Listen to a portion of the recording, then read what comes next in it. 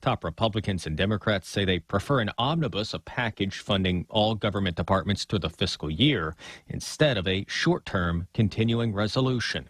Jared Halpern, Fox News. Colorado Governor Jared Polis announced Saturday he and his partner Marlon Reese have tested positive for coronavirus. We know that Polis was at the governor's mansion for a joint press conference. Now, that was on Tuesday, and as far as we know, that was his last public appearance, along with state epidemiologist Rachel Herlihy. Polis's office confirmed he was going into quarantine after being exposed to a person who tested positive for the virus, but Polis tested negative that day. Rachel Skida reporting for Fox Denver affiliate KDVR. A puppy adoption pipeline is apparently running from Georgia northward. Fox's Mary Corsetti explains. Dogs are flowing from Georgia to the Mid-Atlantic region with a high demand to adopt new pets. The Lost Dog and Cat Rescue Foundation tells WMAZ-TV they've brought hundreds of dogs from Georgia shelters northward in recent months, after discovering many rural shelters are struggling in the pandemic as facilities closed and more families turned in their animals due to financial strain. But they say professionals working from home in areas around Washington, D.C. are more willing to take on a new pet and are returning them at a lower rate than in previous years. Since the pandemic began, they've placed nearly 2,500 dogs in new homes. Mary Corsetti, Fox News. And I'm Joe Giro, Fox News. This Christmas, window shopping and gift purchases might be done more online than ever before. Don't let scammers ruin the spirit of the season. Keep your information safe with these tips. When shopping online, use a secure and trusted network. When checking out, look for the lock icon in your browser bar and ensure the site you're on is valid by confirming the URL. Lastly, keep track of your spending by checking your bank statements often. For more online safety tips, visit the Fraud Information Center at bankofguam.com. Bank of Guam, the People's Bank. Member FDIC. Go green, go hybrid. Go to Nanbo Insurance, and your next power bill is on us. Insure your hybrid car at Nanbo and get up to $350 towards your next power bill. That's instant savings for keeping our island clean and green. Nanbo has been providing Guam with over 50 years of reliable and affordable auto insurance. At Nanbo, it pays to go green. Terms and conditions apply. Visit nanbo.com or call 477-9754 for details.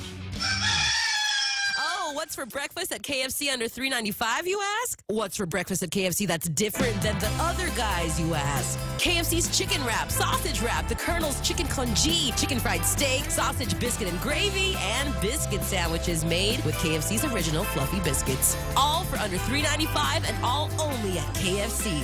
Plus, with waffles and the Colonel's chicken fried rice, we've got something for everyone. So visit KFC for breakfast today. It's finger-licking good. Today it's 6:06. I'm Mana Silva Tyron with a look at your local news. On the point, there were 36 new cases of COVID-19 recorded yesterday and another 20 reported on Saturday. This brings the island now to 6,818 total confirmed cases since testing started in March. There have been 112 deaths, with the latest also taking place this weekend. And according to the Joint Information Center, there are 1,185 people in active isolation. As of yesterday, the COVID area risk score is at 6.7. The score accounts for the incidence of new cases, how well the current testing identifies these cases, and the rate of spread. What we're watching for is the CAR score to be around 5.0 or lower. That's when the governor will consider lifting some of the pandemic restrictions. Her physician advisor says that she will likely want to keep that at least for 2 weeks before anything is lifted. On that note, the governor has extended the public health emergency until the end of December. She did that through an executive order that was signed on Friday. The island's state of public health emergency now to continue through December 29th. The governor, in doing so, said that this would help slow the spread of COVID-19. The restrictions, she says, will remain in place, as will the Safer at Home advisory. Well, as the COVID testing continues, more cases are being announced. Over the weekend, the JIC confirmed another DOE employee from Talafofo Elementary School was identified through contact tracing. 2 customs and quarantine officers also tested positive for COVID, and a total of 7 people were confirmed to be positive at Mercy Heights Preschool. Mercy Heights, according to the Archdiocese, will remain closed until December 9th as a result. Public Health, meanwhile, is stepping up its testing efforts and will be doing daily mass testing starting today. They will be stationed at the Gigo Gym, the Teedson Field, and at the Agate Senior Center. They'll be there at these 3 locations from 9 until noon today and all the way through Friday. Then on Saturday, they'll be there at these locations from 9 until 2. They will not be doing community testing on Sunday. Public Health is asking that there be no more than 4 people per vehicle allowed to be tested. You don't need to have any symptoms to be tested, but you will need an ID card. More news after this. Here's an important message to federal employees and annuitants from Take Care. Given the extraordinary challenges presented this year due to the COVID-19 pandemic, this year's open season is like no other in the way you'll access information and choose a plan. Open season runs from November 9 through December 14. Exciting changes are being made across all Take Care plan options to expand access to care. To learn more, visit www.takecareasia.com/openseason20 or call 647-3526. Take Care, our island, your health plan. We are receiving word that there is a traffic accident along Route 1 in Dededo over by the police precinct. Details of that accident aren't known, but if you are heading that direction, you might expect some traffic delays while police respond to that incident. Again, the traffic accident is taking place over by the Dededo precinct in Dededo on Marine Corps Drive. The Department of Labor will be out with much anticipated lost wage money this week. $4.7 million in lost wage assistance funds will be issued to recipients, along with another $6.5 million in continued unemployment assistance. A total payout worth about $11.2 million. Labor Director Dave De La Sola says that they're shooting to pay out all of October and November before Christmas. A Guam family living in Las Vegas is mourning the loss of their son this weekend in a fatal shooting that left several others injured. 22-year-old Kevin Mendiola Jr. was killed in that shooting. His brother and girlfriend also shot in the incident. The group was said to have been stopping for a drink at the 7-Eleven when the shootout took place. A 53-year-old man and a 41-year-old man also injured in the incident. As reported by Candid News overnight, 3 suspects have been arrested in connection with that incident. And a GoFundMe has been put together for Zoe Reese Lujan, who was also injured in a separate shooting that took place in Nebraska. Lujan is also from Guam, was one of several people who were shot when an individual opened fire at the Sonic drive-thru in Bellevue. Lujan has been admitted to the hospital where she's recovering from injuries. You can make a donation if you'd like to. Just go to GoFundMe and look up support for Zoe Reese Lujan. And it'll be a dark Christmas for some who've been looking forward to some cheer in the season. GVB not going forward with its Christmas Village in Tumon as it usually does. GVB is looking at a huge budget shortfall this year, and they're also looking to prioritize safety and health of the island amidst this pandemic. The lights have drawn large crowds in the past for holiday and family photos and Christmas cheer, but GVB does assure that it may not happen this year, but it will happen in the future. And those are your top stories here on The Point. Here's Ray with your weather. This disease has ripped us off. That's the last straw. I've had it with COVID-19. No Christmas Village across the Hyatt? Nope. You can't just go, you walk over from the, what's the hamburger place down there? Hambros. Hambros, right? Yeah. So you sucky some parking over at Hambros, and then you walked up the street over to the thing, and then you have a good time, picture, hang out with the tourists, all that stuff. Hey, look, I'll pretend to be your boyfriend while you're on Guam, all of that, and then you go over to And you then, go. of course, the Santa, the island Santa. Porkies, and then there's slippery fish, and then Vikings upstairs. I mean, you make a night of it.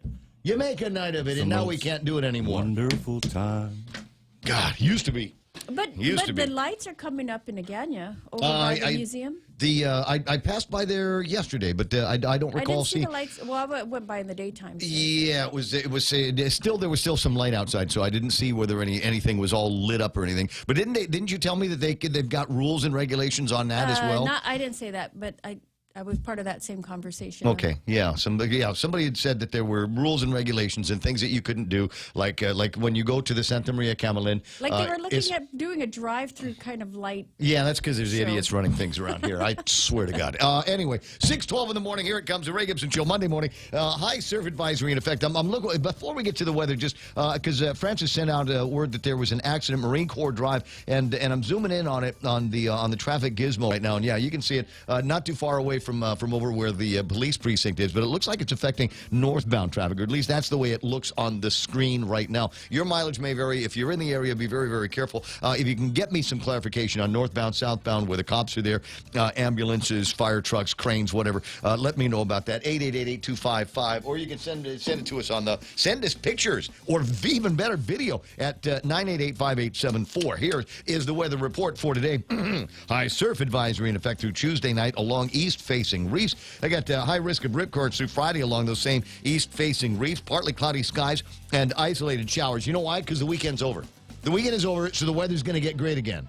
You know what screwed me up yesterday? What screwed you up yesterday? Okay, first, we'll talk about the pew-pew thing in just a little. But you know what screwed me up is it looked like a nice day. Yeah, it was a gorgeous day. And so I get, I'm all done with the pew-pew and everything, and I'm thinking, okay, what if I took care of all of my household chores, did some ironing, and folded clothes and all that stuff, and I said, I've earned myself a sunset. Went out to the sunset, rained. It rained. There we go. So we look for the same thing today. Partly cloudy skies, perhaps some isolated showers. Easterly winds up to about 20 miles an hour. Daytime highs today, 80 with the heat index. It'll feel like 90. Tonight, partly cloudy with isolated showers. Easterly winds again up to about 20 miles an hour. And overnight lows, cool 78 degrees. How about tomorrow? Breezy tomorrow is what they're saying. Partly sunny, isolated showers in the morning, then isolated showers and thunderstorms in the afternoon. And you might be wondering what it is. What's it look like on the satellite screen over in this part of the world?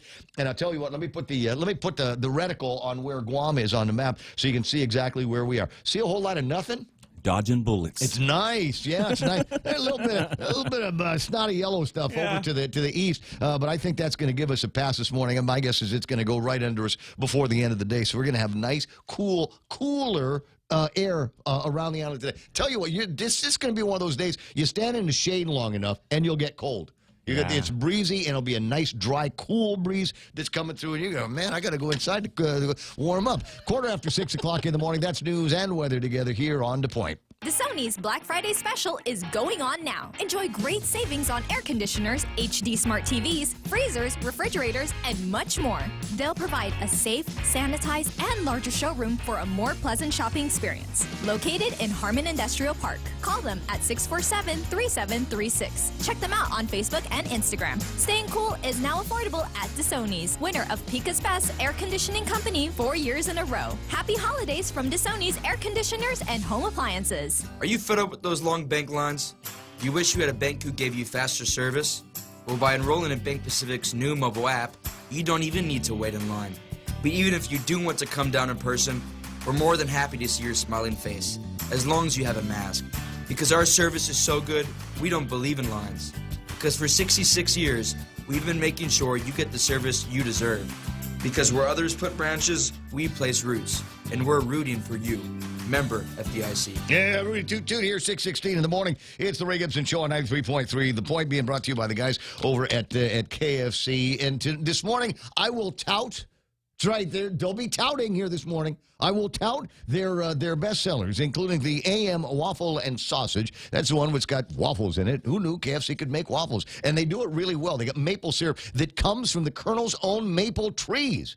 It's a fact. You can look it up. There's all over the place, different countries, so they can keep it fresh. They got they're probably maple trees growing here on Guam, and you didn't know about it. And that's how they keep it tasty and fresh. They've also got the waffle sausages that go on that. AM chicken fried steak with white gravy that goes on top of that, and we got goes a white rice in there as well. What a great set of taste sensations for you at KFC for breakfast here this morning. The Ray Gibson Show also brought to you by the guys over at APL, American President Lines, a global presence with a local home.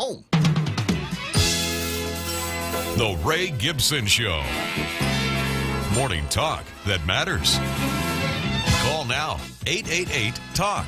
That's 888-8255.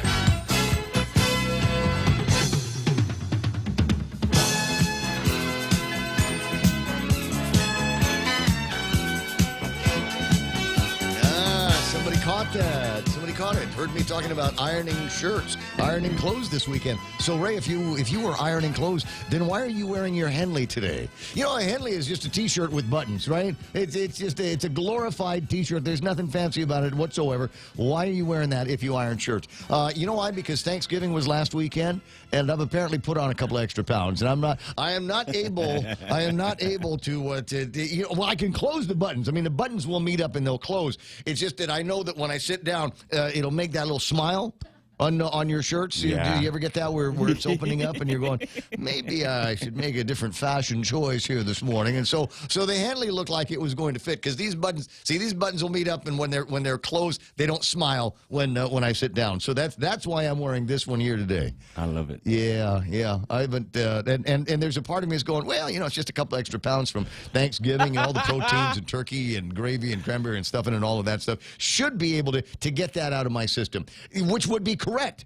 Which would be correct if it weren't for the fact that there have been 2 or 3 other Thanksgiving gatherings that I have been a part of since Thanksgiving. Allegedly. It wasn't just, no, because I'm just trying to do what the CDC, the WHO, and the LOU.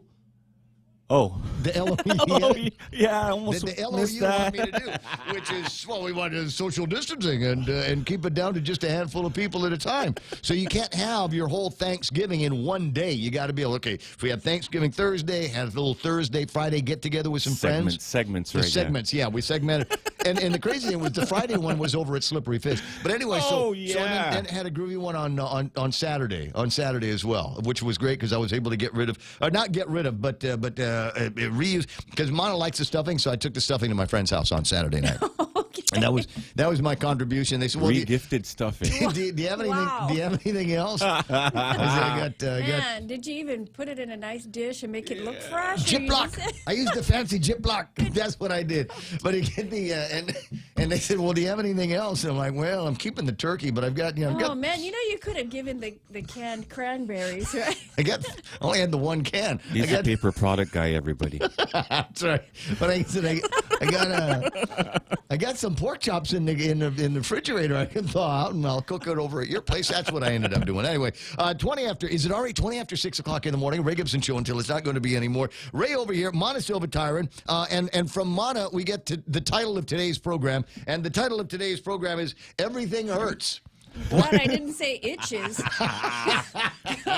happened? I didn't know I had any sort of influence on the title of the show. Well, so I'm sitting around. It's just after 6 o'clock. It was late. I was late getting started, and I'm going, well, what am I going to title this program? And Mona made this. She just said it's just all by itself. Everything hurts. And I thought, well, that's a good one for a Monday. Let's go ahead and use that. So why is that? Can we tell the audience? Fishing. We were fishing yesterday. 9 hours on the boat. Well, apparently it was a long time. It was fishing for a long time, and then catching for a little bit, right? Yeah. So he was catching. Phil was catching everything. Yeah. And I'm sitting here getting mad. I'm like, I'm never fishing again. This stupid game. So 5-6 hours into it, I started catching fish, and I was like, oh my God, we can't go. If we had a flashlight, I'd still be out there. Right? Yeah, Because it you gets get that addicting feeling. once you catch. Sure. Yeah, it's a hell of a habit. So about how long do you think you were out there? 9 hours. No exaggeration. Mana's not prone to exaggeration. About 9 hours on This is not a big boat. We're not talking about fishing off the back end of a yacht here. It's just the two of us. Yeah. He's in the backside. I'm in the front. But it's like a 15-footer, right? I mean, we're not talking about a huge boat. You know, I mean, it's not like 2 decks or anything like that. No. Like you could use it for booze cruises on the weekend, or when you're not fishing, right? Oh my gosh, there's a lot of turtles out in the water yesterday. Yeah. And they were coming up real close to the boat, saying hi. You got to shoo them away. You got to shoo those. They're I was pests. trying to catch They're them. just they're just a bunch of. They're like pests, aren't they? So Oh, look at that! Oh God, and there's the dolphins. They're so sweet. Yeah, this is dolphins. Manta rays. That's all I hear from my stand-up paddleboarding I friends. didn't see any of the dolphins. It's like every time the paddleboard people, the sup people, every time they all go out there and they all come back. Oh my God, you're not gonna believe there was a whole school. And the sharks. Yeah, there was sharks, a black-tip shark. We were out there again. and then there was a great white shark that just came up and was swimming alongside with me for a long time. And then mermaids and manatees and all this. They're just making crap up.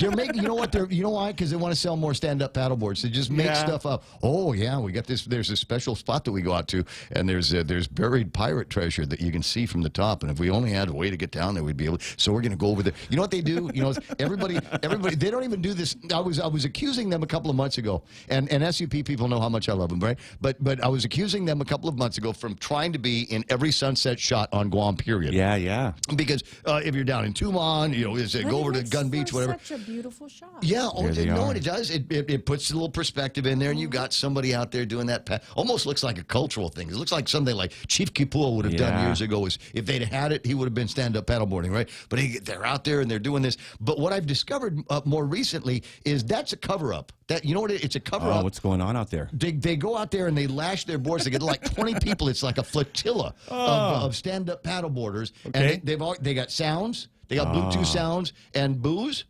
Is this the one with the platters of like crackers and salami and cheese? There's They've got those poo-poos. What does RD call it? What's going on out there? It's grown-up Lunchables. The little pattern. That's what they got up there. I never knew it had a fancy name. They've got a fancy name like for that. That is outdoor dining. Like that. Anyway, 6:23 in the morning. Well, before we get started with the list and everything, I want to Pam Duvall, who's been throwing some stuff up on the WhatsApp here this morning, and this one here, I got to tell you, kids, it got me right in the feels. When I put this up here, you will recognize it. You will be able to feel the texture of the paper on the outside, the texture and the smell of the webbing. There was a time when this was a staple of Christmas giving. I mean, forget about that. For PS5s and bikes and trikes and mini bikes and all that stuff, forget about that. Kids would be just as happy, and I'll bet you the kids today would be happy if they've got one of those Christmas stockings filled with toys and cheap made in Hong Kong, cheap made in Hong Kong toys. The Easter basket of Christmas. Oh my God! And there were so many different kinds and varieties and styles, and it was a nice little last minute thing that you could pick up. So you got Rexall. Yeah, Mark's. Yeah. So where do they have this stuff anymore? Do they have this anymore? Ben Franklin. Gibson's. Thanks. Yeah, it's a toy aisle over at Gibson's. Townhouse. Pick them up today. Townhouse is open. It doesn't close till 9, 6:24 in the morning. So it is the Ray Gibson Show. Obviously, you can tell Real Joe Cruz is in there, and he'll get the phone when you call it 888-825-5888-TALK. Table of contents, we'll get around to doing that first. But I got to say good morning to these gentle souls. Sometimes you want to go where everybody knows your name. And they're always glad you came. You want to be where you can see the troubles are all the same. You want to be where everybody knows your name. One more time. You want to go where people know people are all the same. You want to go where everybody knows your name. You want to go to one of those stand-up paddleboard parties right there at the edge of the reef, just beyond the reach of the shore patrol in the yellow shirts. Nobody can see what's going on because the way they line their boats up, it looks like one or two people, but it's really like 30. Come and 30 get or us. 40 people, right? All right, so as usual, my gizmo says Rico Blancaflor and Pam Duvall round out the first couple. And then it says a bunch of other people are watching, including Sherry Iriarte, Felix Bumba. I got John Ray Titano, Heather Perez. Good morning, Joel F. Powell. I don't usually use everybody's name, but they're, Joel Powell's. That's like the Joe Cruz. There's like 50 of them in every village. I got my buddy Dennis Benzer online. What you been watching on the WhatsApp here, buddy? Ken Brown and JB St. Nicholas. And JB has not sent us code, but we're very, very close to being within, 24 days? Wait, it's got to be 25. Got to be 25 days because today is November the 30th. Yeah. And then you add 25, and then we're at Christmas Day. Almost there. Almost there, guys. Almost. We get, let me see, Neats is online, and Mike Grace Bloss, and Joey and Pinko and John. Paul St. Nicholas is there. Good morning to you. And Enrico talking about Roni at the Pandemic Pew Pew yesterday. And can I tell you about the Pandemic Pew Pew? It revealed something that other Pew Pews had not before. Because we got in a guy, and he came in. It was something special that they figured they were going to do, and so we had these timed competitions. So right, so you get out there, and then you shoot 5 plates, and then you scooch over, and then you shoot one more. And so, the idea is we count from the first shot to the last shot. Yeah. Yeah, and she only had eight rounds per magazine. Yeah. My magazines, of course, only hold like 6 or 7, so I wasn't able to finish. I had like a major DNF. Were you shooting with the 45? I was shooting with the 9. You know what? I saw your video and I was actually pleasantly surprised at Really? your accuracy. Yeah, I was amazed blown at away. it. I was amazed at it. You hit something, man. That was the one good shot that Renee got of me yesterday. Was okay. This is the one where he's going to be able to finish within 30 seconds. We had a guy do it in like 4. Just bang, bang, bang, bang, bang. Just how do you? I don't know how you do something like that, but he was awesome. Anyway, so that was the thing about yesterday, and we went through a bunch of different versions of the same thing, and I discovered that, and fortunately though for me, I've never talked to Big Game about my shooting skills and my accuracy. As far as I'm concerned, I just like the noise that it makes when the bullet comes out the front end of the gun. Yeah. But apparently with that, it's nice to know that Ray likes that part, because otherwise he can't shoot for crap. Just cannot. I must have put $100 worth of bullets downrange. I heard a lot of yesterday. ping, ping, ping when you were firing that weapon, It's because you know what? Rico was doing that. Rico, every time I'd fire a shot, he'd get a little thing, he'd make it go ping. Yeah. So I'd feel better. Thanks, I appreciate that. We got my buddy Renee Lau is online. Jennifer Poe-Schnitger is there. Eunice Mendiola, Juanita Machi, Gerald Young, Jack Larimer. What did Jack win? Happy hour guy. Yeah, is it like and the Pika thing? Yeah. No, it's not Pika. It's the Something Island else? Music Awards. Oh, the Island Music Awards. So he was the best of the happy hour dudes. Show. Congratulations. No surprise. Congratulations. No My surprise. favorite, and a Saturday morning.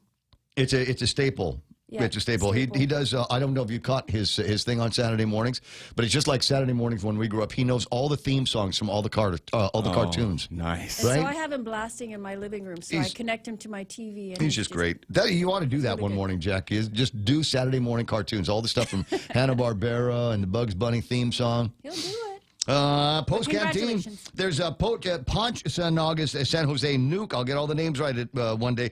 Aaron X Pierce. I will be Aaron XXI Pierce. That's the way that's what I'm shooting for. Manny and Ning Rages. Mingo Reed. Dave Torrey still basking in the Pew Pew Roni afterglow. It was a beautiful day. It was a beautiful. So and it felt great because I told you I got that conversion kit from over at Budget Tactical. Yes, I saw you holding it. Bargain Tactical. It was It was. So the cool part was I couldn't shoot for crap with my sidearm. Yeah. But when you put it in a conversion kit and I got a scope, you get bored. It's like every time you squeeze the trigger, it plinks and you're making noise. I'm like, okay, give me another challenge now, because with the Roni, it's just that much more fun. And we got Linda Gabriel. Oh, it looks like Joe Cruz is here. We can start. Mike Grace Bloth, Kathy Ilogan, and Deanna Palmer's online. When watching the program. Jerome McDonough, Rick Mendiola. Hey, Jerome, from the state of California, where your governor's an idiot too. Got Matt Geiger and Anthony Perez and Jeanette Gigi Cruz off of Roy Burgess, Patty Cruz, and Francis Solis. Francis was the one who was telling us about that accident on Marine Corps Drive. Still looking to get confirmation of which direction it's going to be affecting, but drive for the situation when you get to it. Claudio Kusaka Ocampo is watching, and so is Rudy Rodolfo, and let me Ina Lee, that's Mona's classmate. Marjorie Richards, there's a lady who knows how to sing. Ben Ching, Pat Saho, Roxy Chang from over at Touré.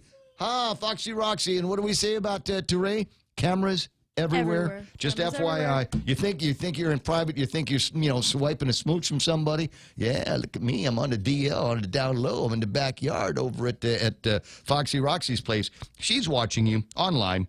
Keena McCausland's there, and Happy birthday, Keena. happy birthday to Keena from the upper left-hand corner of the United States of America. I got John Mirasalis, Rooster, and Dan and Chit Torres watching the program. George Wagoner, good morning to you. Bill Mora, Maria Torres Blas, off to Jolynn Mansfield and Ben Kai Santos. I'm loving this. Lots of new names. Somebody must be sharing this program, and that's all right. If you can, do me a favor, hit the outbound arrow and make sure that everybody around the world knows that this is where you are coming for a fantastic morning. And it looks like we've got the PIO of the Port Authority of Guam on the line. Bernadette Stern-Mano is online hanging out with us. That's your Mully, and happy welcome to the program. Excuse the mess. Mark Kelly is there. Chris Rapola, Kenneth Polino. I got Joe Zeri. Maria Fegiger is online. Oh, look, Mona Silva's there. Hi. And word is that traffic is flowing now. Hi, Mona. Hi, welcome. It's so nice to see your name on the flow here. Mary Alano, Rick Duenas, that's my bro. Joanne Billy, good morning to Colin Clark, and Encheta Li Juan. Watching the program, Cheryl Ochai, let me see here. Marie Remy Delgado Camacho is there. It looks like there's some kind of a princess thing. Is that the actual? Look at her icon. Would you see what that looks like? It's Marie Delgado Camacho. It looks like the Our Lady of Cameron. Yeah, it could be. My mom runs the same picture. Okay. Sorry, Mom. It's the season. All moms and grandmas. Who used that for a Halloween costume this year? I don't know. Pete in Virginia, Flores. I got Romaine Chang is online. Nixon Nicholas, Lonnie Salas, Sonia Limes. Kelly, good morning to you. Jose Martinez has cranked up the feed here this morning. I got Josie Cruz, Henry Manglotnia, John Taitugui, Dan Velt, and let me see. The names are starting to repeat themselves, and usually that means I'm getting to all of the latecomers. Folks that woke up a little bit late. There's and Chetna Lee, who I already said that name. Sarah Lake is on. Lady D from Pinjigo is there. There it is. There's the countdown from JB St. Nicholas. It's 24, 17, 32, and 20 as of the time he hit the enter key, which means 24 days, 17 hours from Christmas 2020. Wow. 24 online shopping days till Christmas. I've already told my siblings Kwangwa. your gifts are coming in February. They're all stores on Route 8. Yeah. Everything from ERs. Cousin Troy's online. Cousin Troy, check your WhatsApp. I sent you a call-in request a little bit earlier. Ed Massey is on. Noreen Phillips is there. She uses all of her names. She's hyphenated like 18 times. Have you seen that? It's Noreen, Haniu, Ada, Tovis-Phillips saying hi, Ray, to us this morning. Hello, beautiful. Good to have you there as well. Mark Anthony. Yes, that one, not the other one. And Mike Suzuki. Zook is online. Tony D'Angelo. CT Guam, and there's Lillian Cruz rounding out, almost a bunch of people on this feed alone. I want to say good morning to everybody that watches us on YouTube. And do me a favor, if you would go to the Apple Play Store or the Android Store and download the Points streaming audio app. I find out cool new stuff about this all the time. You know, one of the things I found out messing around with it on Friday was if you're an Apple Play guy, and it's an Apple Play app. So it runs. It goes on the dashboard. You press it on whatever it is, the screen that you're watching. Yeah, I think I don't know about the Android, but I think it does the same thing. If you have an Apple Watch, you can control the feed with your Apple Watch. That's very, very cool stuff. Anyway, so where are we now? 634, 635, something like that. We got all kinds of stuff on the table of contents. And one of them is anybody in the government of Guam get their paycheck over the weekend? My understanding was there were some problems with the ancient. That's what A in the AS400 stands for. Ancient System 400 is the thing. And who remembers? Raise your hand if you remember. Once upon a time, where we actually bought a new one from Oracle, didn't we? Somebody did. DMR would put that through, and then nothing. Nothing. Where is it? I don't know. Anybody? We got a new monitor. That was it. You know, we got the.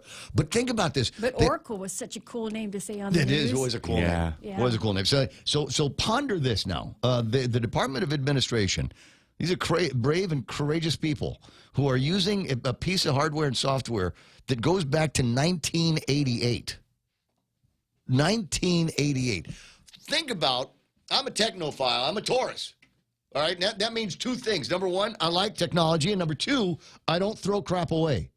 So, and I can tell you about which drawer or box in the house that has some kind of what I would consider to be ancient technology. I've got old technology. I got rid of one of these little handheld PS games not that long ago because the battery was it wouldn't work anymore, and I could not upgrade the software on it because that was part of an ancient system from 15 years ago as well, and it pained me to actually put it in the trash. Oh, you did? I had to. Wow. Well, maybe not. It might still be. I might have put it back in the box. Order. Because somebody might come out with a driver for it. You know, there might be a save for this piece because it was bomb back in those days. You could play games, came on these little discs, right? You could watch movies on the thing. I've got a copy of what's his name, Simon Pegg, in that zombie movie that I was watching on that because you could take it anywhere. They even had an internet browser. It was that cool. And what is that now? 15, maybe 16 years old. That kind of old technology, and it's already obsolete. So you go back to 2001 and go, okay, wow, this old technology, even 2001. I don't remember even having a computer in 1988. I might have, and if I did, it was an old Apple 2C.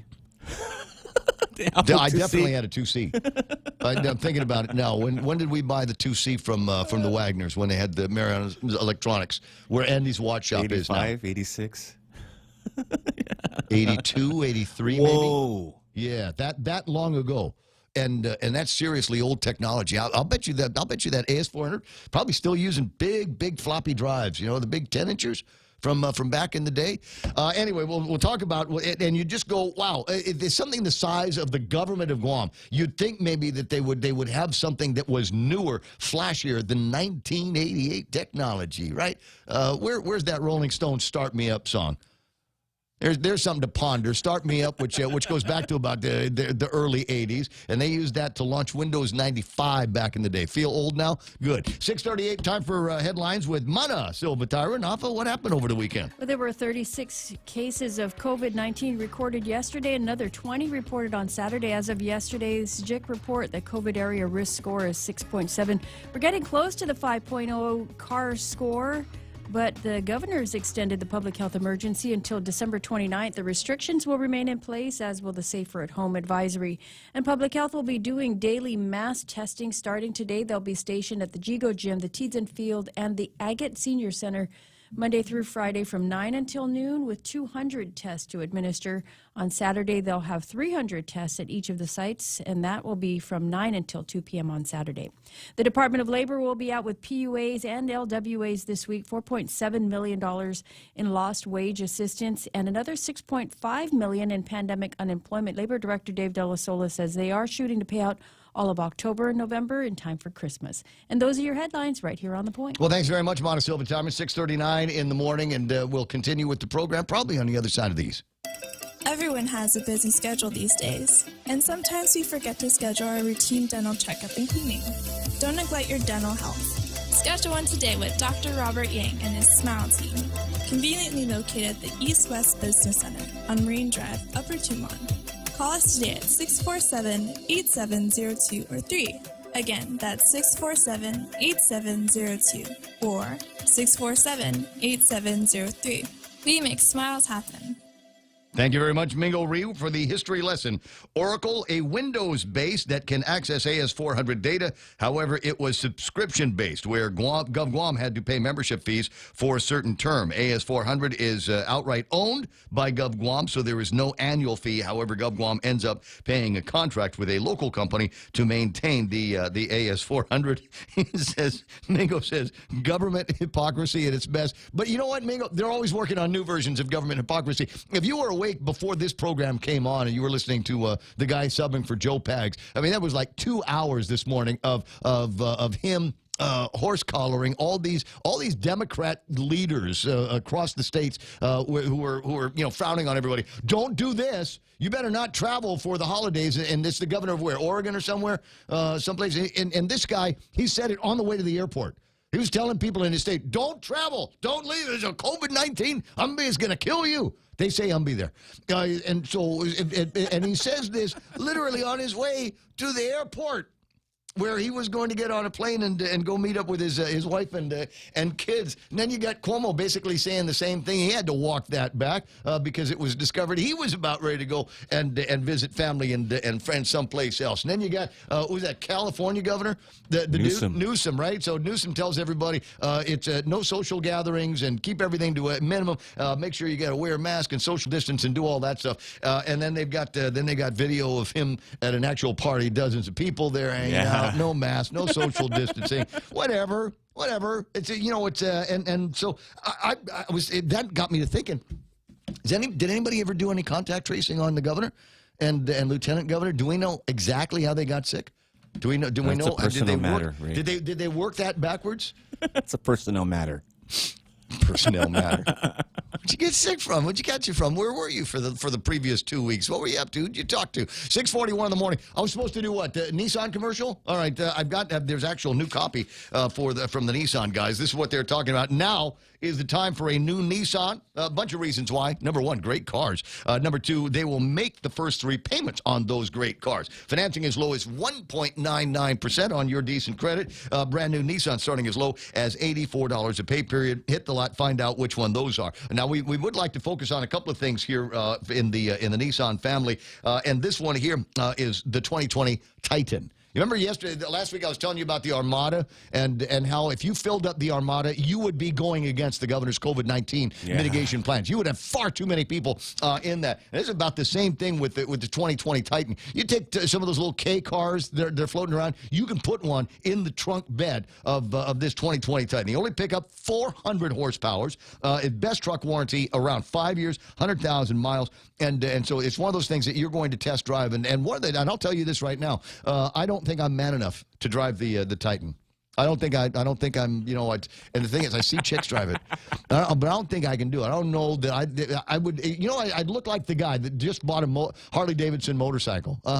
There you go, perpetrating being a real man, right? So real men, real women might want to go and get a test drive today on a 2020 Titan. If not so much Titan, maybe you don't need all of the Titan-ness of it. Check out the Frontier. I'll show you a picture of that a little bit later on.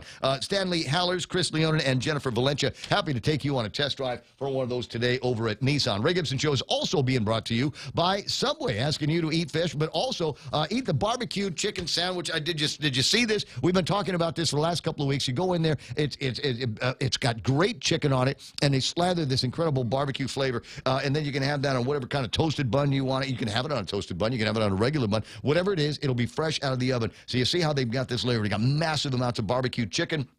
If you're watching on Facebook Live, and there's just enough vegetables there to get that veggie flavor, but not enough to overpower the flavor of the barbecue chicken. But you can try it any way you want to. Next trip to Subway. Okay, Google.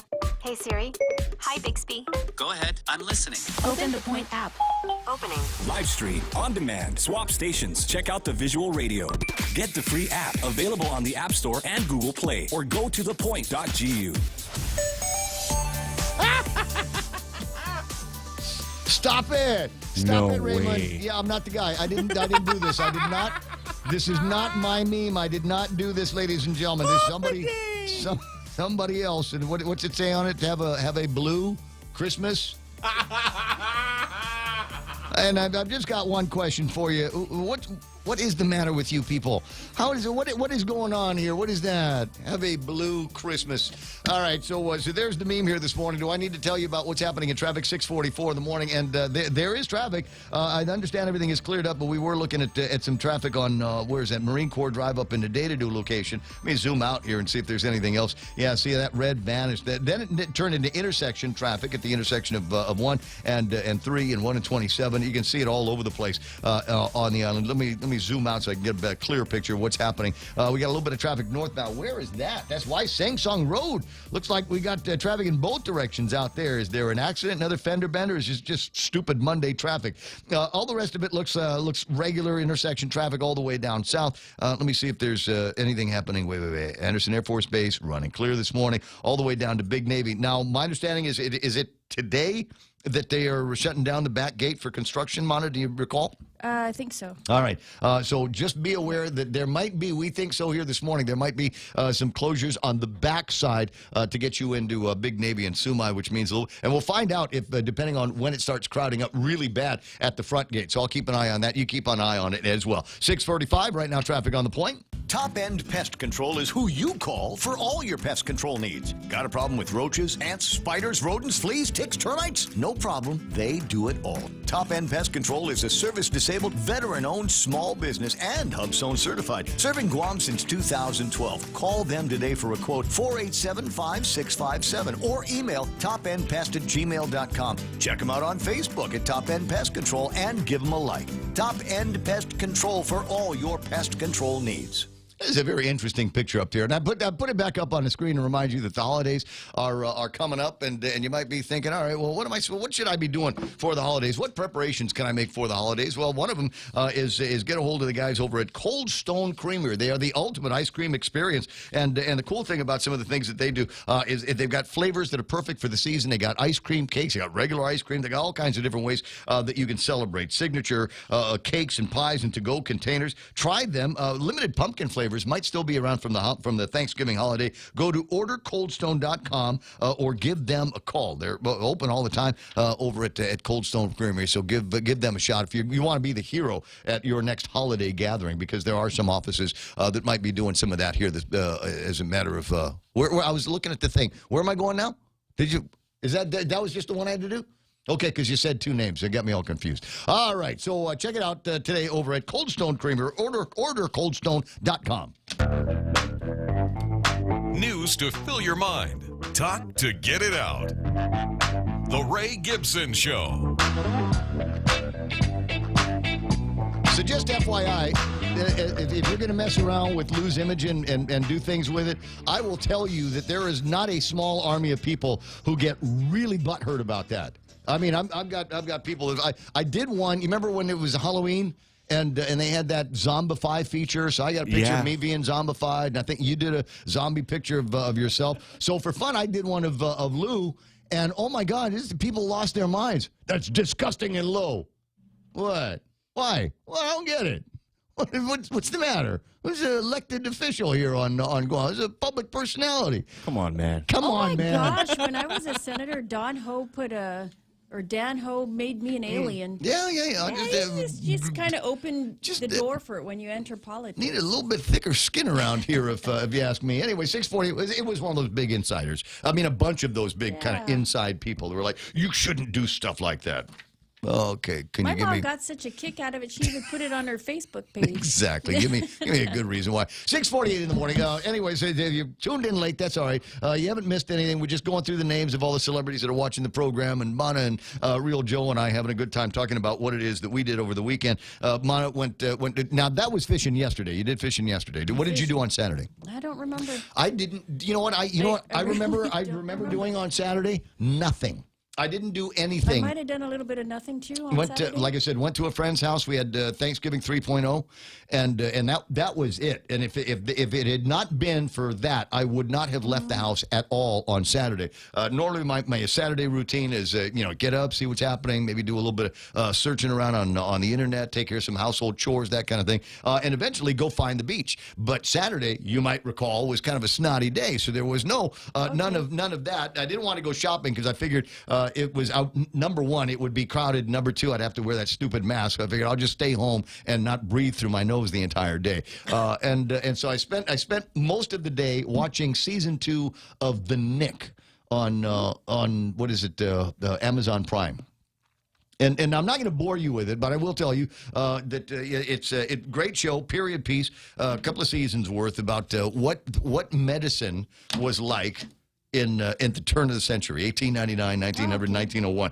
Really, really interesting. They've got some great characters in it, people that you will love, people that you will hate, and they also had the good sense to not hide the fact that in 1901, people were still in the midst of physical lovemaking. They still did all of that. They've got some interesting pictures. But, I mean, the things that we didn't know then about, say, heroin, the things we didn't know then about diseases and certain, we refer to Mana as a miracle baby in the family because she was cesarean section when she was born, and that was not a common procedure back then.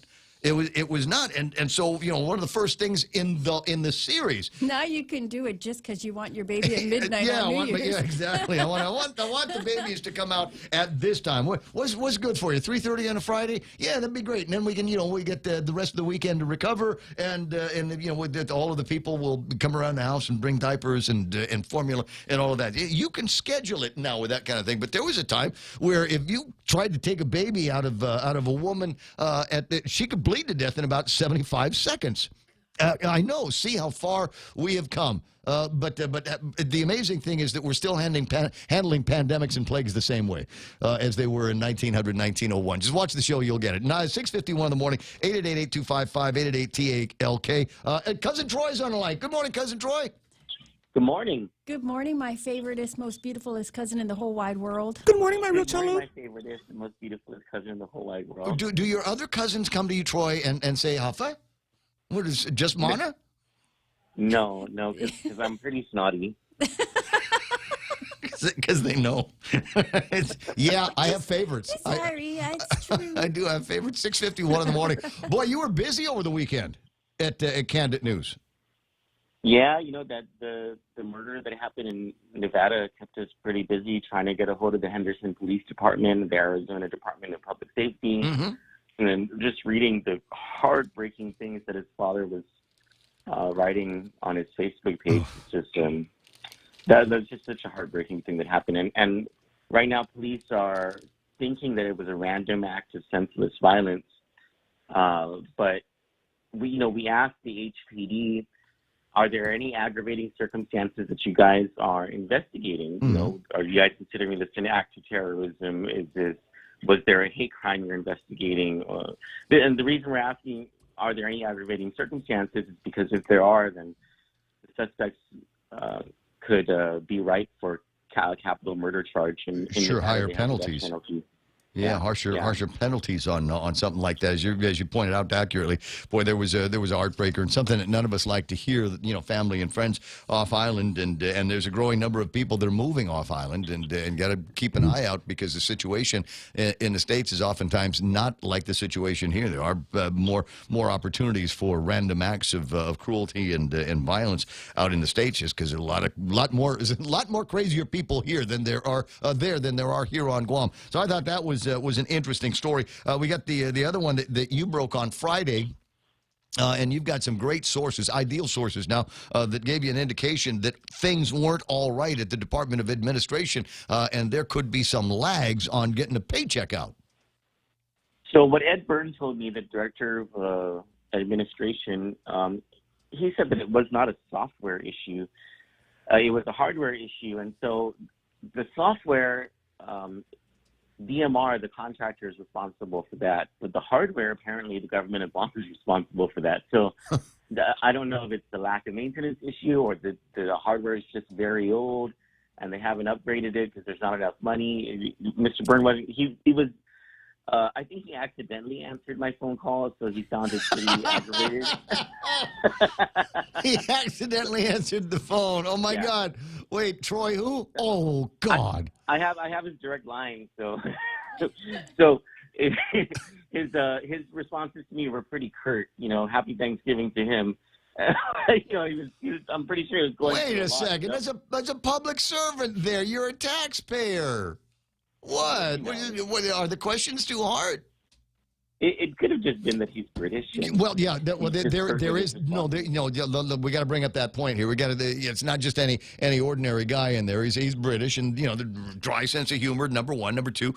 We've got the fact that they know how to use fewer words than more words in order to tell the story. But so as a hardware issue, BMR, as Mingo Reed had pointed out in the program, we've got them on the maintenance side on the software. So so that part there was working. Now, exactly which hardware are we talking about that failed? Do you know? Oh no, I was. There was no. He was not humored whatsoever, so I wasn't going to ask. But there are a bunch of things that can happen when you're talking about the government's financial management system, and the hardware going down might have been the easier thing to fix among all the other issues that there could have been. Like, let's say there was a problem with the contract with DMR, or DMR systems failed, or something. That would be a real issue. Or if the data going from DOA into a system folder at Bank of Guam wasn't communicating right, that could be a very big problem that would take some time to fix. But the hardware issue, they got it down. They did it in 1 day or 2 days or whatever, and they got payroll out, at least for Bank of Guam customers. So. Yeah, well, yeah, but that should not have been a hardware-related issue as much as it was. I mean, because it sounds like all of that might be direct deposit. So, did all of the direct deposits go from DOA into the various accounts? My understanding is it was able to go to Bank of Guam because the treasuries at Bank of Guam, if you were a Bank of Guam customer, you got it on Friday. And if you were a customer anywhere else, it landed in those banks the following day. Do we know that all of the deductions were made? Well, that's a good question. I don't know when deductions. If it's payroll deductions, then it should have been on Friday. But if you have bank deductions, then I got the car payment through the bank. I got the mortgage payments taken care of. I got an automatic deduction going to the credit cards or child support or whatever. Were those deductions made that we know of? It's a good question. Maybe Mr. Byrne will be in a better mood today.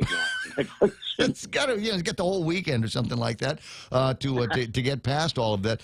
So as far as we know, there are what will feel like a majority of checks have gone out. Everything is we humbly ask that all financial institutions provide our employees with appropriate leeway regarding their payroll and account deductions. Once payroll is met, DOA will be taking immediate steps to ensure this type of system failure never occurs again. We apologize when I read that line, all I could think was Governor Luliang Guerrero yelling at the top of her lungs at Ed Byrne. We will not have a payless payday on my watch. Absolutely not. Even if it is a technical glitch, we know that there's money in the bank somewhere. We'll go to find it and make the connection between that and printed payroll for everybody. DOA personnel and staff from the Office of Technology worked through the holiday to recover the data needed to make payroll. This system failure, however, will result in the delayed issuance of payroll. Absent, when did this come out? The 27th. This came out the notice came out after you broke this on Candid News, though. So if you had not gotten to it, when were they going to tell everybody? That's the thing. I think that this is a constructive criticism for the administration. I just think that a lot of times they make these decisions not to communicate with the employees and the public because maybe they don't want to panic them or they think they know better or whatever. But honestly, the best thing to do is when you find out there's a problem, tell people right away. Yeah, get it started. Late Wednesday afternoon, the decades-old AS400 payroll system used by the Department of Administration failed. And it wasn't until the 27th now that they put out some kind of notice that it failed, that steps were taken, and this type of system failure will never occur again. Remember the last time they said something definitive like that? Dengue is done. We beat dengue.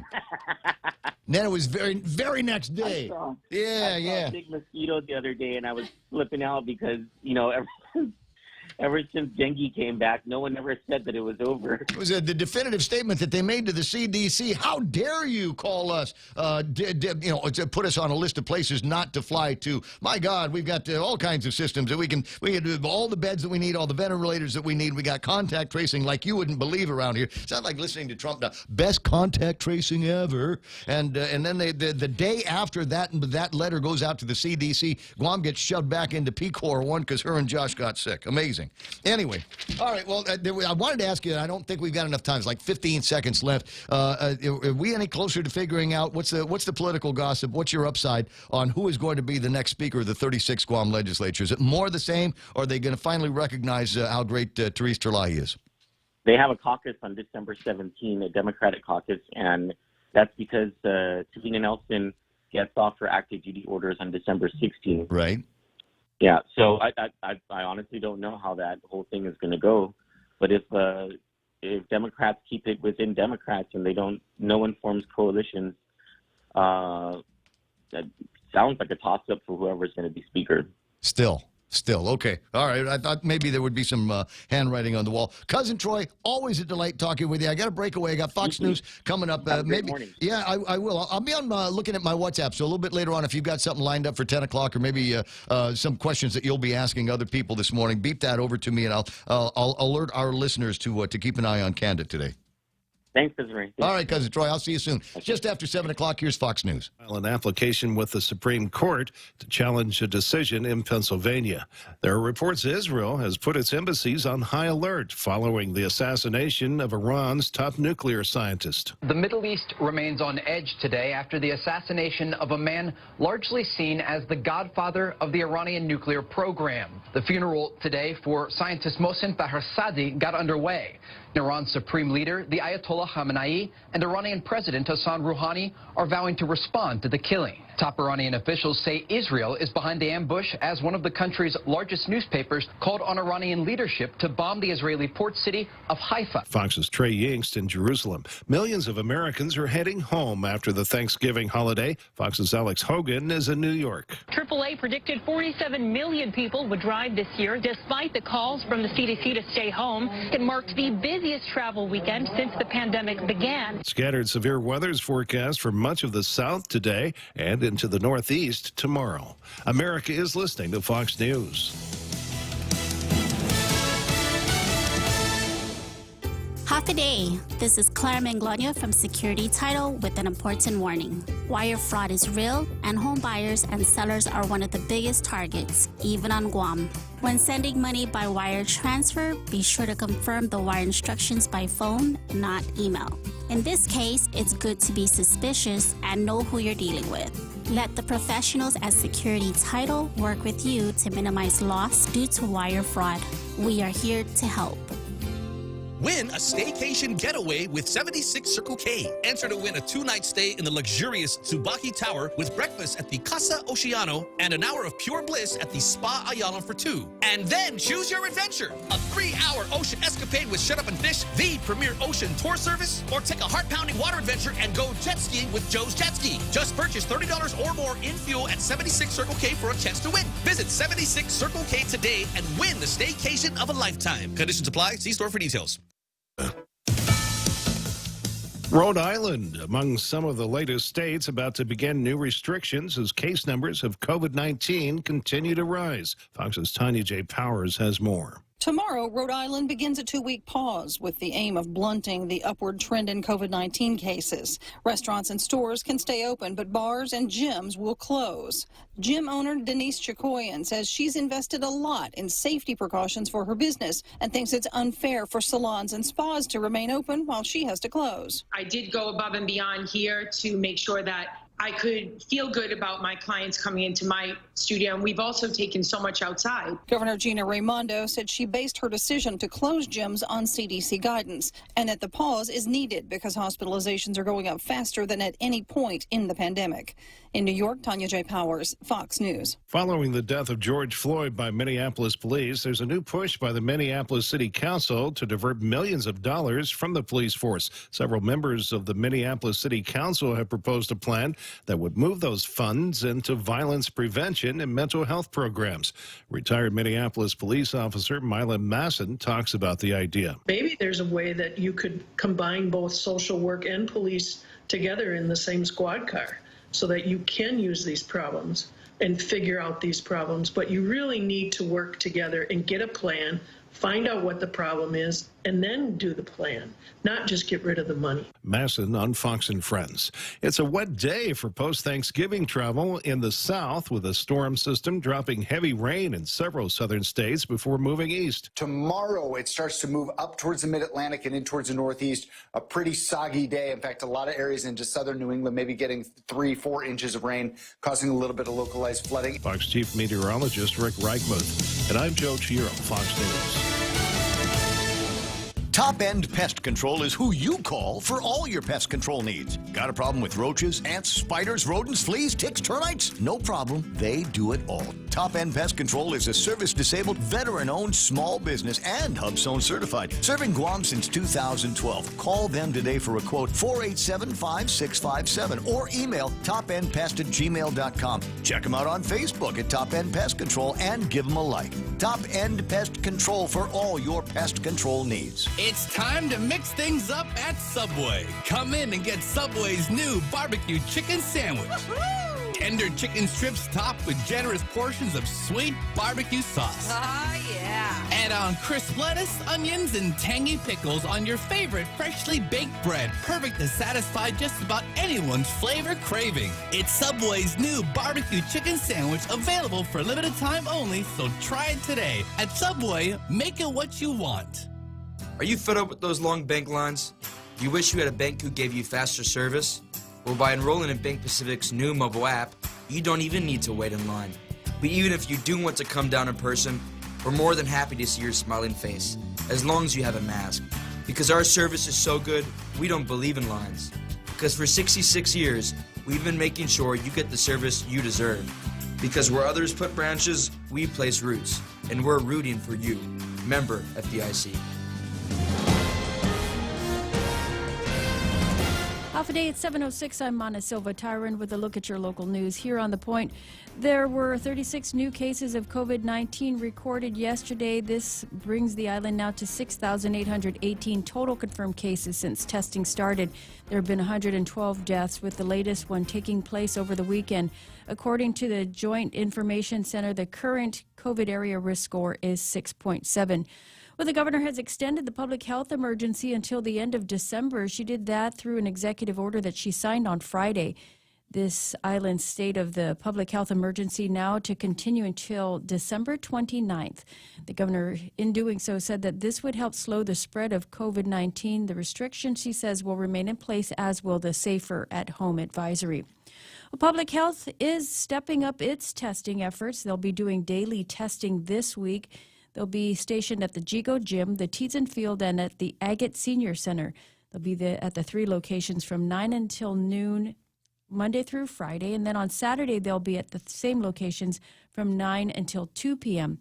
There will be no community testing on Sunday. They are asking that people come in their vehicles and there not be more than 4 people per vehicle for the testing.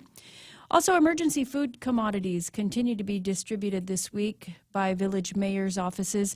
They'll be at the Agana Heights mayor's office today and tomorrow from 1 until 4. Tomorrow they'll be in Sinahanya and then MTM on Tuesday, and they'll head down to Talafofo on December 3rd. Also, hard copy distribution for school classroom material at Southern High School will be moved to tomorrow instead of today. They'll be at the Southern High from 7 till noon for Agate and Santa Rita. All other villages should pick up hard copy materials at each of their respective mayor's offices. For more information, you are asked to call Southern High School. We'll have more news right after this. Everyone has a busy schedule these days, and sometimes we forget to schedule our routine dental checkup and cleaning. Don't neglect your dental health. Schedule one today with Dr. Robert Yang and his Smile team. Conveniently located at the East West Business Center on Marine Drive, Upper Tumon. Call us today at 647-8702 or 3. Again, that's 647-8702 or 647-8703. We make smiles happen. The Department of Labor is out with their much-anticipated lost wage money this week, $4.7 million in LWAs to be issued, along with another $6.5 million in pandemic unemployment assistance. The total payout is $11.2 million. Labor Director Dave De La Sola says that they're shooting to pay out all of October and November before Christmas. Meanwhile, the Department of Rev and Tax has also processed 1,200 tax refund checks this week. It's worth about $3 million that will cover error-free returns that were filed on or before May 28th. And session resumes tomorrow, but before that, senators in the Health Committee will take up a public hearing today and continue into an oversight hearing this afternoon. The public hearing this morning starts at 9 o'clock on the appointment of Ron Laguatnia to the Guam Ancestral Lands Commission. They'll also take up discussion on Bill 388. And then this afternoon at 2 p.m., they'll have an oversight hearing on the Department of Public Health and Social Services. The hearings taking place via Zoom. And those are your top stories here on The Point. Here's Ray with your weather. I got it. It says a high surf advisory and a high risk of rip currents through Tuesday night along east-facing Reese. Rip currents going to be there until Friday, so be very, very careful if you're headed on the eastern side of the island. Look, anything beyond, 10 or 15 feet of the shoreline over at Pirates Cove is dangerous. Stay out of it if you don't know what you're doing. Partly cloudy with isolated showers today. I've got easterly winds up to 20 miles an hour. Daytime highs 88 degrees for tonight. Partly cloudy and isolated showers. showers. Winds again up to about 20 miles an hour and lows 78 degrees. With the heat index, it'll feel like 90 today. Tomorrow, breezy conditions, partly sunny, isolated showers in the morning. Fact of the matter is, as we put the weather map up here, there just isn't a whole lot going on in the neighborhood. We got a little bit of snot down to the, I said snot, down to the southeast of Guam, but who knows what's going to be happening with that. In the meantime, I think we've got some clear, dry skies above us right now, bringing in some of that cooler weather. My favorite time of the year for a lot of reasons, but this one is the most important. We are getting into that time of the year. We got nice, dry winds coming in, and it's cool polar stuff that's coming down into the island. Frankly, I would be surprised. It's okay. How cold is it? I don't go in the water at the beach anymore unless I really got to pee. That's what I'm just look. I'm being honest here. I'm just keeping it real, Joe. You more than anybody else should know the value of keeping it real, sir. right? Sit on the beach, drink beer, look at chicks in the bikinis, and then at some point you go, okay, I got to break the seal, and so you get now. Normally it's bathtub temperature water, but right now it feels like when you forgot to turn the hot water heater on, where there's still just a little bit of hot water in the thing, but not enough to get it like piping hot. That's where we're at today these days. Virtually every exposure I've been on. Was that TMI? That was TMI, right? Courage is always rewarded. You can tell it's TMI because Mana's not saying anything. Mana's just do-de-do-de-do. My brother's talking again. Sunrise this morning was at 6:27. Sunset tonight is going to be at 5:51. That's 5:51. A little bit earlier, depending on when you see it, because the sun is going down. It's such an angle now that it is going down around over the peninsula, over by Adelup. So watch out for that. If you want to see a real great sunset these days, two locations that I can verify: Gun Beach. Probably up around Meridian, too. And anything south of Adelup should be fantastic sunsets. And if you've got pictures of them, happy to get them on the screen. I do have some pictures of sunrise over at Pirates Cove. I'll try to remember to get those up as well. It's 7:12. That's news and weather. That was a lot of weather, right? 7:12, news and weather together here on The Point. Becoming a homeowner can be a scary process, but it doesn't have to be, especially if you have the right guidance. Break through your fears and go to a real estate professional that will ensure a higher chance of success. That person is Lolita Cammett of RE/MAX Diamond Realty. Lolita also specializes in commercial leasing, land sales, local residential sales leasing, and military and corporate relocation. Don't be afraid. Call Lolita Cammett from RE/MAX Diamond Realty at 688-6743. That's 688-6743. Half a day. This is Michelle from APL Guam. Here at APL, our expertise and extensive network can help you grow your business and reach out to more markets. As a responsible carrier, APL is also committed to a sustainable future, whether it's protecting the environment or investing our efforts in giving back to the community. Our dedicated teams in Guam and on the U.S. mainland are here to support you. Call 588-4651 or visit apl.com. You know what's crazy is a few months ago, people complaining that they couldn't afford a laptop for their kids for their online learning, but they all went out and bought PS5s. So here's the thing, guys. These valuable pieces of technology, and you need to insure it. Flood, fire, typhoon, earthquake, whatever. And so if you need to insure your PS5, then call Nanbo Insurance in Agutnia in the ITC building today, or just walk in. They do walk-ins all the time.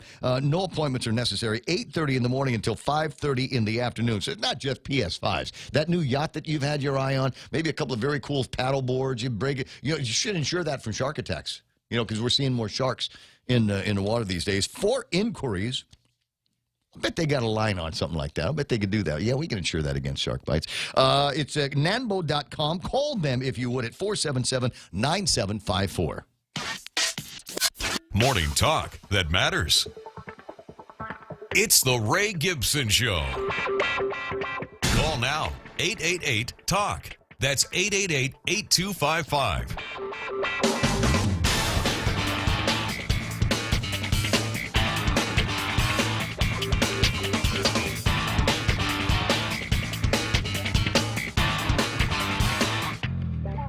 I don't know. We got to check on that. Mana's wondering if Sky Zone is open or closed. All right. I think they're closed because I've seen a bunch of kids that they're doing their version of Sky Zone as they take the mattresses out of mom and dad's bedrooms and put them outside in the yards and jump off from the roof. You starting to see that in the village? Yeah. Darwin's Law. That work right there. 7:15 in the morning. Jerry Roberts in the studio. We'll get around to talking with him in a couple of minutes. But I said I reached out to Mike St. Nicholas's people last week and I said, Is Mike mad at me? Did I do something wrong? Because I haven't heard from Mike St. Nicholas. I haven't heard from the congressman. The last thing I got from him was, yeah, we'll beer summit when we get together. And then he was in the hospital, and then it was the whole election thing. And but word got to him, and he said, oh, crap, I better return the call. So here he is. Congressman Mike St. Nicholas on the line. Good morning, Mikey. Hey, Ray, that's exactly what went down, man. I'm so sorry. I really regret not being able to hook up with you while I was on Guam. Everything just moved way too fast for my taste, but I wanted to make sure I gave you the call that you deserve. No, I appreciate that. I'm not going to be upset that you called Lamarena first. I'm just trying to. Never mind. We'll talk about it on the beer summit of what that's all about. And why would you call? Why would you call Logan? Why would you go on the video thing with Barnett? What's the matter with you? Those are. I just wanted to show him that when I call in, his viewers will spike, and then when I don't call in, they'll all go away again. God bless you. Well, so you're back. You're back in the mainland. I'm glad to hear that. So everything okay now that you're back in Washington D.C.? Are you guys back to work at the House? Definitely, this week is going to be a big week. We are going to be finalizing some of the leadership elections.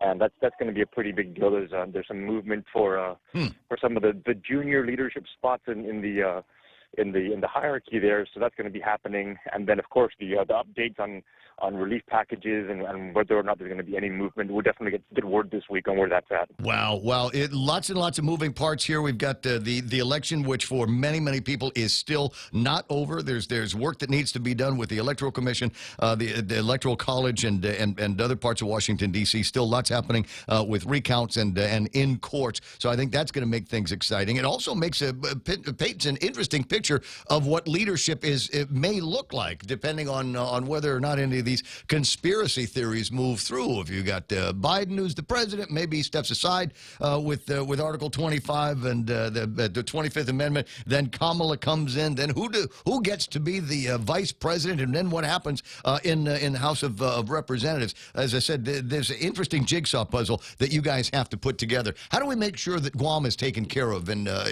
whatever the outcome of that puzzle is? Well, I mean, on my end, we're really just keeping our heads down. We're not getting too far ahead of ourselves in any one direction. There's just so many different moving parts, as you said, and the smartest thing that we can do is just make sure that we're not over-committing ourselves in one direction or the other, and that's pretty much how we're looking at things right now. I think that's a good strategic move. You're looking at Khalili for a little bit of guidance. He's got a little bit more by way of time and experience in the House and knows how to navigate these things. What's he telling people?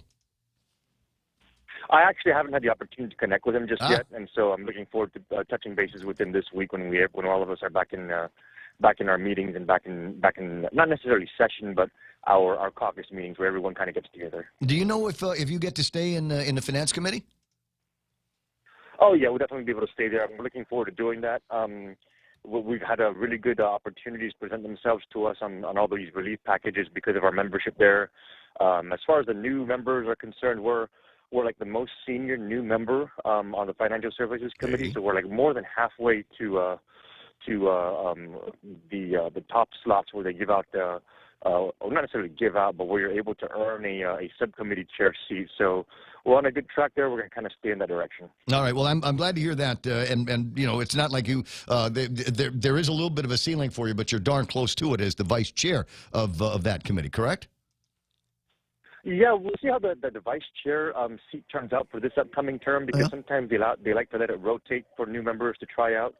So we'll be talking to our chairwoman and seeing what the plans are for the leadership of the Financial Services Committee. But having already sat as vice chair, we've already kind of made our mark with the committee staff and with the committee leadership. So regardless of how things eventually turn out, Guam's in a very good place on that committee. Okay, if you keep referring to yourself as we, I'm going to start doing the same thing. People ask me, they say, why do you say we? And I'm like, I'm speaking on behalf of myself, my family, and my team. Okay. So, yeah. Well, I'm just telling you, I'm going to do it too. Got to bust you on that one.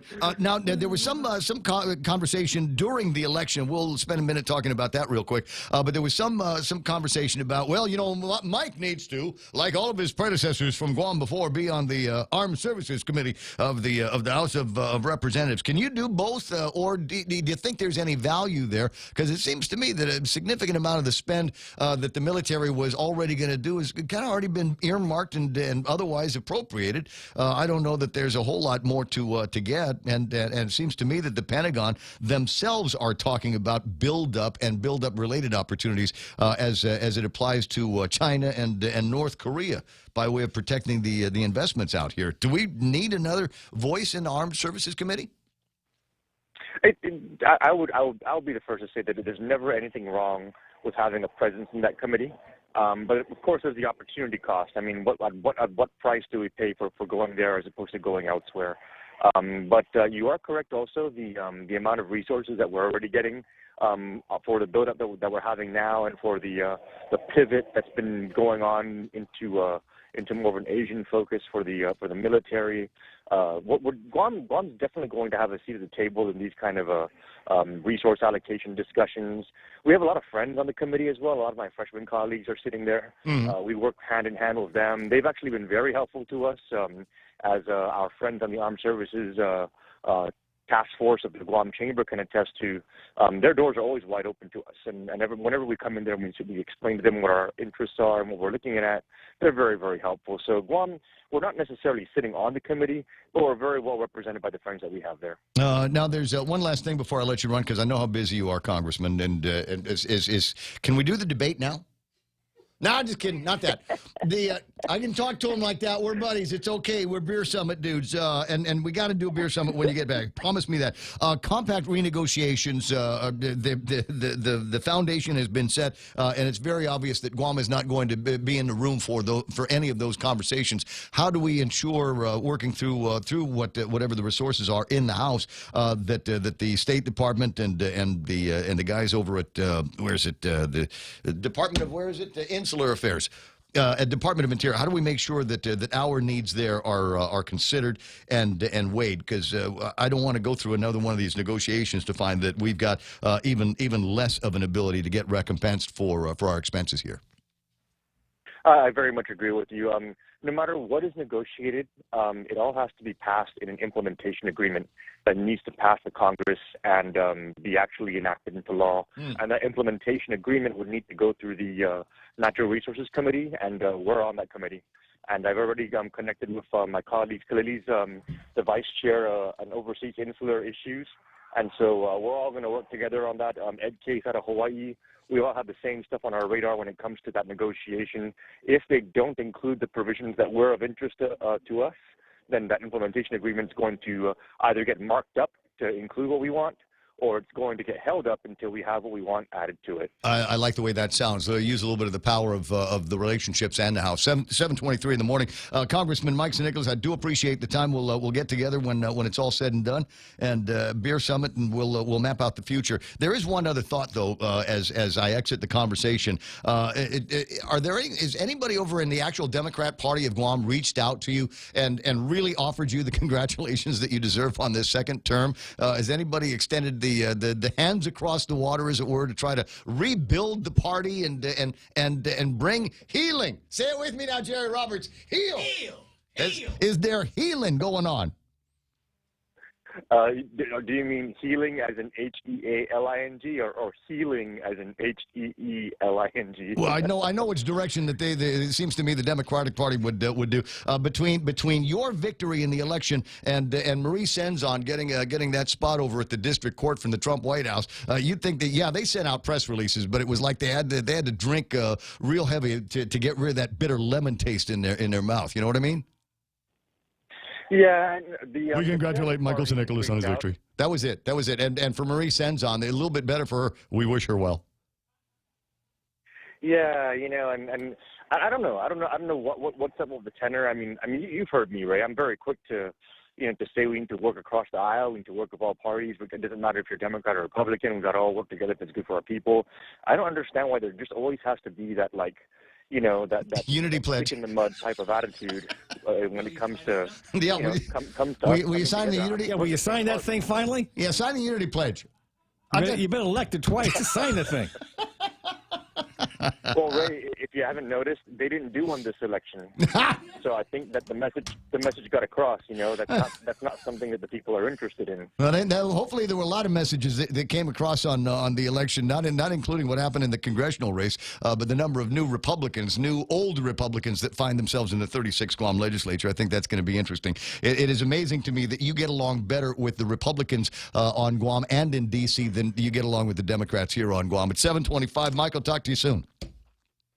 Good talking to you, Ray. Catch you when I get home. Right on, buddy. 888-825-5888-TALK. Congressman Mike Nicholas in a congressional conversation. Yes, he's talking with one of his... I've been elected second time. Give me the paper, I'll sign it. I don't care. Yeah, but he makes a good point. He makes a good point. Yeah. Where was the drivel about a unity pledge, one of the most vital documents in the Democratic Party, and they didn't have one next to the Constitution and the Organic Act, the unity pledge comes in a strong number 3. When you crinkle it up like this, it makes it a little bit softer on the backside, right? Yeah, exactly. 7:26. Jerry Roberts in the studio. Extra point coming out. How was your weekend? Do anything? How is it? Yeah.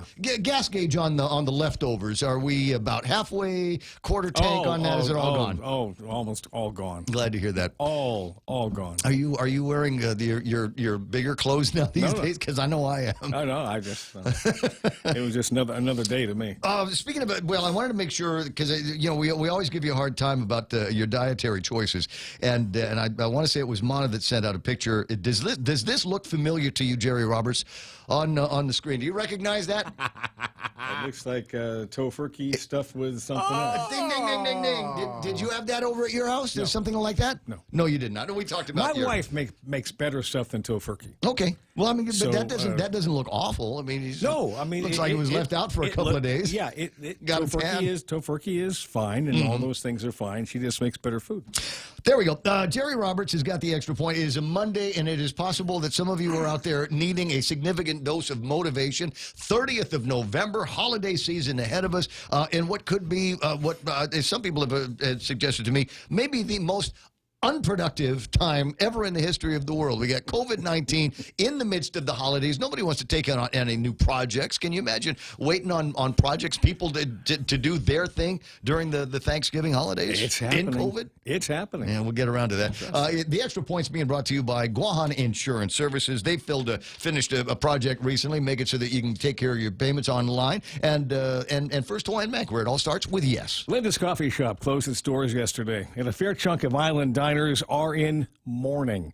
How is it that a restaurant, or any business for that matter, can inspire such emotions in customers? We'll explore that next on The Extra Point. When's the last time you looked at your homeowner's insurance? An easily overlooked part of covering our home is what's inside of it. Over time, we buy things we don't want to lose, but don't update our contents coverage. The smart thing to do is get the answers and level up our insurance to make sure we're totally protected. That's the Insurance Extra Point. Get out there and make something good happen today by calling Guahan Insurance Services at 475-1162 or visit us at the Camacho Landmark Center in Tamuning. So Linda's announced it was closing, and it was a news item. Print and broadcast media covered it, and people poured out their hearts on social media. How do people get so attached to a business that they legitimately mourn its passing? We'll spend some time talking about that this week and what we can learn to make our customers maybe feel that way about us. Number one, longevity.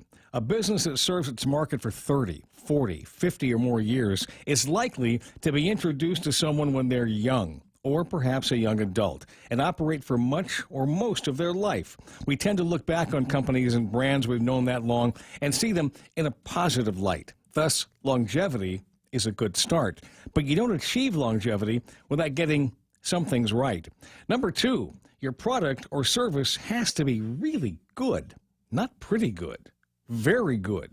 So-so food is not legendary. So-so products with a history of breaking down aren't legendary. Mediocre service is legendary, but for the wrong reasons. The bond between customer and company should happen on the first visit. Something you do has to resonate with customers right off the bat.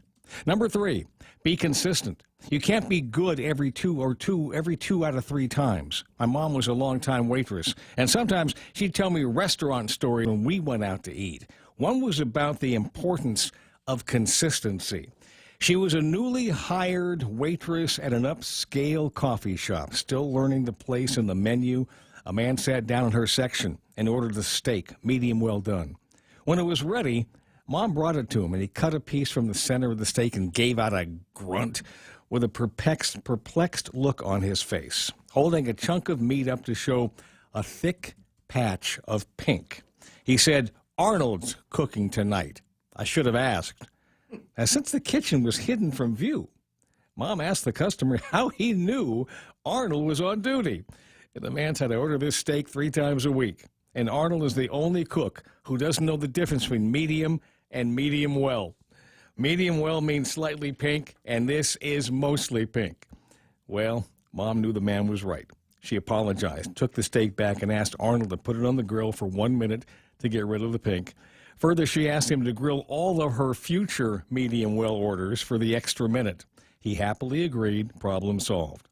Do people in your organization deliver your products and services differently? Could the perceived quality of the item or level of service be lesser at times because of that? We're talking about how to get a grip on your customer's heart and mind so they can't wait to visit you again. Very good products and services delivered consistently is an excellent start to the conversation. Of course, there's more to it, and we'll dig deeper tomorrow, including we'll unveil perhaps the biggest marketing error of all time. That's the Extra Point. Be responsible and make something good happen today.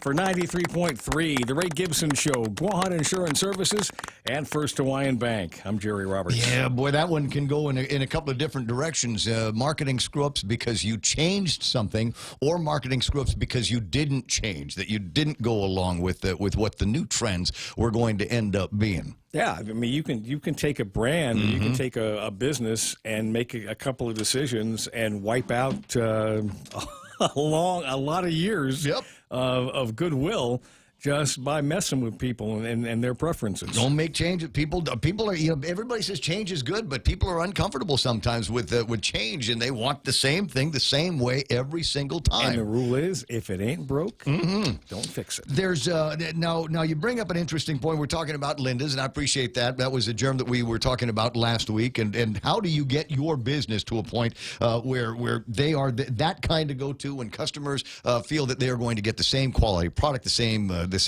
treatment, and the same low prices that you can do. So Linda's is going away, and it got everybody talking about some other businesses that we remember and love from a long time ago. Your Sargosi's and your Cool Spots, or Island Imports or whatever. Townhouse, Marks, Gibson's, etc. Ace Hardware, dozens of Cruise them. Service Station. Remember that? Oh my God! Yeah. In the old days. Yes, vividly. I remember the guy, Leo, I think was his name. He'd come out and while it was pumping the gas in the car for 40 cents a gallon, he'd come out and wipe your windows and check the tires and check the oil. And then you just walk before they had convenience stores. You go to pay. Oh God! And Cruise Service Station, but in the shadow of the Bank of Guam over there. On a route, what is it, 4? Yeah. And, you go in there, and Jim was there, and Marie, and just lovely people. And you go in there just to say hello, and you spend a couple minutes talking. Oh, boy. And it was nice and relaxed. And, and then over time, then, they moved on to other things. But you look at that cotton, here's a place you'll remember. Good. Back in the day, let's go back into the 70s. There was only one place, as far as I remember. Yobo. It was Yobo. No. Yobo's always the answer. Yobo should always be the answer. When you were hungry, before King's came up and picked him 24 hours. And I'm not sure they were 24 hours at the beginning. If you went out at night and you went out and danced or something and you wanted to go get something to eat and it was after midnight. House of Jiffy. No. Estemewa. White Swallow. Oh, wrong place. That's some people. I remember the Estemewa. Continental Coffee Shop. Oh. The 24-hour coffee shop before they became PIC. Well, that will jog some memories. Yeah, well, the thing was, as a teenager, I used to dance. It used to be a bar in there. It used to be a club. It was a disco, and they had a couple of great bands that would play, and a nice guy that was spinning records in between the bands. It was one of the first discos back in those days. That was downstairs. It was, down the side, yeah. So you go upstairs. No, the coffee shop was there. Man, the coffee shop was legendary. Oh. Incredible food. Take 5. So the question is, and guys, you need to ponder this. And if you think that they're that close to extinction, make sure that you do business with them. The question is, what's the next Linda's that's going to close? What's the next business out here that is going to decide that that they just can't handle moving goalposts and they didn't line up for the free the rent deal over at Gita, and the PPPs aren't coming in anymore, and they've got all these pressures laying on them in 2021? Who is the next Linda's that's going to close their doors for whatever reason? You go think about this morning, find them and give them some business because they need it right now. But you know what was nice to see this weekend? There was an announcement that there's a falafel place that's going to be opening up at Chamorro Village. I saw that. I did see that one as well. And I thought that was nice that somebody was confident enough that says, I got a product and I think people are going to buy it in these pandemic Mark times. Baldiga's got some ideas on what he wants to do to re-image and reimagine, if you will, the whole Sandcastle Entertainment spot that they've got down there. There are people that are looking forward to 2021 that are just confident and just enough liquid to be able to get it done. Well, you were talking earlier Those about are brave folks. Okay, you were talking about the positive aspects of what's going on. Look for some positivity. Always try to look. Okay, so the basic premise is this: in a down market, market share is volatile. Market share moves around. So if some people are leaving the market demand doesn't necessarily change. Market demand is there.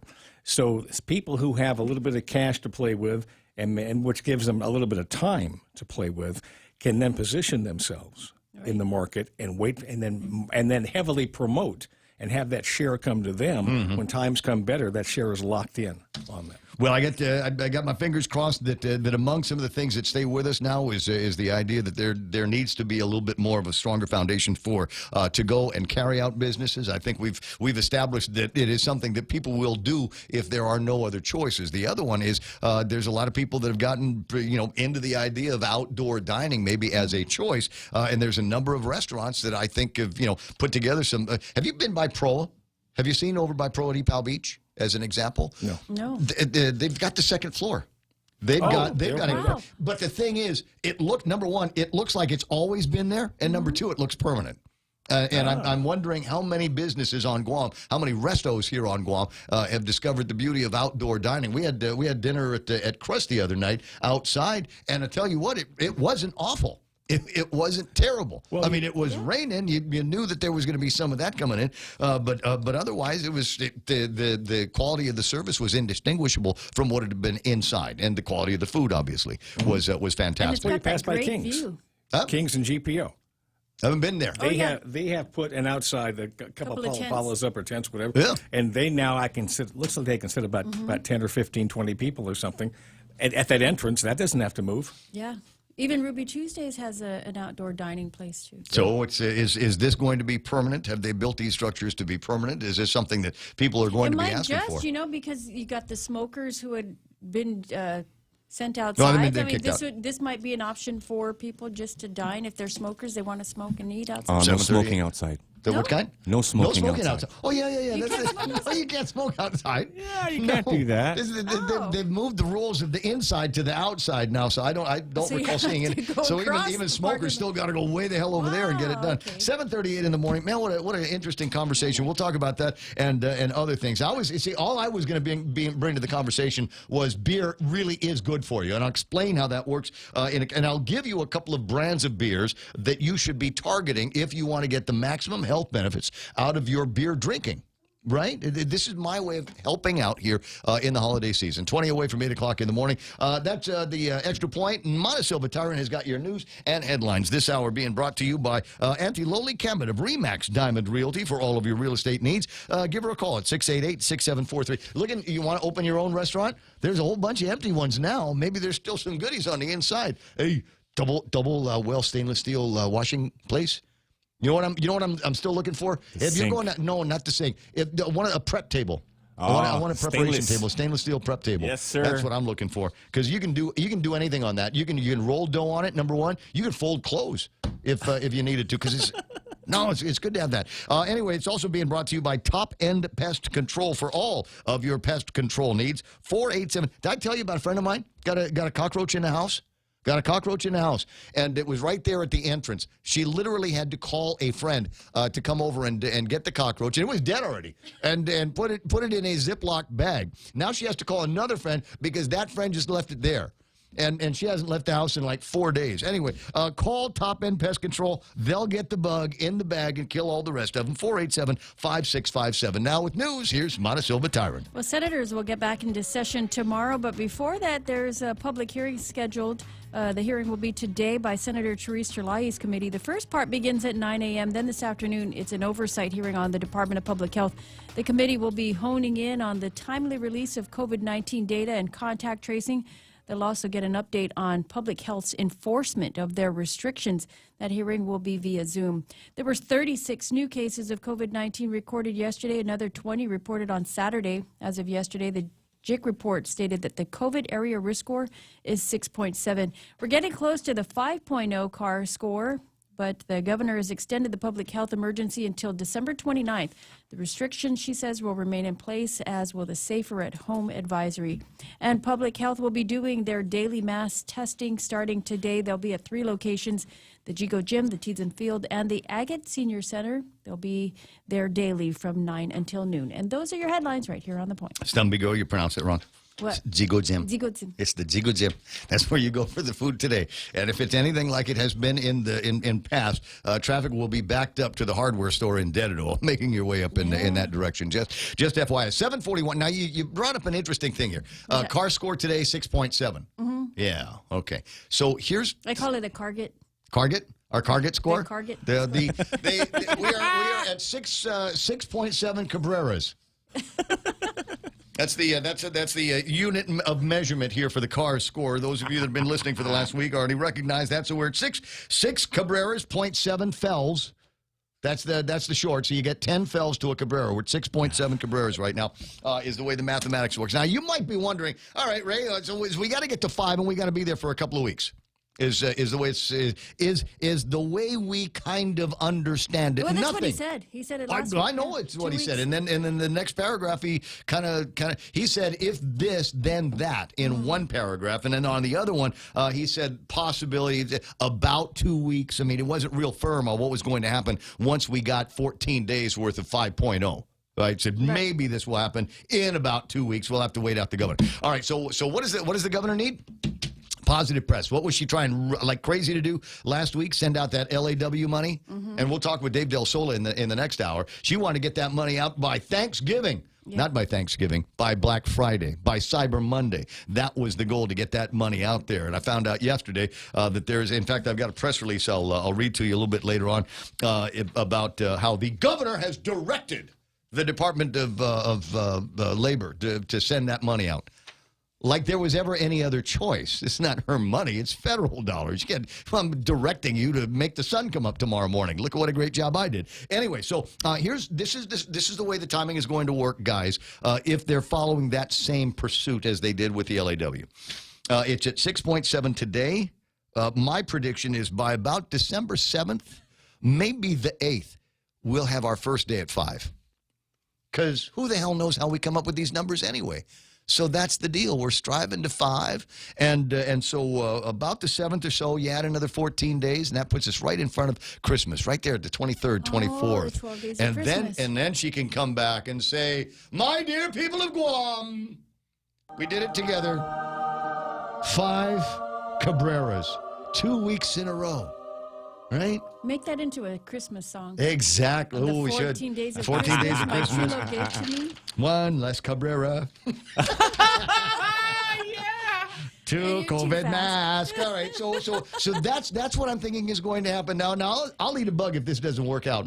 I will select the bug, not Ken over at Top End Festival. I will select the bug, a little tiny ant. But anyway, so that's my plan. 6.7 today, and watch the number slowly go down for the next couple of days until we get to 5.0, and it will be there for 2 weeks. And then at the end of that 2 weeks or so, right before Christmas, right before that joyous holiday, we will have a Christmas miracle, is what it's going to be, and the governor will release some restrictions. What will those restrictions be? Who knows?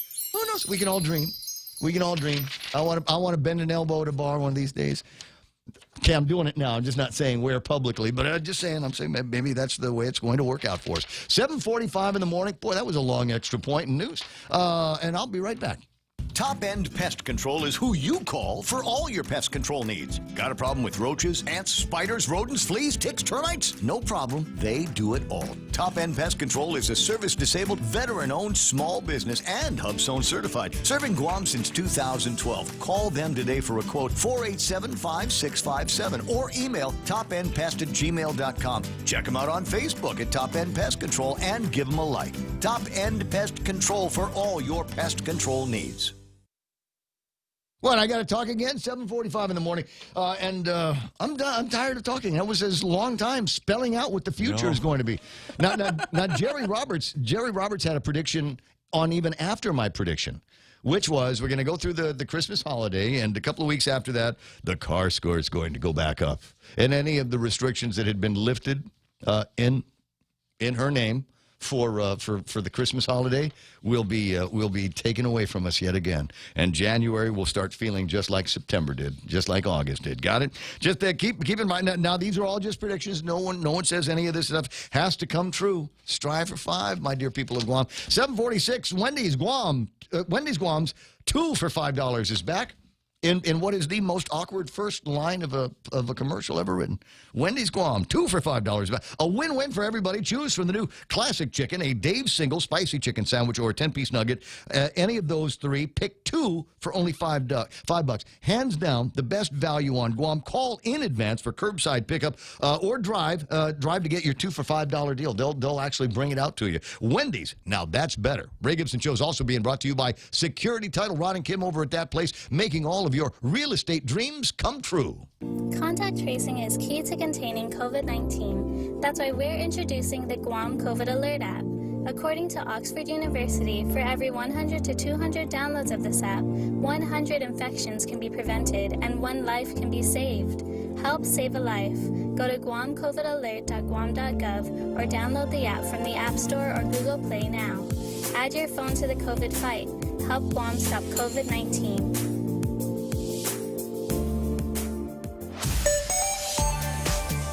I'll get to the traffic gizmo in a second. I did want to leave this up on the screen for a moment to tell the kids Christmas will be moved to January 9th. Because when Santa Claus arrives on Guam, he's going to be quarantined for 14, 15 days. Oh, man. Yeah, I know. But you'll still get your stuff. Wouldn't that be cool, though? Who's his attorney? The next... What the heck? Something Cook. I don't know. 7:47 in the morning. Hold on. Let me see if I can bring up the traffic gizmo and find out what's happening out there that you need to know about so that you can make it to where you're headed within a reasonable amount of time here. On what is it? Monday? It's a Monday morning, right? Anybody? No, yeah, no one. Monday. No one wants to make the commitment. I didn't come to work yesterday or the day before, so it must be. Today must be Monday. All right. So remember, I was telling you how yuck it's going to get. It's a nice feeling Monday, in front of the Big Navy down in Sumai. Take a look at this right now. Look at the humanity trying to get out of Agate and Santa Rita this morning, meeting up with a whole lot of traffic. And this is it looks like over by you. You've just passed the gas station, and you're going to get hit with a line of slower moving traffic through there. Meeting up with slow moving traffic, getting into and out of Big Navy and Sumai. Now you move up a little bit down into where we're talking about over by the Calvary Chapel. Over there, you might see a little bit of traffic. Although they've got both lanes opened up in both directions at 2 lanes, but people still slowing down because nobody trusts those steel plates. I go, I've got a truck, the ridge line. I got a nice ridge line there, and I go over that, and I still try to go over it as fast as possible because I don't want to be the guy that causes it to shift over that one last inch. It hops. It does. It does. They do. Finish that job already. Mike, you know what? Carl Gutierrez is going to be the governor again by the time they get that finished, right? I'm sorry, I had to throw that in. Bring back the sunshine. I'm sorry, I just totally had to throw that in because there's somebody over at Adeloop that was having a great day until then. Yes, and probably know who they are. All right, getting into and out of the downtown Agate area, some intersection traffic. You'll see some of the stuff over at the intersections at the A.B. Wanpat International Airport. 2 intersections, one to get you closer to Home Depot and the other one to get you closer to 76 Circle K. And it looks like both of them are running a little bit busier here today. Hey, that's ugly. What is that? What are you people up in Dededo doing right now? Who's slowing things down? Look at this. I got, for those of you watching on the Facebook Live, YouTube Live, and the point.gu, southbound traffic backed up from around Woostig, all the way into Isangsong. And I can't figure out why. Don't know if there's an accident. Is the light working this morning? Is there just, like somebody that's, you know what it is some old man driver, 15 miles an hour. It's deaf, can't hear your horn. Pop, go faster. Come on. And let me just zoom out and see if there's anything else that we need to worry about. Northbound traffic, a little bit of stuff over in front of Anderson Air Force Base, but that's it. 7:50. Right now, traffic on the point.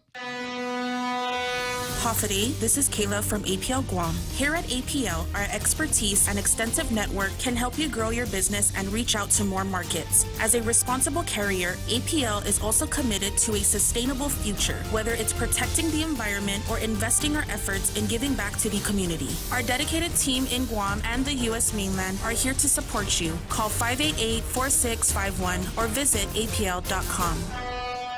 Stroking my beard like Solomon here, pondering a question. You want to know what the question is? What beer goes best with KFC? Has anybody's got a clue? I mean, just something that you go, wow, you got a bucket of KFC, and I need a 6-pack of blank. What goes best with KFC? Ponder that. And I was talking about breakfast. I was talking about breakfast when I was asking what beer goes best with it. What beer would you have with the AM chicken fried steak? I was thinking of Bud Light, something like that. Something along those lines. Because you want something to complement the flavors, not drown it out, right? So you get that with the white gravy and the white rice goes on that. Put your hands on the sausage breakfast wrap and you will feel the sausage breakfast wrap. Put your hand on the chicken breakfast wrap. You won't be able to keep it there very long because that stuff goes right in the mouth and you will love it. Eat it sexy, would you? The AM waffle and sausage, Colonel's chicken congee, and plenty more waiting for you for breakfast and a beer at KFC.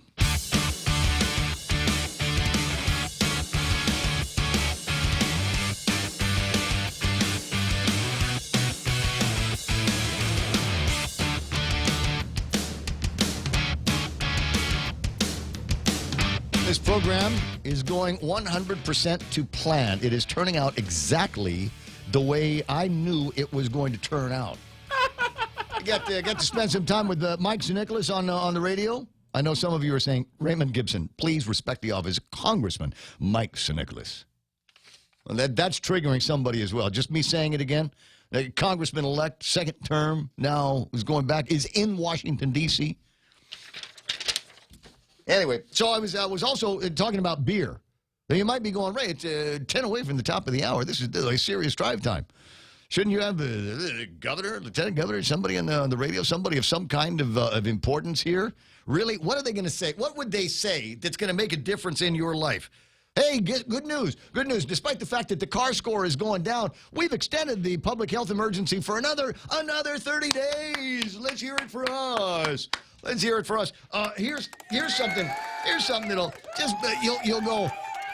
You got to be kidding me! Oh my God, Becky, you've got to be kidding me! We got all kinds of money that I believe should be spent in public health and Guam Memorial Hospital. There's all kinds of dough. Where is a significant amount of money going these days? And the answer is hotels in Tumon, which are needlessly, ask any doctor, needlessly keeping people in quarantine. Was 14 days, and they moved that down to 6 with the test. You take the test on the 6th day, and for all intents and purposes, everybody that I know that took a test on the 6th day were out on the 7th day. It's happening everywhere. Front page of today's Pacific Daily News. Take a look at this. It says, Gov Guam is paying for unused rooms. Wow. How about that? How about that? It's not our money. It's not taxpayer dollars. We just spend it wherever we want to.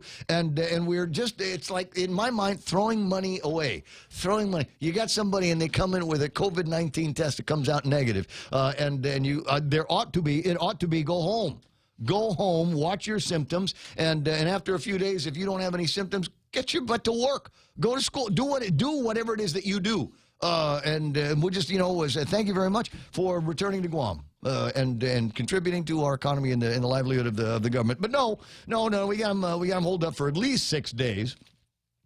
And I'm trying to remember how many people they've busted. It's in a report, Mona. How many people of the thousands that have come in since March? What is it, 100 and something that we found that came in with quarantine? It's I don't know. I've got it written on the printed deal. But my point is, now we find out that GovGuam is paying for unused rooms. Jenna Bloss says to ensure that rooms are available and a protective measure. They want to make sure that rooms are available in hotels that have been turned into quarantines. Now, even if somebody wanted to stay in one of those hotels, would you? I mean, if it came down to it, would you stay at the Dusit knowing that they're using it as a quarantine facility? No. Don't think so. No, I don't think so. You want to go stay over at the Bayview, a nice enough place. You know, but we know that they're using it for a quarantine facility, and it is possible. And in fact, that one for people that we know have COVID at the Bayview, right? Yeah, so, no thanks. So you're going. No, thank you. Gee, I want to stay in a hotel when I get to Guam. I think I'll go stay at the Bayview and see if we can get the COVID-19 to go from one room into my room.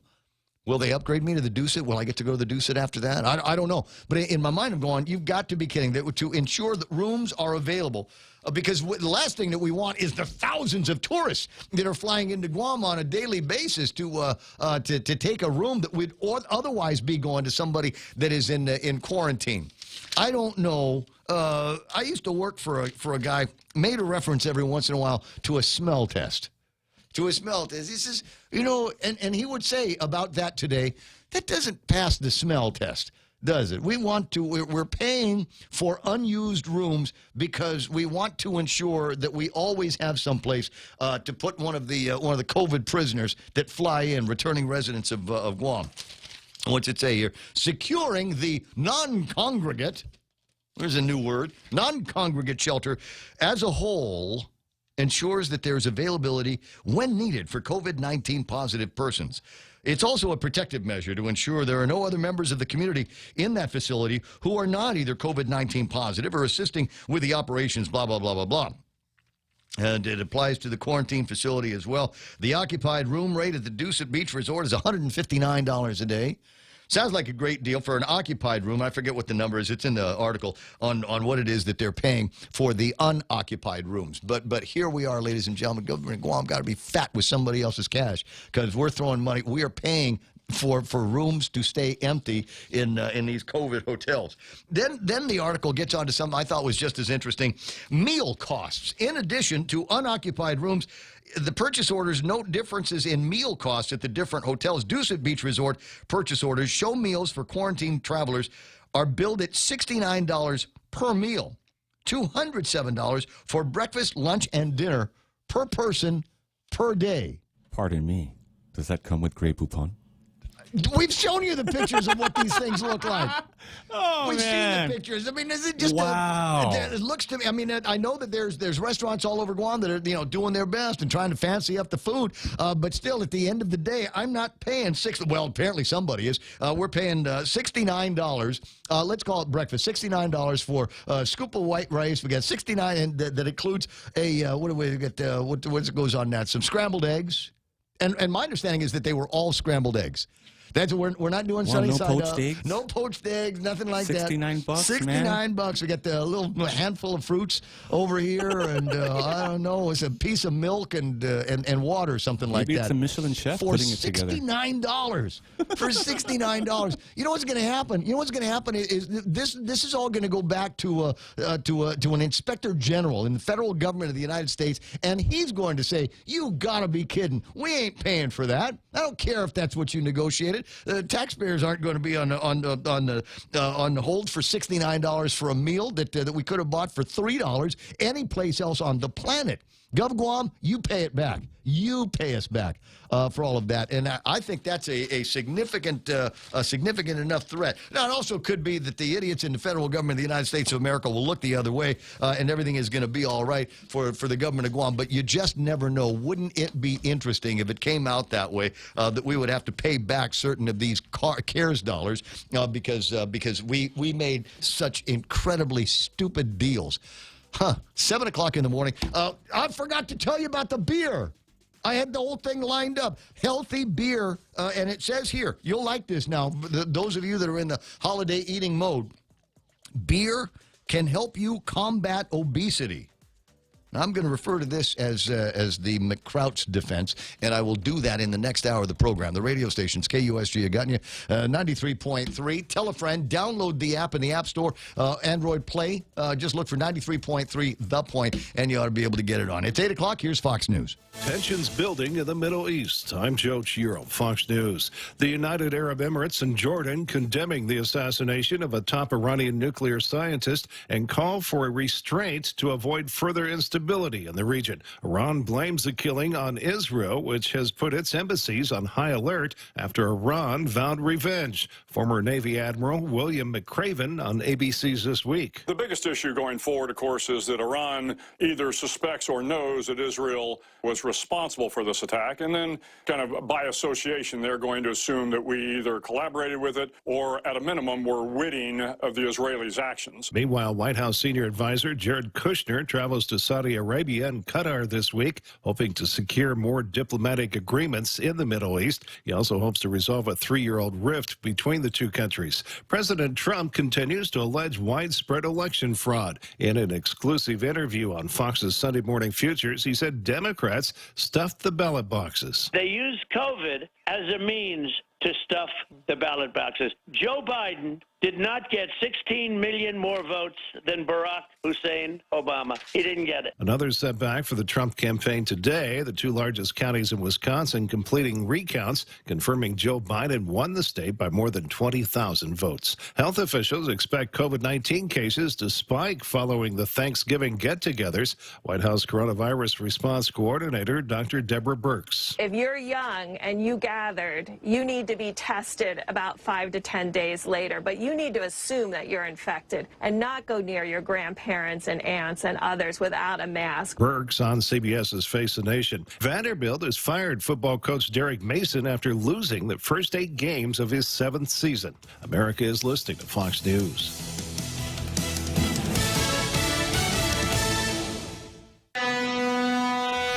Off a day, this is Carl from APL Guam.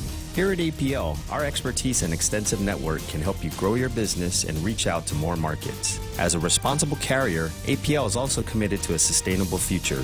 Whether it's protecting the environment or investing our efforts in giving back to the community, our dedicated team in Guam and on the U.S. mainland are here to support you. Call 588-4651 or visit apl.com.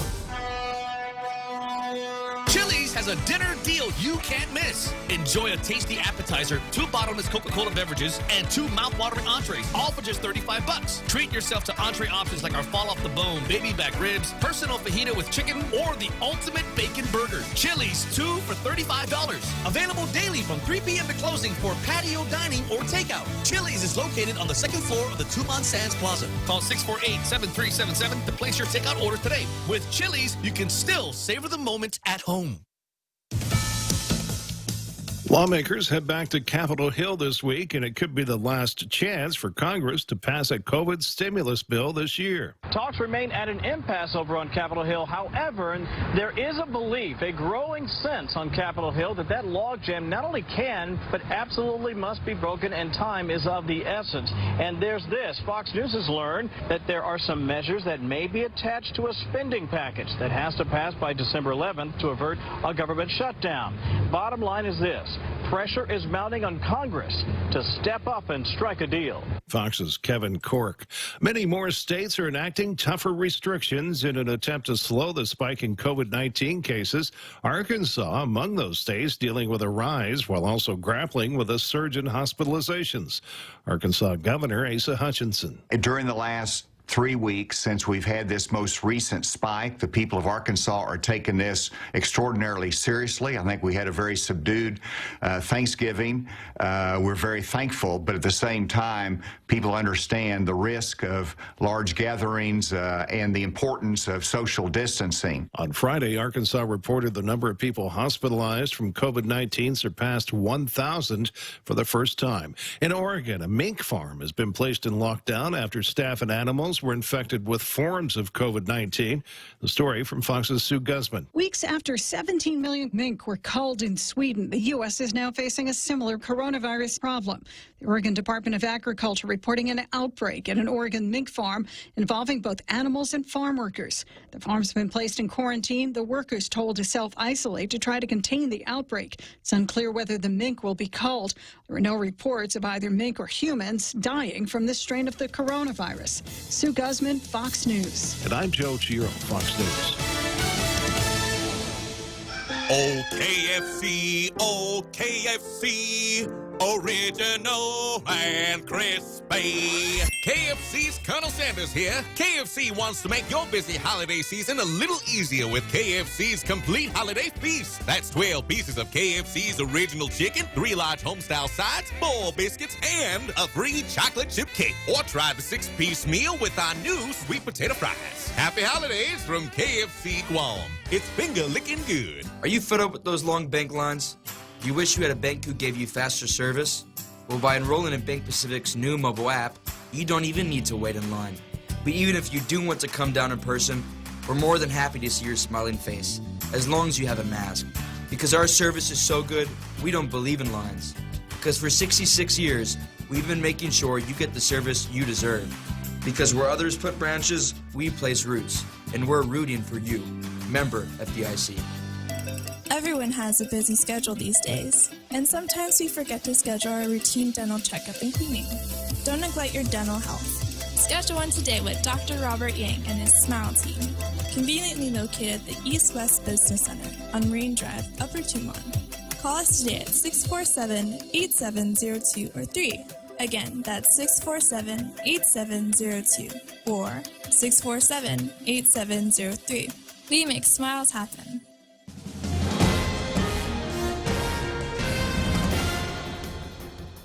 Half a day, it's 8:06. I'm Mana Silva Tyron with a look at your local news. Here on The Point, there were 36 new cases of COVID-19 recorded yesterday. It brings us to 6,818 total confirmed cases since testing started in March. There have been 112 deaths, one recorded over the weekend. And according to the Joint Information Center, there are currently 1,185 people in active isolation. As of yesterday's report, the COVID area risk is at 6.7. The score accounts for the incidence of new cases, how well current testing identifies these cases, and the rate of spread. What we're watching for is the CAR score to get around 5.0 or lower. That's when the governor will consider lifting some of the pandemic restrictions, she says. Her physician's advisor says that she'll likely want that to be consistent 5 for at least 2 weeks before anything is lifted, though. The governor, meanwhile, has extended the public health emergency until the end of December. She did that in an executive order signed on Friday. The island's state of public health emergency now continued through December 29th. Well, public health will step up their testing efforts this week. They're going to be doing daily mass testing. They'll be stationed first at the Gigo Gym, the Teedson Field, and the Agate Senior Center. They'll actually be at these 3 locations all week long from 9 until noon. And then on Saturday, they're going to open up another hour, a couple hours, at least on Saturdays from 9 until 2 p.m. There will be no community testing on Sundays. Public Health is asking that there be no more than 4 people per vehicle for the testing. You will also be asked to bring an identification card with you. Senators, meanwhile, go back into session tomorrow, but before that, they'll hold a public hearing this morning. It starts at 9. Then this afternoon, they'll call public health into an oversight hearing. The Committee on Health, headed by Senator Therese Terlahi, honing in on the timely release of COVID-19 data and contact tracing efforts. She'll also ask public health for an update on how they plan on enforcing their public health restrictions. That hearing will be via Zoom beginning at 2 o'clock. And those, we'll have more news right after this. You've got a job to do. Having the right equipment for the job is critical, and East West Rental has the exact tools you need. Get it done faster with the right stuff, whether it's landscaping tools, concrete tools, lifts, trucks, lights, generators, trench boxes, welders, tents, tables, and chairs. They're here to help you tackle any project you're working on, big or small. Open Monday to Saturday, 7 to 5, closed Sundays. Find what you're looking for at East West Rental Center in Upper Tumon, or call 646-1463. A Guam family living in Las Vegas is mourning the loss of their son this weekend in a fatal shooting that left several injured. 22-year-old Kevin Mendiola Jr. was killed in the shooting. His brother and girlfriend also shot in the incident. The group is said to have stopped for a drink at the 7-Eleven when the shootout took place. A 53-year-old and a 41-year-old man also injured in the incident. As reported by Candid News last night, 3 suspects have been arrested in connection with that incident. And a GoFundMe has been put together for Zoe Reese Lujan, who was also injured in a separate shooting that took place in Nebraska.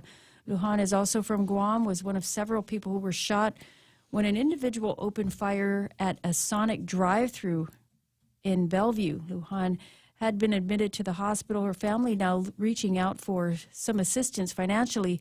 You can make a donation to their GoFundMe account. You can look up Support for Zoe Reese Lujan. And from the Department of Labor, they're looking at putting out about $11.5 million in assistance for unemployed individuals. 4.7 in lost wage assistance funds will be issued, and $6.5 million in pandemic unemployment assistance. The labor director says that they're shooting to pay out all of October and November before Christmas. And those are your top stories here on The Point. Here's Ray with your weather. Thanks, Montesilva Tyron. Weather report for today is going to be nice. We got a couple of advisories, though, on the east side of the island in effect until tomorrow night. There's a high surf advisory until Friday night. There's a high risk of rip currents on the eastern side. Otherwise, partly cloudy today with isolated showers. Easterly winds up to 20. Highs around 88 degrees. With the heat index, it'll feel like 90 tonight. Same thing, partly cloudy skies and isolated showers. I'll tell you right now, hashtag tell the others. I got a feeling tonight's going to be tonight will be the gorgeous sunset that we didn't get last night. I was out, I was looking at it from underneath the umbrella, and it sucked. So tonight we should have a better one, and that will be at 5:51. Sunrise this morning was at 6:27. Breezy conditions in the forecast for tomorrow. Partly sunny, isolated showers, and $11 million in the mail. We got that story with Dave Del Sola coming up next. It's 8:11. Becoming a homeowner can be a scary process, but it doesn't have to be, especially if you have the right guidance. Break through your fears and go to a real estate professional that will ensure a higher chance of success. That person is Lolita Kamet of RE/MAX Diamond Realty. Lolita also specializes in commercial leasing, land sales, local residential sales leasing, and military and corporate relocation. Don't be afraid. Call Lolita Kamet from RE/MAX Diamond Realty at 688-6743. That's 688-6743. Come on, man. 8:11 in the morning. Portions of the program brought to you by the guys over at Nissan. Never been a better time to get yourself into a Nissan. They'll take care of the first 3 payments and knock those things out for you. You don't even have to think about it until like the first quarter of next year. Financing as low as 1.99%. Brand new Nissans starting as low as $84 a pay period. And a couple of models they wanted me to talk about today. Already told you about the incredible 2020 Titan. Also incredible, but on a smaller form factor, is the Frontier, the 2020 Frontier. 9-speed transmission. We got 3.8 liters V6 engine, so you got plenty of power without chewing up a whole lot of gasoline. 300-plus horses under the hood, and you can get into one of these Frontiers for about $162 a pay period. You're going to go, ooh, I want to test drive that. I want to test drive. Now, but I got to say, it was Jack Larimer when I was showing the picture of the Titan. He's going, how much for the bike in the back? Can I get that? You know what? If I'll tell you, I'll buy a Titan. I'll bet you the sales guy will throw in a gift certificate you can use over at Hornet for another 2 sets of wheels. Find out. Check out Ann Blas, Carlo Guanlao, and Jan Pimuantuan over at Nissan today. It's 8:13. Bringing you closer to the action. Any speaker, anytime. Watch and listen live on thepoint.gu. 8:13 in the morning, 888-8255-888-TALK. Up on the screen right now is Jennifer Mendiola, a cake actually from Jennifer Mendiola that was given to Montesilva Tyron because Mona has been craving a chocolate mouse cake. Chocolate mousse cake? Yes. Oh, Did you say mouse? I did. I did, because I'm an unsophisticated. And this is called the babitsi cake. So what? Son of a babitsi? What did you say? Babitsi cake. Wait, I'm trying to think. Did we just break any rules? No, because we did it in tomorrow, so we didn't break any. So we got so here's the thing. I got Dave Del Sol on the line. He's going to be talking about the LWA money going out, and I'm just going to say, Dave, number one, good morning, and number two, the longer you talk, the longer it's going to be before we have a chance to break into this cake. So just we'll try to keep our compo. You say I'm long-winded? Not look. You're Carl Gutierrez's nephew. I mean, you could be even further. You could be even more long-winded if you want to. And I thought I'll manage to keep it short. No. I just you don't have to. This important stuff is $11 million plus that's going out this week at the direction of Governor Lulian Guerrero. I'm glad you're paying attention and reading those pressers. Yeah. Well, because I'm looking at this going. This is one of the rare cases where the press release didn't come from DOL. It came from Adelup, right?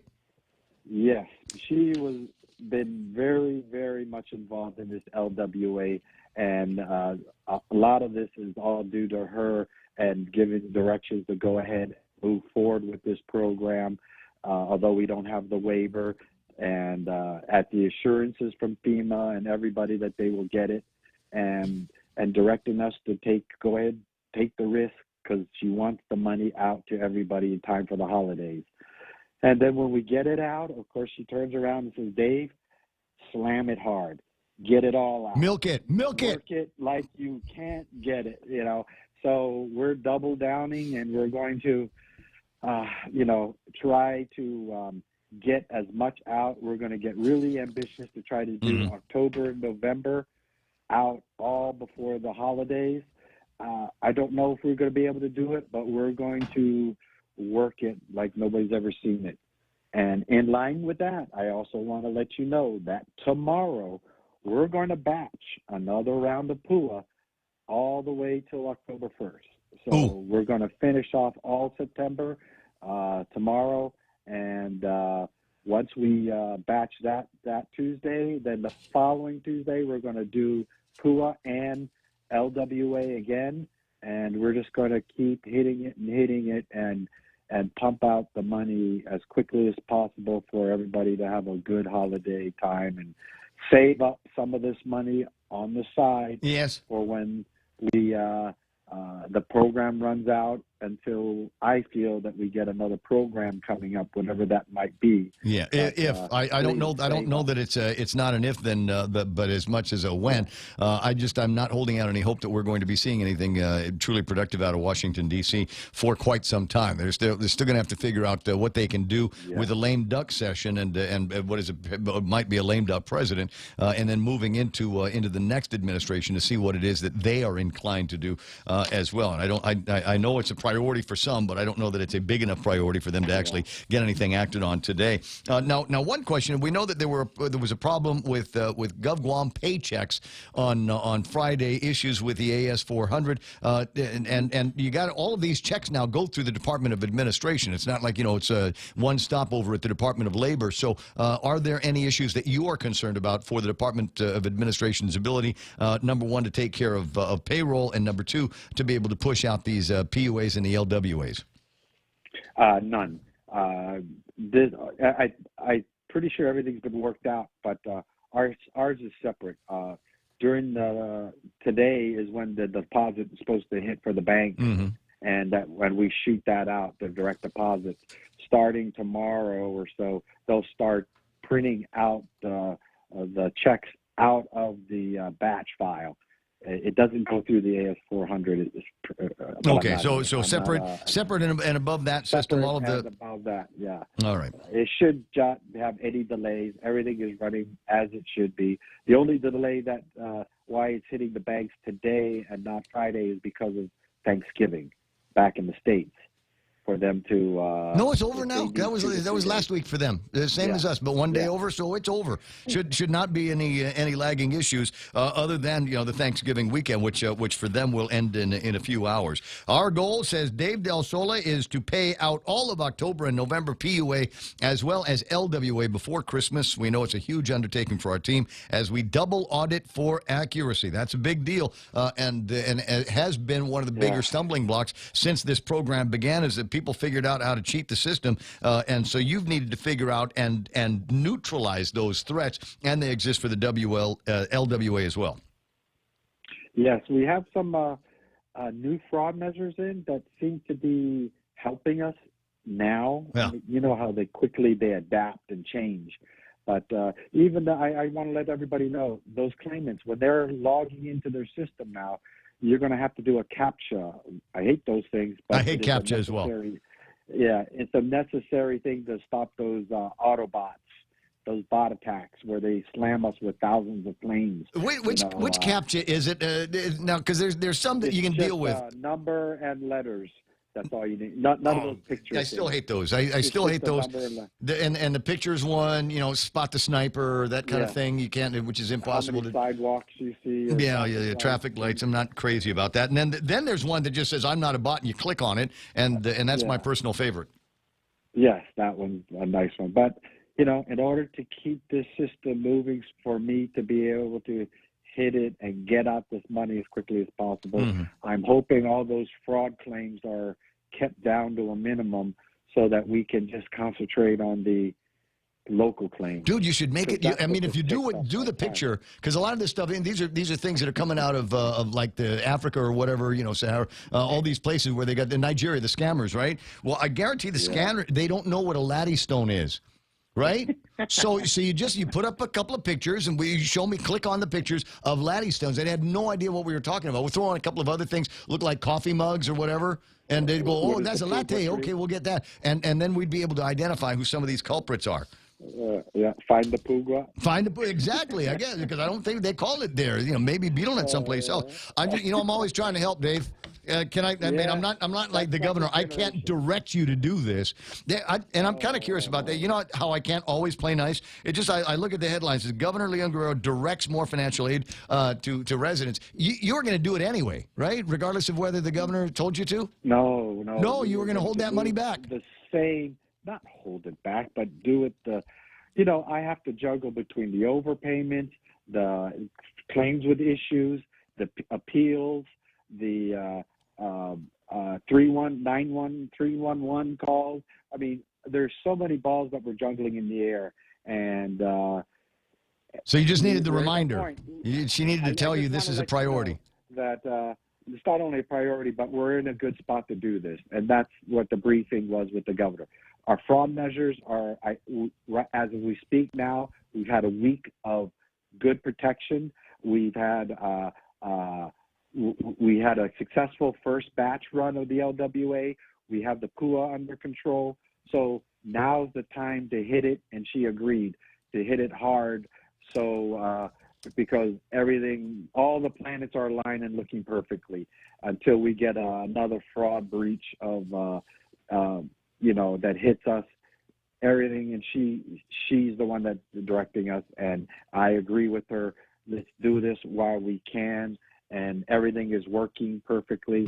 So, and it's, who can argue? Get all the money out in time for the holidays. Well, that's kind of my point. I mean, it's like even you probably would. No, I'm just saying. No, you can't reposition my statement. I'm just saying. What was the alternative? Dave, hold that money. Just hold it. No, you're going to use that for more unused rooms over at Deuce It.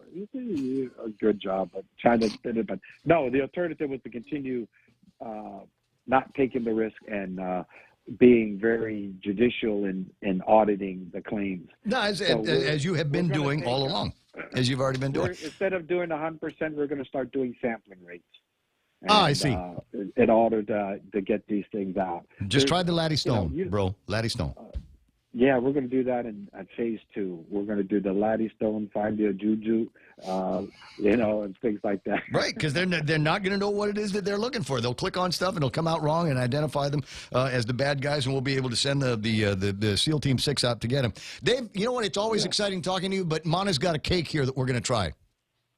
Oh, well, let me know virtually how it goes. I will, buddy. I will. Always fun talking with you. Dave Del Solo from the Department of Labor there, talking about their labor of love that they would have done anyway, but the governor directed them to send the financial aid to residents.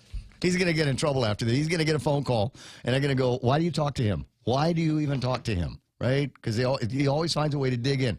And as I could say, as I told you, I've seen 100 press releases from the Department of Labor. This one clearly didn't come from the Department of Labor. You can tell it's the format. It's the format. They're always in leadership press releases that come out of Adelup. There's always at least 3 quotes. One of them is going to come from the governor, and the governor said most states had decades to build up an unemployment system that issued benefits accurately and actively detected fraud. The Guam Department of Labor did it in months. And we have applauded that. This is my editorial contribution. These benefits are a lifeline to our people. So I've ordered GDOL, to ensure that we can release as many dollars as possible before the end of December.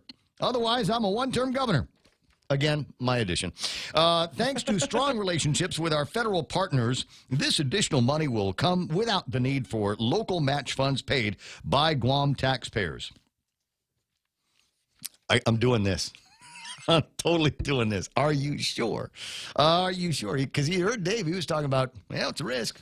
And then there's a quote from Dave that I already read to you. And then this one here from Josh Tenorio. This $1,800 benefit comes at a time when too many of our friends, family, and neighbors are in need.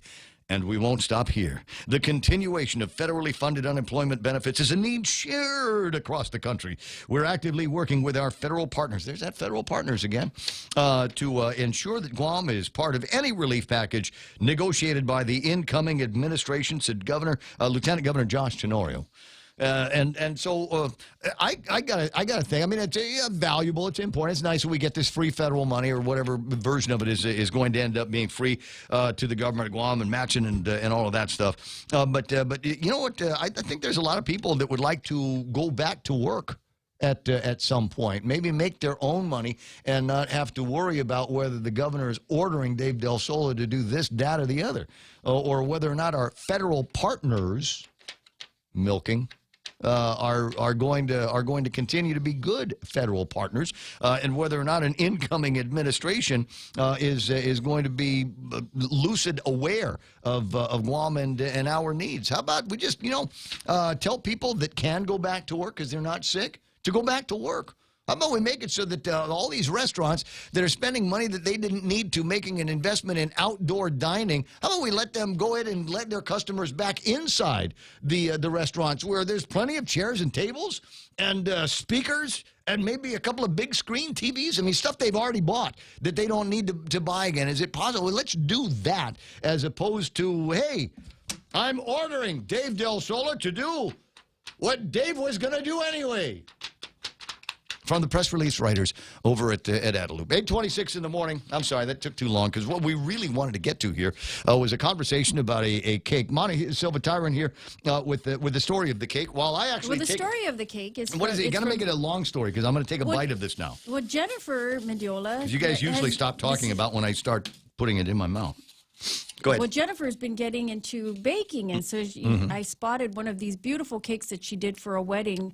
I mean, she's just so talented. And so I commented in it. I made a comment that I've been craving this chocolate mousse cake. Yep. And she made one for me, and she had John Rick drop it off, and so good. Oh my gosh! Look at it's this. got some great chocolatey parts. Did you appreciate it? The real Joe showing an empty An plate. empty plate. You want some more? She said the whole cake, and it's so delicious. It's really good. Yeah. You can barely taste the Ajinomoto. Yeah. No, so I'm assuming that really she does good. orders. I'll find out, but I mean, she's just so talented. Jennifer Mendiola. It's moist. Oh God, yeah. It's perfect. I kind of want to make a joke because got the mousse. the frosting is incredible. It is. It's just so Well, good. I mean, it's chocolate mousse. yeah. And so it's light and fluffy and topped with a raspberry. You know, this is the part where you guys keep talking. We're talking. I'm not talking your, enough. Your noises. But thank you, Jennifer. I mean, That it's was just such delicious. a I'll finish treat. it. I'll finish while Mana's doing the news Then break I in a brought couple of minutes. my prepackaged utensils so that we're sanitary here. Oh, it's just like we're so free of COVID-19. It's not even funny. 8:28 in the morning now. As usual, I'm taking a bite of something perfect. Going, I can make this better. It's just, I'm sorry, isn't that just the way it is with some guys, or is it just me in particular? I think it's just you. I think you want to infuse I it, can't, don't I'm you? not a baker. I can't bake. I'm going to direct her now, Jennifer. I'm directing you. We'll have Adelup send out a. You know what? The only thing that she needs in this, and I don't know how they would stay preserved. Somebody else will know. But it needs to have little bits of chocolate embedded inside the chocolate cake.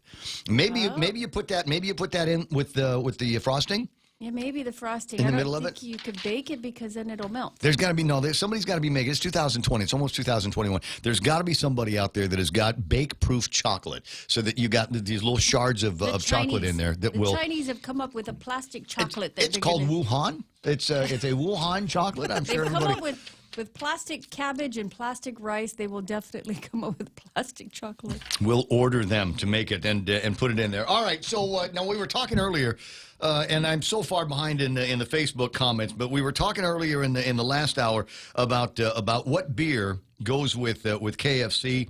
And Ismail, you're absolutely right. By the way, Ismail, you do not talk to Real Joe about what kind of beer goes with anything, because he's still the last guy on Guam that buys Zima.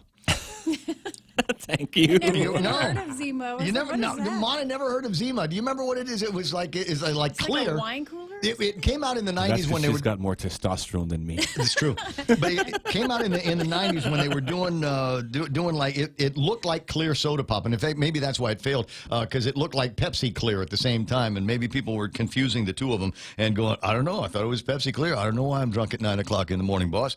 But that's the deal. So we're working through that. This morning on what the actual beers are, and then there were a lot of people that were going crazy about the other story that's on the front page of the Guam Daily News here this morning, which is that the government of Guam is paying for empty rooms. So when you pass by the hotel, this is amazing. You pass by the hotel and the rooms with lights on. We're paying for those. We got a rate on that, and it's a special rate. We're only spending $203 a day for the meals for the people that live inside those rooms. Ask any one of them if it's worth $200 a day for that food. Now there might be a couple of moms. There might be a couple of moms that they're staying in those rooms going, I'd pay anything not to have to worry about what I'm cooking for the kids every day. You're hearing that? You're hearing that from a lot of moms now, because normally in real times when we were free, what you do is you send the kids to school, and the school would be feeding them, right? You don't have to worry about feeding people 3 times a day. But now here it is, online learning, and the schools are closed for appearance teaching and all of that stuff. And so you got all these moms that have to wake up in the morning and going, Christ, I got to feed them 3 times today? Really? Can we just, this is the way it works. You got to teach these kids how to eat like Uncle Ray does. Teach them how to eat like Uncle Ray does. You get Skyflakes crackers and cheese. And another Skyflake cracker that goes on top of that, and you stick that in the microwave oven 25 seconds. Good to go, bro.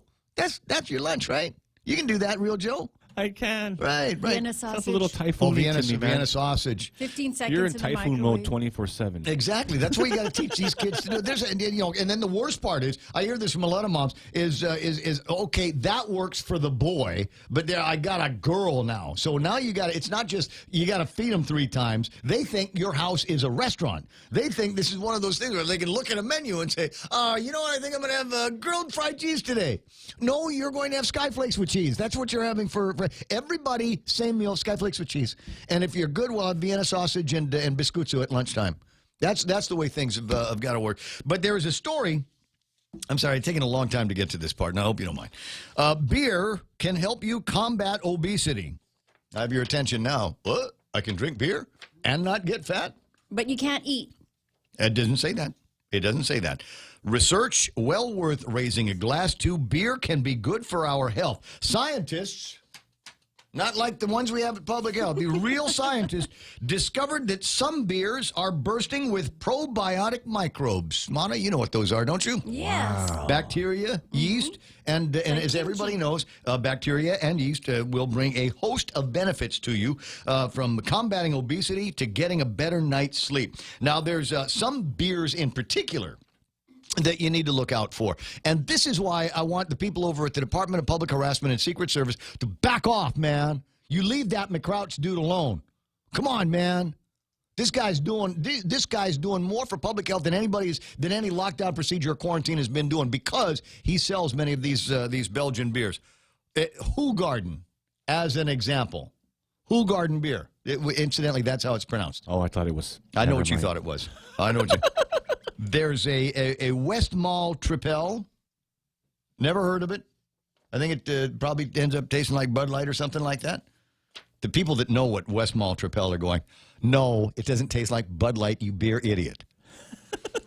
And then there's one that they've got to have over at McCrouch. Maybe even old traditions. Ask Regina. Echt Krijkenbier. Echt Krijkenbier. And they say these are rich in probiotic yeast, unlike most beers. And here's the reason why. This is the science. Science, ladies and gentlemen. They are fermented twice, once in the brewing process and then in the bottle. Now, remember I had the beer guy in from the Brewmeister. The new Guam Brewery? Yeah. Dude, thanks for the case of IPA. Thanks. I didn't have one sober thought all weekend long, thanks to you. It's 6.5% alcohol by volume. That's the sweet stuff. Anyway, so unlike most beers, they're fermented twice, once in the brewery and again in the bottle.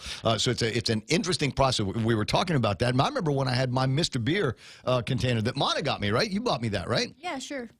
Anyway, so I had a Mr. Beer thing, and that was the deal. Not for me. It fermented ex-wife? Oh, yeah, that was me. That was you. Me. Yes, I forgot, was you. yeah. Duh. I got one for Phil, too. So it ferment. You go through the process twice. Once in the little plastic barrel. But it didn't come out. It didn't taste good. Yes, it did. Well, I didn't. Mine tasted good. I liked mine. I'd go and I'd buy those. What's the beer with the thing that you can reseal? Grolsch beer. I got I like that too. Yeah, I had to drink a whole lot of Grolsch so I could save the bottles and use them. Any candles? No, for holding the beer that I made. You're making me lose my train of thought here. So beer can combat obesity. It's probiotics and yeast. Go find a scientist. Go find a doctor and find out just how much you can drink to get away with it. At some point, there's Adonis calls it bread in a can. Exactly. No, it's exactly what it is. When you think about the ingredients that go into it, if we weren't fermenting it, I'll bet you it's the same stuff that you'd find in 9-grain honey oat over at Subway. But that's just me thinking out loud. It's 8:35 in the morning. The Ray Gibson Show continues. Mana Silva has got your last look at headlines today next. Chili's has a dinner deal you can't miss. Enjoy a tasty appetizer, 2 bottomless Coca-Cola beverages, and 2 mouth-watering entrees, all for just $35. Treat yourself to entree options like our fall-off-the-bone baby back ribs, personal fajita with chicken, or the ultimate bacon burger. Chili's 2 for $35. Available daily from 3 p.m. to closing for patio dining or takeout. Chili's is located on the 2nd floor of the Tucumán Sands Plaza. Call 648-7377 to place your takeout order today. With Chili's, you can still savor the moment at home. Okay, Google. Hey, Siri. Hi, Bixby. Go ahead. I'm listening. Open the Point app. Opening. Live stream, on demand, swap stations. Check out the visual radio. Get the free app available on the App Store and Google Play, or go to thepoint.gu. OKFC, OKFC, original and crispy. KFC's Colonel Sanders here. KFC wants to make your busy holiday season a little easier with KFC's complete holiday feast. That's 12 pieces of KFC's original chicken, 3 large homestyle sides, 4 biscuits, and a free chocolate chip cake. Or try the 6-piece meal with our new sweet potato fries. Happy holidays from KFC Guam. It's finger licking good. Yeah! Feeling mighty on this Monday morning. How you doing? Are we cool? Everybody happy? Are you happy with the progress in the development of the program? I know there's a bunch of people that said, "Man, Ray, I told you what beer goes with the KFC, and you glossed right over it. Made a joke about Real Joe drinking Zima." All right. Well, the truth of the matter is there were a whole lot more conversations. I think it was Tony Uggan who is probably right on this and says that Rogue, the mango from Rogue, is what you would enjoy best with KFC. Yeah. And if you can't find their mango, I would probably presume that Blue Moon with the mango in it. I haven't seen that lately. But that would probably work with that as well. And Kenny Williams is a porter. Tony says Rogue anything. Mike Grace Blas says root beer. Stephen Martinez says chicken batter IPA goes best with KFC. Dennis Benzer says Coors because KFC is a banquet. And Coors makes a banquet beer. There's Coors Light, which is not a banquet beer, but the Coors Original is a banquet beer. Cold Miller with KFC says Rico Blancaflor, and I got to say one thing, Rico, thanks very much for the donuts that you brought yesterday to the Pew Pew. Very, very good. Naturally, I had the one with chocolate and the shavings, the coconut shavings on it, which meant that because I have a mustache and a beard, I was eating it most of yesterday afternoon. 8:38, and time for our last look. It's time for the 8:30 news. Would you believe it? At 8:38, here's Mana Silva Tyron. Go.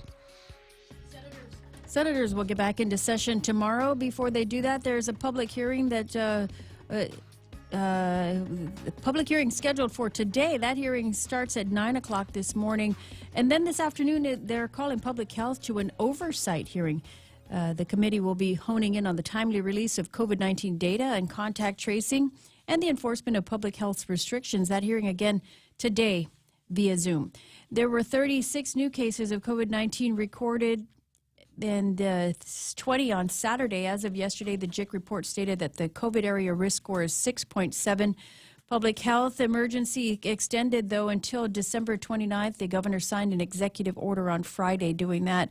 And public health will be doing their daily mass testing. Today they'll be in Jigo at the gym, the Teaden Field, and at the Agate Senior Center. They'll be doing their daily testing Monday through Friday, 9 until noon. And then on Saturday, they'll be at these same locations from 9 until 2 p.m. And the Department of Labor out with their PUAs and LWAs, 4.7 in their lost wage assistance, and then another $6.5 million in pandemic unemployment assistance. And those are your headlines right here on The Point. Well, thanks very much. At the direction, obviously, of the governor. Would not have otherwise happened. Yes. As a result of that. 20 away from now, speaking of labor, if you're looking for a job, and I've been telling you this since the beginning of this ridiculous pandemic, it's important, vital, to have a real-world skill. Can you work with a car engine? Yes. Liar. Can you do tile? Yes. Can you do cabinets in the kitchen?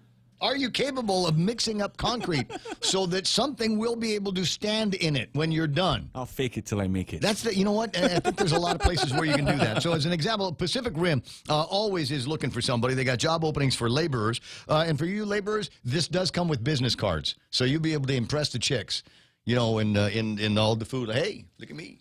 I'm a laborer. So they got looking for carpenters, carpenter foremen, masons, plumbers, pipe fitters, and surveyors. And most of this stuff, guys, honestly, most of this stuff you can learn on YouTube. Just seriously, go to YouTube and look where it says surveyors, and go. I've seen some of the guys that are out there surveying. I'm pretty sure I'm smarter than them. How tough is it, right? And I'm sure there's a YouTube thing that you can watch that will teach you everything that you need to know about surveying. And then, like I said, you can fake it till you make it. You go talk to the guys at Pacific and say, "Where'd you learn?" Tube University. Tube University is where I learned that. They got the heavy equipment operators, backhoe excavators, telehandlers, dumps, utility trucks, and again, these are all skills that you can pick up just by watching 2-3 hours worth of YouTube. I'm sure that there is something in there if you're interested. But the point is, obviously, there are jobs for which real-world skills are required right now. If you want to be working, you better know how to do something with your hands. And some of you are going, "But Ray, I'm a marketing major." Marketing major, Ray? Come on, help me out here. How am I supposed to get some kind of a job? How am I supposed to make a living? I don't have any real-world skills. I'm in marketing. This is the ultimate fake it till you make it position. There is a job for marketing. The job opening in marketing. Listen carefully. It says opening for restaurant marketing manager with BL Guam Corporation. Minimum requirements: a bachelor's degree in marketing, media arts, or graphic designs, or a foreign equivalent. 2 years of experience in restaurant marketing management or restaurant manager. 6 months experience using Adobe Illustrator, Adobe Photoshop, Adobe InDesign, Microsoft, and Microsoft Excel. All right, I don't know. Canva, baby. I'm a Canva dude. If I can't do it on Canva, I ain't doing it. Is the deal? Assist president in planning, formulating, and implementing the company's marketing activities. Send verification of qualifications by mail to PMB, and then it gives an address. Who is BL Guam? Do you know? I have no idea. Well, you got to find out. They didn't give a phone number. Then BL, don't you call, because you know about, how Adobe Illustrator and Photoshop work. I've seen that. Now. If you're going, Ray, does Real Joe really know a thing or two about Photoshop? As a matter of fact, yes, he does. It was Real Joe. Hold on a second. Let me see if I can get this up on the screen here. There it is. Hold on. Here's Real Joe. This is an example of Real Joe's Photoshop skills. Oh, you like my work? I love your work, bro. That's 19th floor worthy. Thank you. 19th floor worthy real world skills here. So congratulations on that. It's 8:43 in the morning. It'll probably take a break here, right? Gibson Joe continues after these. Did you know your smartphone is one of the most powerful tools in our fight against COVID-19? That's why we're bringing you the Guam COVID Alert Exposure Notification app. Developed by Google, Apple, and the PathCheck Foundation, the app works by letting you know if you've been exposed to someone who's positive. It's completely voluntary, and more importantly, it's anonymous. Add your phone to the COVID fight. Go to guamcovidalert.guam.gov or download it from the App Store or Google Play now. Help Guam stop COVID-19. And while you're downloading that app, download ours as well. Either one of the platforms, Android or the Apple Store. Go and just search 93.3 The Point. Or just Guam, and something will pop up, and you'll be able to load it up on your phone, your iPhone, your iPads. It works perfectly with the iPads. Also compatible and interactive with your Apple Watches and your Apple CarPlay. So if you're driving around and you hit one of those shadowy spots here, just plug that app in there, and you're going to be good to go. In fact, you will hear on that stream, that feed, the most perfect sound that I can give to you. It comes right out of literally the back end of our processing equipment and all of that stuff. Bypass the transmitters. You get all the highs, all the whole lows in stereo, by the way, at the app, and download that today. 8:44 in the morning. Portions of the program also brought to you by KFC. We've been talking about them all morning long, and I think we've all decided somewhere between a banquet beer and an IPA. Not a crazy strong IPA, but just enough to give bounce the flavor. That's what you're going to be wanting when you eat breakfast over at KFC. Just want to see how many heads that went over. Try it with the waffle and sausage, or the chicken fried steak, or the sausage breakfast wraps and the chicken breakfast wraps. So much more that you can get. In fact, if you spend over $6, you can get to try and sample some of the other items they've got in the breakfast line, like the hash browns and the Colonel's chicken fried rice. So yum, and iced coffee. Yeah, they're doing iced coffee as well over at KFC. Ray Gibson Show also being brought to you by FHP. They're open during Peak Core 1, open in Peak Core Fun. If you've got an appointment, keep your appointment. If you're worried about safety and sanitization, don't. It's FHP. They're going to take care of you. 8:45 on The Point. Okay, Google. Hey, Siri. Hi, Bixby. Go ahead. I'm listening. Open the Point app. Opening. Live stream, on demand, swap stations. Check out the visual radio. Get the free app available on the App Store and Google Play, or go to thepoint.gu.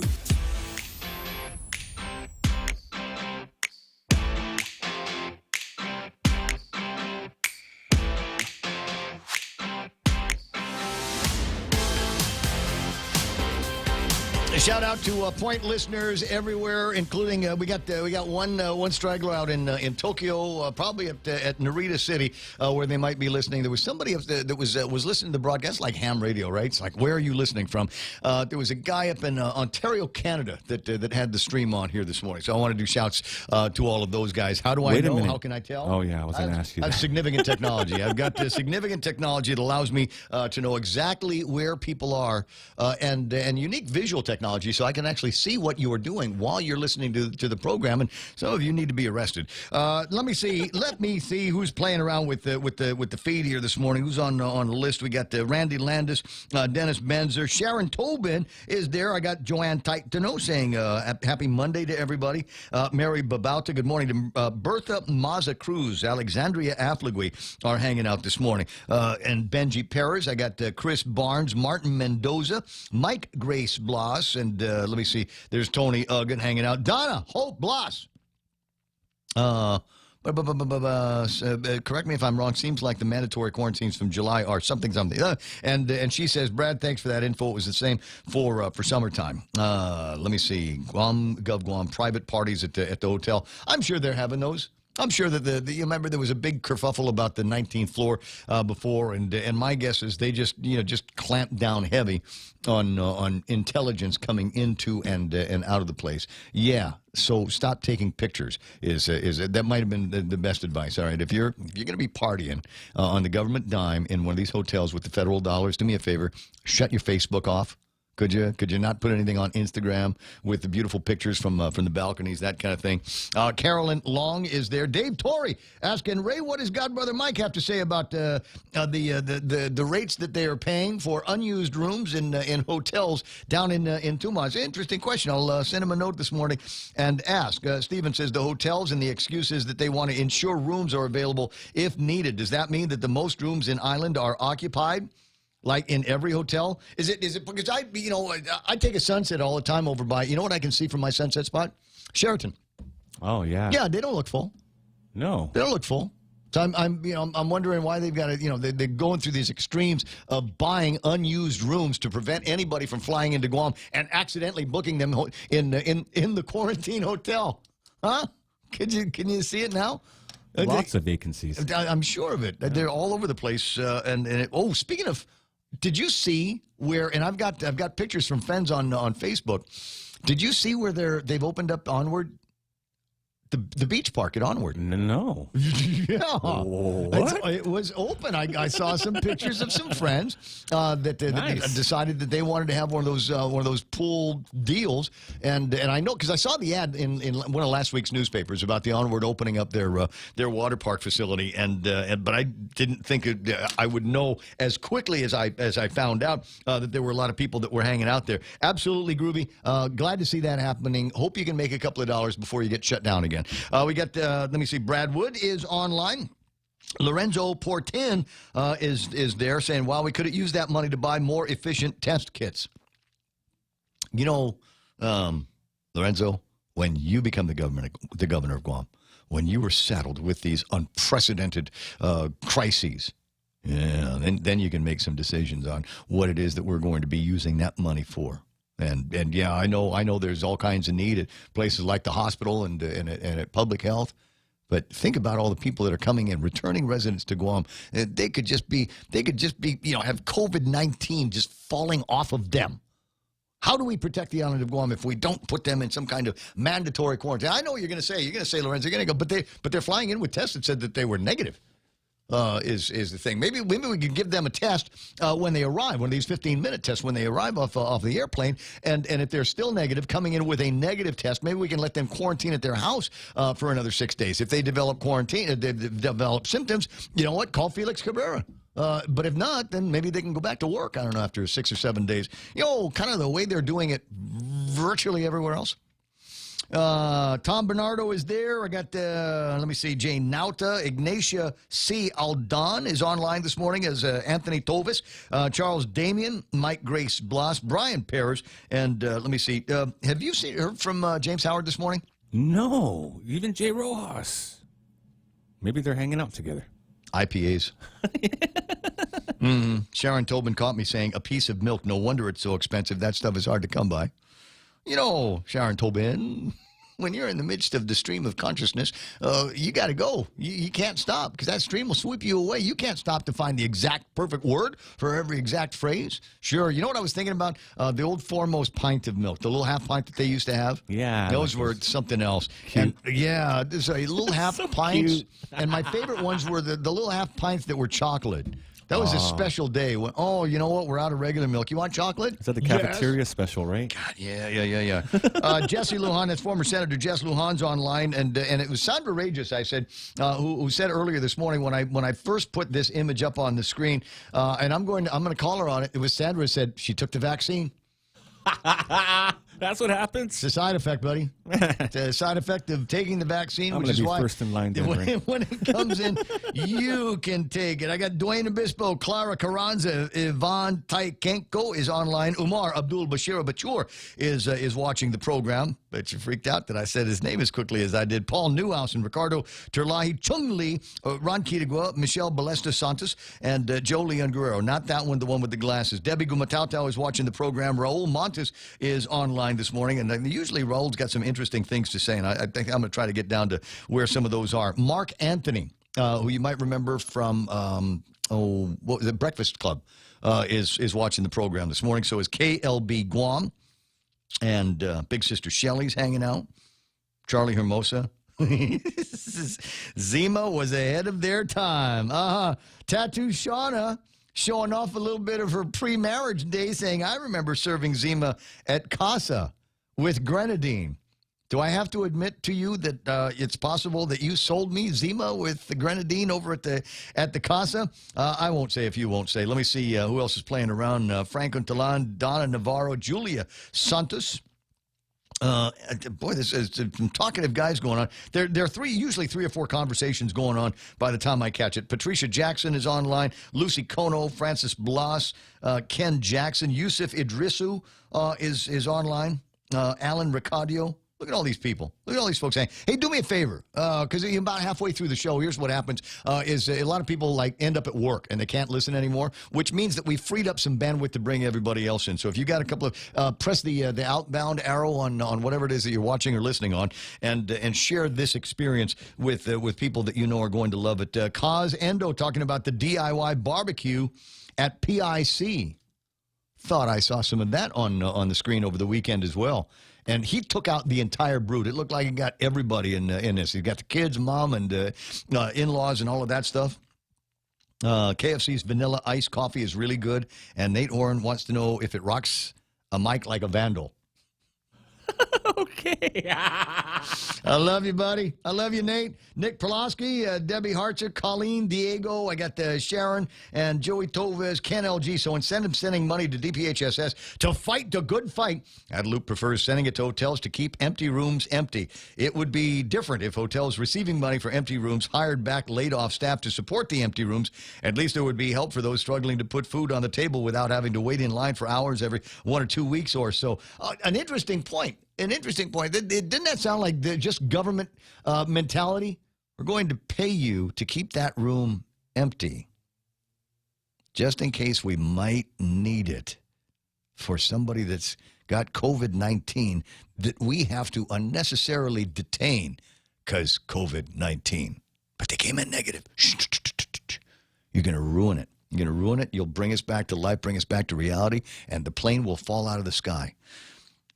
Janice Sullivan, and good morning to Vincent Pangolin, also watching the program. It's obviously great to have. I mean, Monday, we've all been through one kind of weekend or another. I already told you what mine was like, and part of it was the embarrassment of not being able to finish a couple of shooting drills over at the Pew Pew. But that's why we do the Pew Pew, to get better. That's why we have range days, to get out there and get better. And there might be some pictures floating around on Facebook of the eye candy that you missed by not showing up. Oh, man. At the Pew Pew. I missed out. You missed out. You missed out. There are a couple of a bunch of cool chicks there. Clarissa was there. Ah. And she doesn't wear anything that's not the correct size. It's always a size too small. Perfect. Kristen was there. And she didn't even shoot. She was sitting there for like 2 hours just watching boys, right? Didn't pick up the gun once. And the girl I like to refer to as Jailbait was there as well. And she's walking around embarrassing the guys, going, why is your gun so small? Thanks. Appreciate that. But you know what? We're going to do another one. And I was talking with the guys. I think one of the things that we're going to try to do the next Pew Pew, and I'm almost positive I picked out the right day. We're just going to get the place reserved, and it's going to be the 12 days of Pew Pew. Oh, 12 days of Pew Pew, and that's the way it's going to be. Probably on a Saturday. Because Sundays, it's everybody's like church, religious, whatever. And so I'm thinking we'll do this on a Saturday. And the other reason why I want to do it on a Saturday is I got a couple of cop buddies that want to show up. Oh. Yeah. Okay. It was so funny when the girls were leaving yesterday. One of them texted me a message and said, "The police are on their way." Yeah. What do you mean the police are on their way? They're on their way. And the thought that goes through my head is, all right, between all of us here, there might be a mask. Actually, there's like 2. But otherwise we were socially distanced. And they did something over at the range I don't know if anybody's aware of. But they've actually, and it's weird, because half of the B range has got 6-foot markers. So instead of being able to shoot, from one lane to the other, you shoot here, closed, open, closed, open, closed. Oh, okay, cool. But only on one side of B. The other 6 are open on the other side, which led me to believe that COVID was only on the right side of the range. On the left side, no problem. No problem. Hanging up. COVID. Yeah, you just never know. You just never know. I was at the grocery store the other day, and thank God I remembered if you stand on the dot, you won't get COVID-19. So I found every dot I could. But they're so far apart, it's hard to jump from one to the other. God. Well, I don't know. It feels like some of the scientific thinking that's going into that. Let me see here.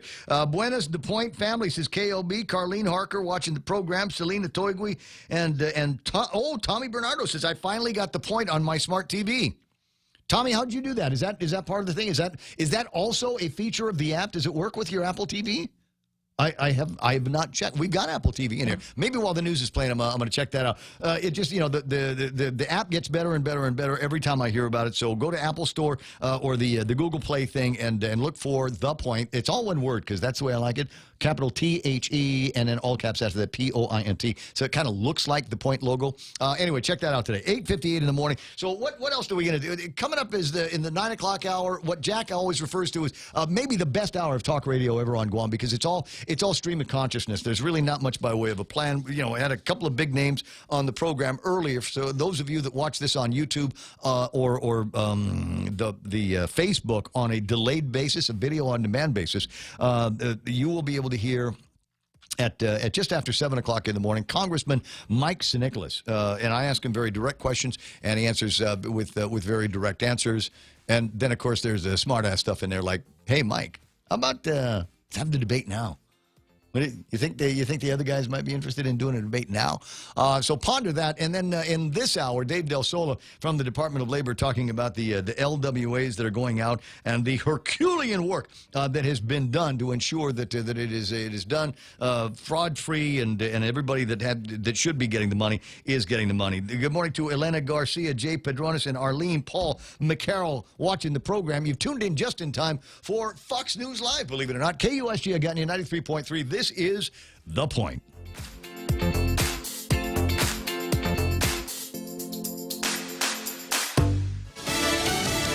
Warnings from health officials. I'm Joe Chiro, Fox News.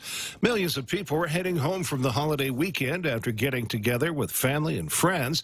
But those gatherings have health officials warning people COVID-19 cases are likely to jump much higher. U.S. Surgeon General Dr. Jerome Adams. My mother's in the hospital right now. I want people to understand that if cases and hospitalizations continue to go up, not only will it hurt our ability to care for COVID patients, but if someone's having a baby, they may not be able to get a bed. Adams on Fox News Sunday. Infectious disease expert Dr. Anthony Fauci says the U.S. may see surge upon surge of the virus in the weeks ahead. President-elect Joe Biden suffering an injury this weekend. The president-elect sustained this injury yesterday, a twisted ankle while he was out playing with his dog Major.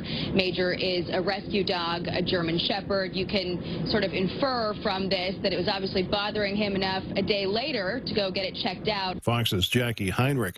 The Biden transition team announcing 7 members of the White House senior communications staff. Roles that for the first time in history will be filled entirely by women. Among them, Kate Bedingfield, the former deputy campaign manager, will serve as White House communications director. White House communications veteran Jem Psaki will become White House press secretary. The Wall Street Journal reports President-elect Biden will nominate a diverse group of economic advisors to serve alongside the Treasury Secretary, who is expected to be former Fed Chair Janet Yellen. Schools in New York City began to reopen in phases a week from Monday. Mayor Bill de Blasio says consent forms will be required and COVID-19 testing will be in place. Governor Andrew Cuomo says reopening is the right decision. America is listening to Fox News.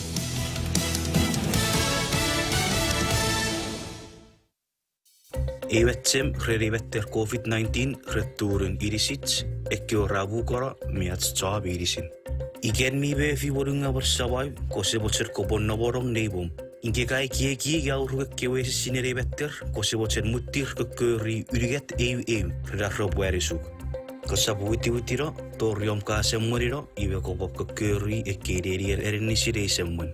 Kose bocer siboturu ekkio ravukora mekkio irmia pagapang iri semmun. Ato waware fidong iriakots bore raiwe pot na warong neibom ike bure miwe fi opsawai. Mutir na ageo tesi COVID-19 ike bure mi churriebel mi semmun. Mutir ne feurie kierenis me bure negoruk pangiri baraban arabas medisin. Siresin fito siri manielu atse office in Micronesian Resource Center me QS Taser siri Joyce Broadcasting. Kiriso Zabur. Control of the Senate will be determined by a runoff election in Georgia on January 5th for 2 Senate seats. Republican Kelly Loeffler is one of the 2 incumbents and tells residents they can trust the election process. We are going to monitor and verify all the signatures. We are going to be right there and make sure that Georgians can trust this process, because we have to have integrity in our elections. And given everything that's on the line January 5th, we're making sure that Georgians are fired up to turn out to vote. Loeffler on Sunday Morning Futures. The Senate will be controlled by Republicans if they hold one or both seats, and the new President Biden would be the first since 1989 to enter office without full control of Congress. Some houses of worship in France set to reopen during the current coronavirus pandemic. Fox's Paul Stevens reports. A few churches, mosques, and synagogues can open their doors again as France cautiously starts reopening after a second coronavirus lockdown. Some church leaders say they might defy a 30-person limit, which they believe is too unreasonable, while many other sites may stay closed. One Muslim leader northeast of Paris saying his mosque simply would not reopen as long as there's a 30-person limit, insisting we can't choose people, quote-unquote, allowed to enter for prayer. Paul Stevens, Fox News. Japan takes another step to kickstart the postponed Tokyo Olympics. Fox's Simon Owen with the story. Japan's Olympic organizers say they plan to hold 18 trial competitions next spring, rehearsals ahead of the rescheduled Summer Olympics in Tokyo.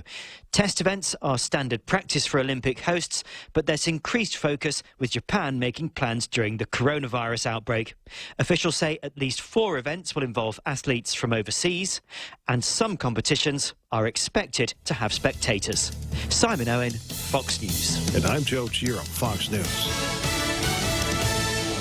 This Christmas, window shopping and gift purchases might be done more online than ever before. Don't let scammers ruin the spirit of the season. Keep your information safe with these tips. When shopping online, use a secure and trusted network. When checking out, look for the lock icon in your browser bar and ensure the site you're on is valid by confirming the URL. Lastly, keep track of your spending by checking your bank statements often. For more online safety tips, visit the Fraud Information Center at bankofguam.com. Bank of Guam, the People's Bank. Member FDIC. Win a staycation getaway with 76 Circle K. Enter to win a 2-night stay in the luxurious Tsubaki Tower with breakfast at the Casa Oceano and an hour of pure bliss at the Spa Ayala for 2. And then choose your adventure. A 3-hour ocean escapade with Shut Up and Fish, the premier ocean tour service, or take a heart-pounding water adventure and go jet skiing with Joe's Jet Ski. Just purchase $30 or more in fuel at 76 Circle K for a chance to win. Visit 76 Circle K today and win the staycation of a lifetime. Conditions apply. See store for details. It's 6 after 9 o'clock in the morning. And normally we do weather here, but I figure by now you've got it. Partly cloudy skies today and tonight. Breezy, partly sunny skies tomorrow. A little bit more by way of clouds and some showers, so be on the lookout for that. I am sunsetting tonight. I'll tell you right now, if for those of you that are after me or something like that and want to know, hey, man, where you think we might be able to find that Gibson guy? He's got a big mouth, dude. I'm going to shut that guy's mouth down for good.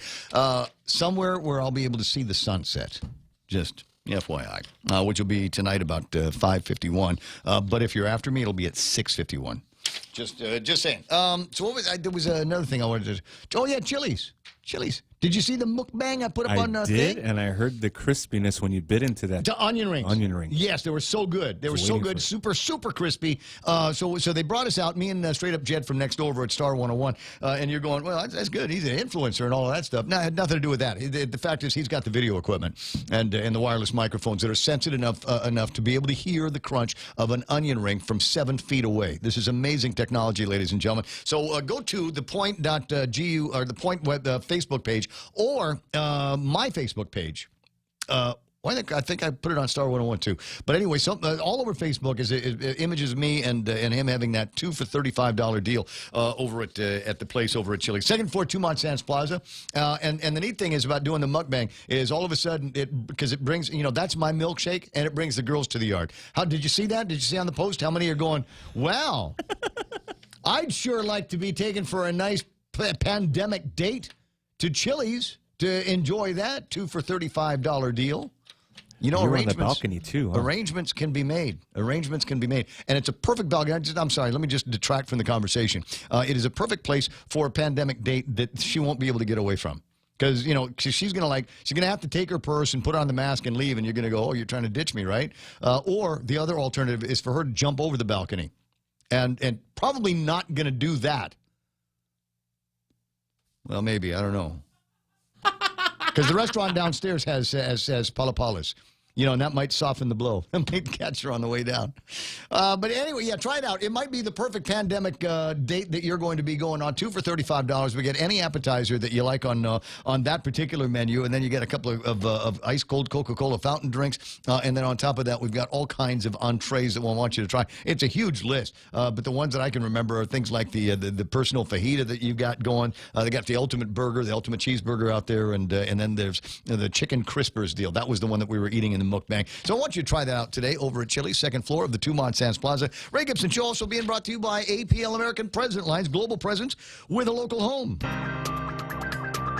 Rediscover Talk Radio here. Your FM News Talk Superstation. This is The Point.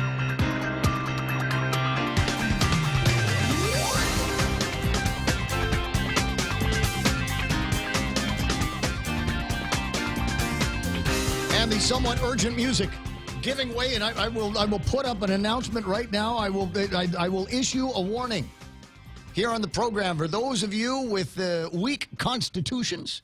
For those of you that cannot stand the sight of blood, whether it's yours or somebody else's, you might want to avert your eyes from Facebook Live, YouTube, and the point.gu if those are what you are watching right now. I'm going to put up it's a graphic image, and it is an image of a friend of mine's knee area. And I'm going to do the countdown, so you got time now to close your eyes or change the page that you're on. As long as you can keep listening, you'll know what I'm talking about. Okay, I forgot to do the countdown. There it is. There it is. There's the bloody stump. Ouch. Ow! Didn't that look? That's ow! You know, even more out. This is the way I will make it so you'll even feel this worse if you're a guy. That's a girl's leg. Oh, wow. Yeah. So no beauty contests for her, no swimsuit deals for her. You might be able to hide that in the evening gown, but not in a bikini. No, that's it for Miss Universe. Although face-wise, that is a Miss Universe, and that's all I'm going to say about that. Other than the other thing I'm going to say about that is she's related to one of the island's most powerful lawyers, and that could come in handy. That could come in handy. Don't spend all the money, Governor. Don't spend all the money, Lou. Don't spend all the money, Josh and Ed Byrne over at the Department of Administration, because it is possible that somebody might be coming to you for something that's completely preventable. And it is work that needs to be done on the roadway, specifically in the Day-to-Do area. Let me see if I can get a couple of other pictures. I think I've got some video on this as well. I want to protect the identity of the people that shot the video, so please don't use the audio when I bring it up to you, okay, Real Joe? Can you promise me? You're going to screw it up? You're going to screw it up? Scout's on it. You sure? Yeah. Okay. I wasn't a scout, but yeah, my word is good. That's fine. So here's the image. Now we're traveling southbound up in Dededo towards the flea market area, and you see sidewalk, and then you see what you're seeing there is all of the swordgrass, the sakati, everything now is on the sidewalk. There might be 6 or 7 inches for runners, joggers, cyclists to be able to walk up and down that stretch of road. What? Excuse me. Who in the hell is working in the government of Guam anymore besides Dave Del Sola, Carl Gutierrez, and Jerry Perez? Who's working? Who is getting anything done? Why is this not being taken care of? And I don't know. You want to go after the mayor's office? That's Mayor Savares' deal. That's the video. We got a couple of still images that you can see. Let me zoom in on this, and you can see in between the poles just how little room there is for runners and joggers. So what happens is you have to step off the sidewalk, putting yourself in danger. Says there's cars coming, oncoming traffic right at you. There's another spot, and I don't think I've got an image of this, but there are a couple of other spots on the deal. I think this is another piece of video, which is even another further up the street. So you're thinking, well, it might be just that place where this is happening. There are easily a couple of other spots, and that looks like right there at the intersection that takes you into the flea market. So just north of that is another spot where people have to go off. And I'm told that there's something that looks like a hole in the road, and that's what she stepped in. That's what Miss Universe stepped in the last few days. And I saw some pictures afterwards. Let me just close that so you don't see every phone number of every chick I know. I'm going to protect it. sanctity of their information. Some of their husbands don't know. But anyway, nothing. Here's that picture again. Here's the picture, right? So that's what it looked like. I mean, because you got adrenaline. And anybody that's ever taken a fall for whatever reason knows, you're running, you're on a bicycle. You've crashed on a bike. Oh, many times. Oh, many times. You've seen one like that on your knee, right? Yes. Yeah, it's adrenaline. You don't feel anything for, an hour, 2 hours, something like that. There's an initial pain, but then the adrenaline kicks through and you're going to be all right. And then, you get home and you realize that the adrenaline is no longer in your system. And, oh, my God, that hurts. Yep, got to amputate. That's legs coming right off. No more dancing. No more dancing for Chica over here. And so the point on all of this is, number one, Mayor Savars or anybody at the Dededo Mayor's office, you have to do something about this. And I don't want to hear any more BS about, well, it's not us. DPW is supposed to do that section of roadway, or the private contractor is supposed to come in or do something. Somebody in the government of Guam is not working right now and could very easily, it doesn't matter, the director position, if you want to, deputy director, fend the good bush cutter, the good one. Or if you got high enough power, then go get some heavy equipment and knock that stuff back so that the sidewalks can be used for what they need to be used for, and that is pedestrian traffic.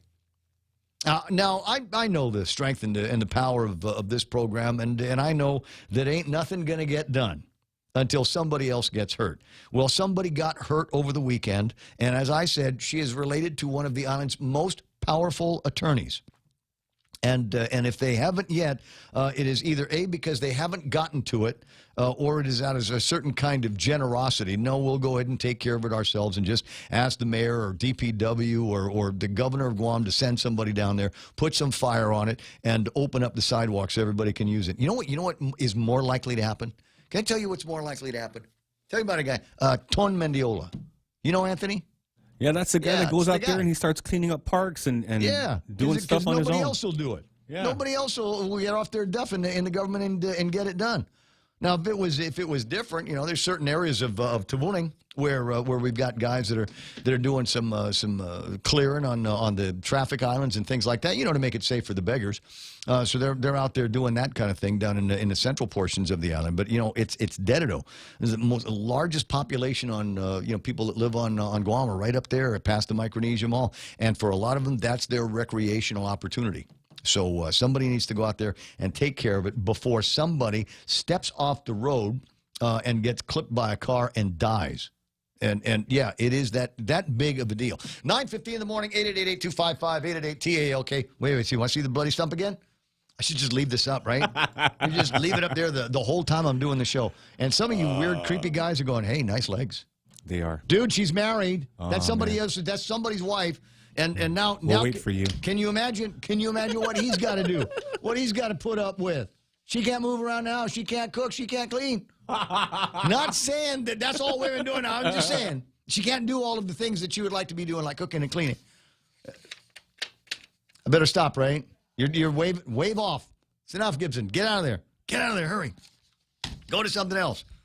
But that's, in my mind, that's as big as a news story as anybody else. I'll bet we could take care of it if we weren't paying for empty rooms in hotels. I'll bet we'd have all kinds of money. We'd have volunteers. This is going to be the new big job over at the Department of Labor. You're going to have guys fighting for those $9 an hour jobs so they can go zabao up in Dededo when this nonsense is over and nobody can find a regular job in the private sector. Everybody's going to be looking for these temp jobs. Front page, today's Pacific Daily News. Good job, Jasmine Wise, on this story. GovGuam pays for unused rooms. They're actually paying them to keep them empty. And here's the idea from Jenna Bloss. The unused rooms are paid for to ensure rooms are available and a protective measure. Available to who? Available to who? The tourists that are not coming to Guam? Do you suppose there might be some people sitting around going, you know what I need? Real Joe? Staycation. Oh, yeah. I want a staycation. And even though there are numerous hotels up and down Tumon Bay that are open, that will put you in a room, you go, maybe I'll go stay over at the Hyatt. Sophie does a great job with that hotel, and they got great dining outside. I can use a swimming pool. People are using the swimming pool there. Yeah? Yeah, you pass by there. And the neat thing is, because it's COVID-19 and they got all these regulations, it's skinny dipping the whole time. Oh, nice. It's total skinny dipping. So you get down. there. Well, yeah, you got to get through security. Got to get behind the curtain there, bro. So there's a lot of people and lots of other hotel rooms that people can stay at that don't have quarantine people in the room next door. So let's put it together in our heads, guys. Shall we? Let's go through the process. I want to do a staycation. Where do I want to do a staycation? I can do it over at the Hyatt and go swim in the pool in the morning and go eat a cheeseburger at the restaurant downstairs. Or maybe Niji. They're doing takeaways for the Niji, right? I think they're also doing some kind of outdoor. Is it bento stuff? Why? Where is it? Is it? Somebody will answer the question for me on Facebook Live. Which of the hotels is it that took all of their fine dining and gave them some outdoor real estate? So if you wanted this kind of food, that restaurant's open, but it's outdoor dining, and next door, or you get basically being able to order from a consolidated menu. Well, so you wanted Japanese food, we can bring that to you. It's all on the same menu, delivered by the same guy that's going to bring you a burger from the buffet side. Know what I mean? So, and I want to say that it's the Hyatt for doing that. At any rate, I'm looking at to see if I'm getting an answer on that question. But you want to do a staycation, so you want it maybe the Hyatt, or I don't know. It's got to be the old Outrigger. I only want to stay at the old Outrigger. And so you called them up, and I'd say, yeah, I'd like to be able to stay at the Outrigger. And they say, oh, I'm sorry, we're 100% booked. And you go, oh, you have that many COVID people there? No. We keep the rooms empty for people like you. We want to be able to keep people like you out. This is only for quarantine people. Does that make sense that they would spend anywhere near $100, $200 for that? That's the crazy thing, guys. Who, literally in their right mind, would do something? We have this many people in your facility right now. That's all we're paying for. But we've got all these other rooms. No, but they're empty. So why would we pay for that? And somebody said, and totally gaslit him and made it sound like a great idea. Well, what happens if Ray Gibson and his friends want to have a staycation? What if we want to have a bachelor party in the hotel? How do we say no to that? We can only say no to them if the room is otherwise reserved. Brilliant idea. Yeah, okay. We want the villa. God. Some of these people, I can hardly wait until the federal government finds out about this. And they're going to go, really? You paid money for empty rooms? Yeah, taxpayers not going to be holding a bag for that. You got to reimburse the fund there. Sorry. Well, will you spend $107 a day? By how many days? Okay. Tell us when we can expect a check, would you there? In addition to the unoccupied rooms, the purchase orders note differences in meal costs at the different hotel. Deuced Beach Resort purchase orders show meals for quarantine travelers are billed at $69 a meal, $207 for breakfast, lunch, and dinner per person per day. I know people that work in that hotel that were looking at the meals that they got because they got stuck in quarantine going, this ain't worth it. This isn't a $20 bento. This isn't a $20 box of food here. Styrofoam container that they've sent up here. They know the quality of the meals that can come out of that place. They know what a $69 meal looks like, and that ain't it. That ain't it.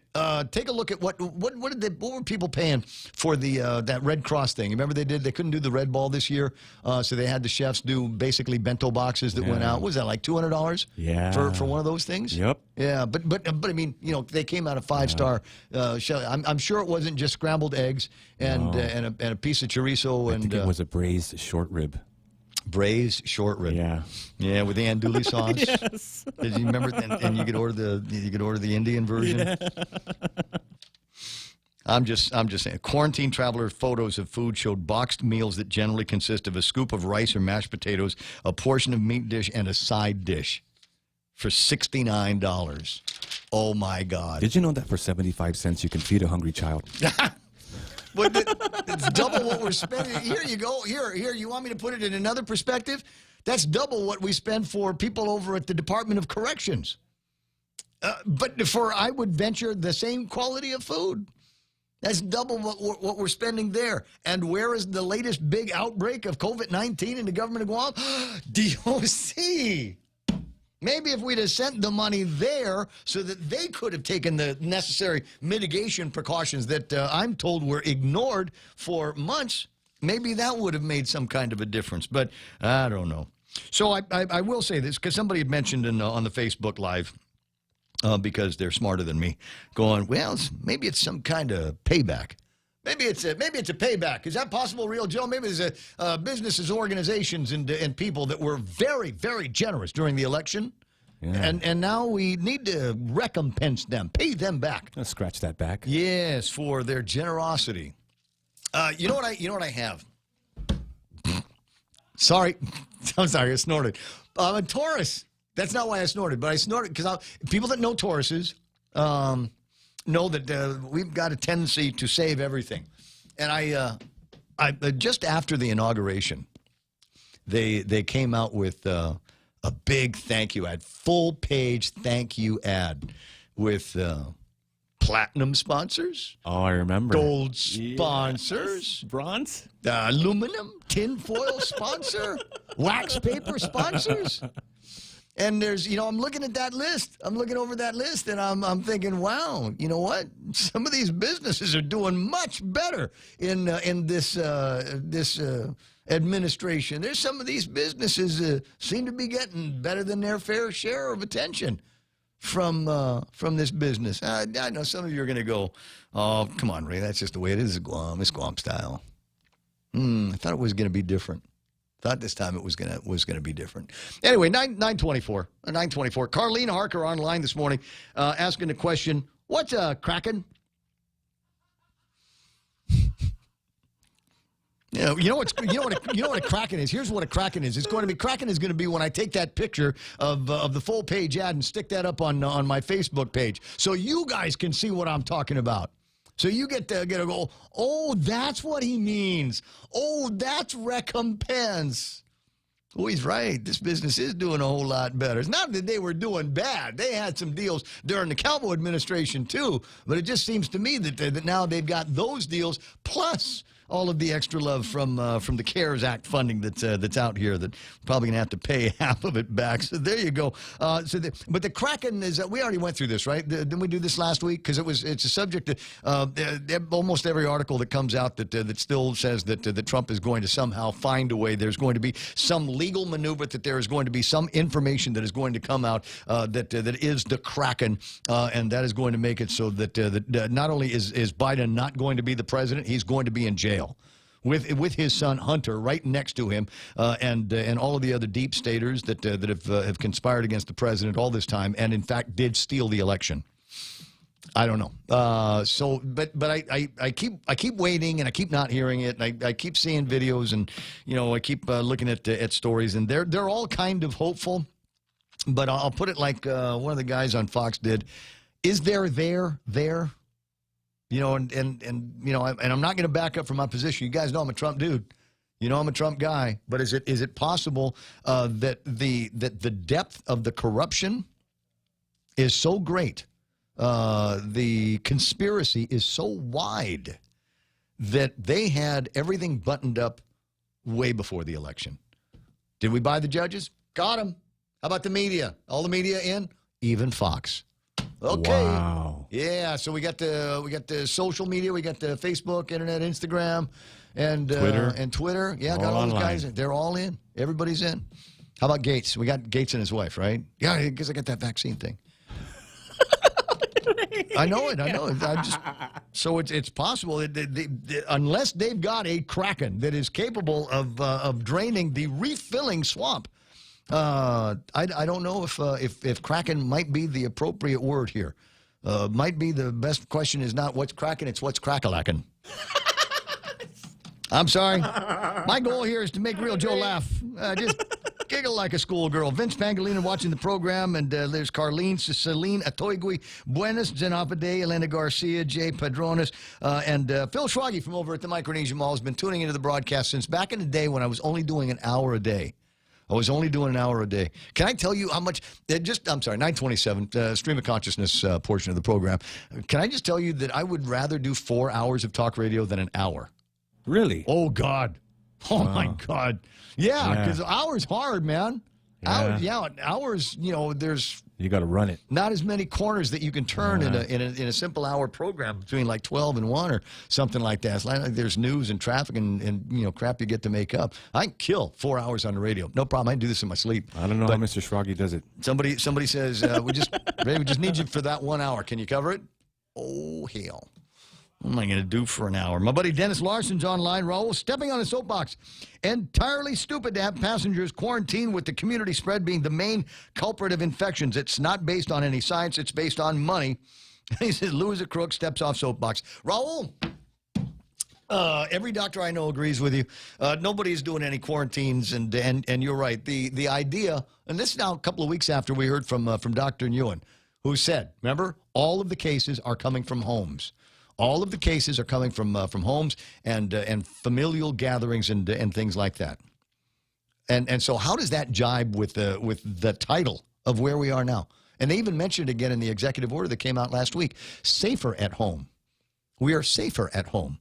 Oh, wait a second. I got a cousin who works over at the Department of Corrections, where it seems to be going through there like Grant took Richmond, and he's coming home to hang out because, it's where he lives.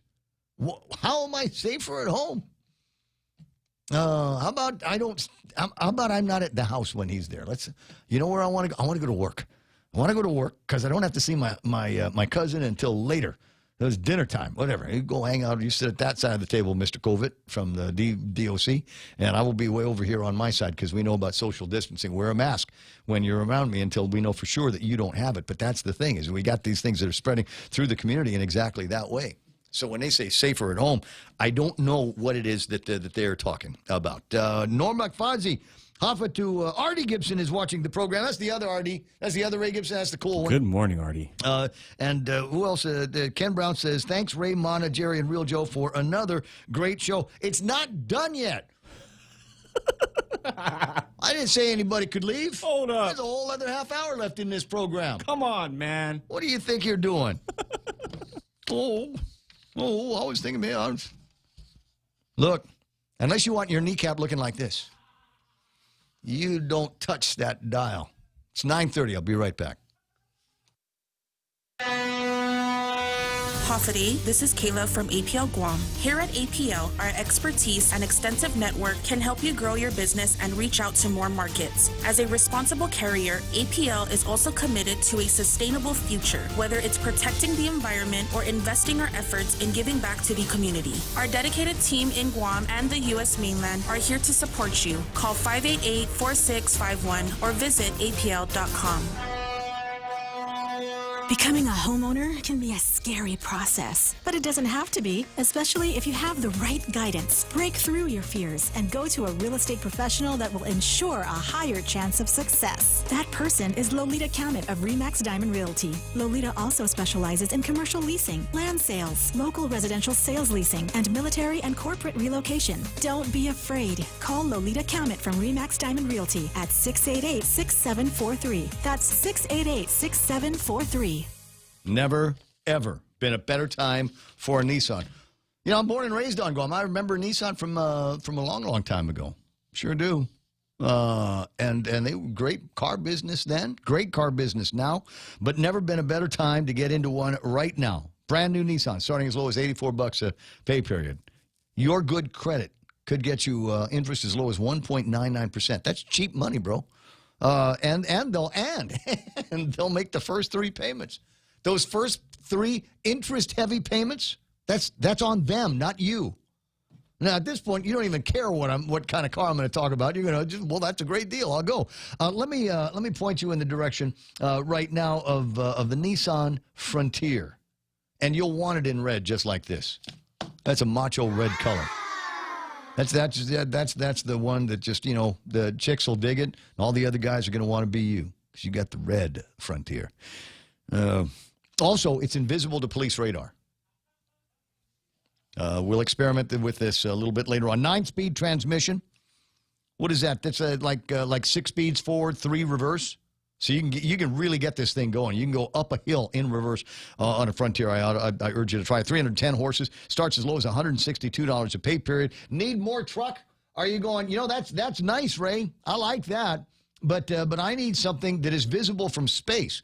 And in this case, you're going to be looking for the Titan. No kidding. They got you can actually see these if you're on the space station going over Guam. They know the location of every single one of these because they're that big. Only pick up 400 horses, America's best truck warranty to 5 years or 100,000 miles. Now, you're going to want to test drive Mike Templo, Eric Cooper, or Jenilyn Galt. Be more than happy to put you in a test drive. Some of you might need a ladder to get into the Titan, but Nissan sells those as well. It's 932.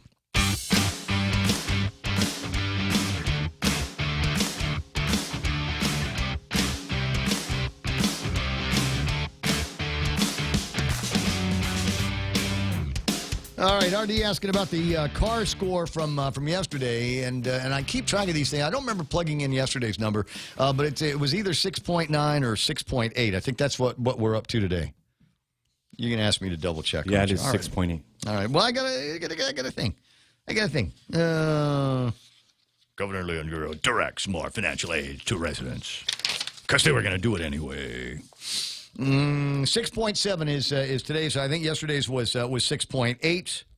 As of the 29th, it will be recalculated once reports from all participating labs are up to date.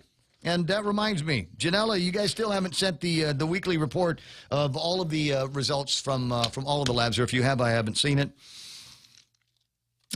We've got 6,818 confirmed COVID cases on Guam. Ooh, scary number. 5,521 are not in active isolation.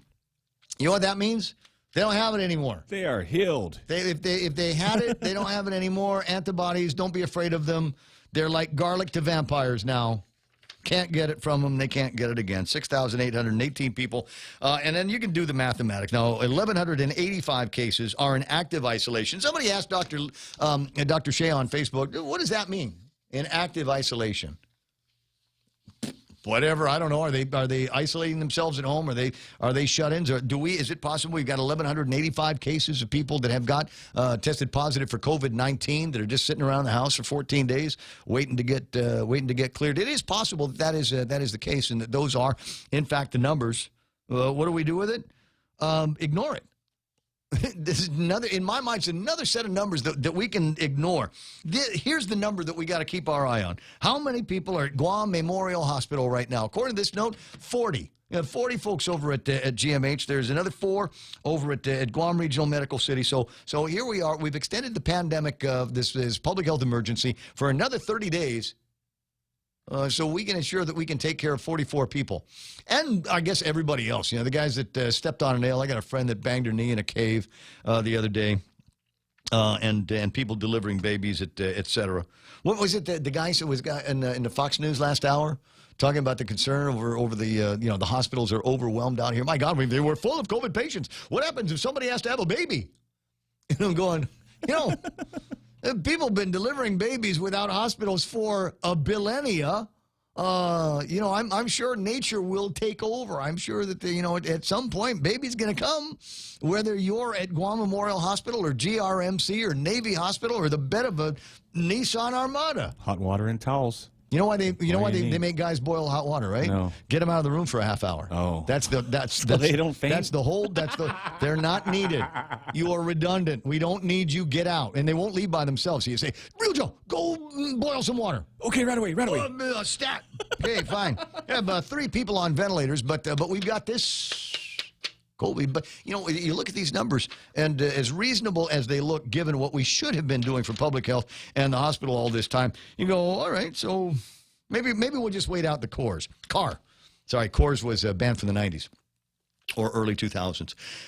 Now, I had put this together by way of a prediction. Hold on. I filed it away.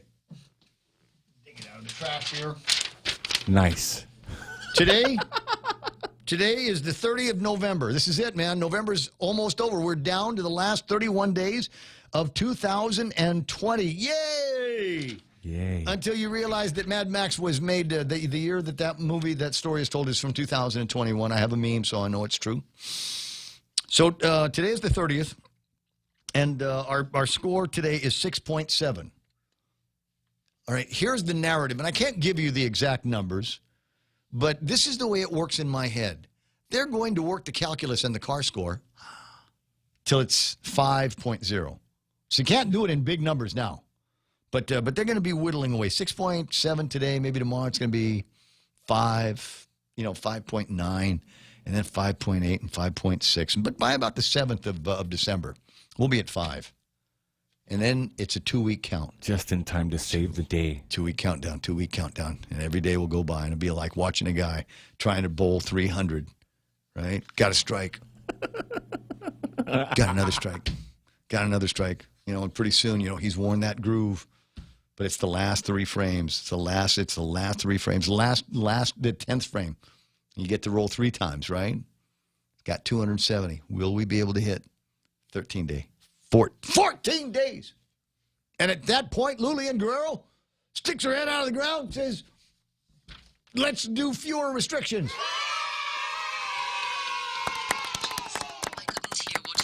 It's because I wasn't talking to you. It's the beauty of living with significant technology, isn't it? So by the 24th or so, 23rd, 24th, just in time for that Christmas miracle announcement. It will come out. You'll be able to hear the bells ringing in the background. It will be exactly like the end of, what's that movie? With Zuzu and her pedals. Dennis Benzer's listening. He's embarrassed because I don't know it off the top of my head. Zuzu and her pedals. Shh. What? A Wonderful Life.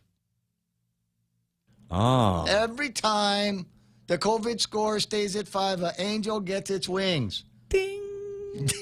Exactly. All right. So that's my prediction of what's going to happen. That's my prediction. Now what happens after that? Who knows?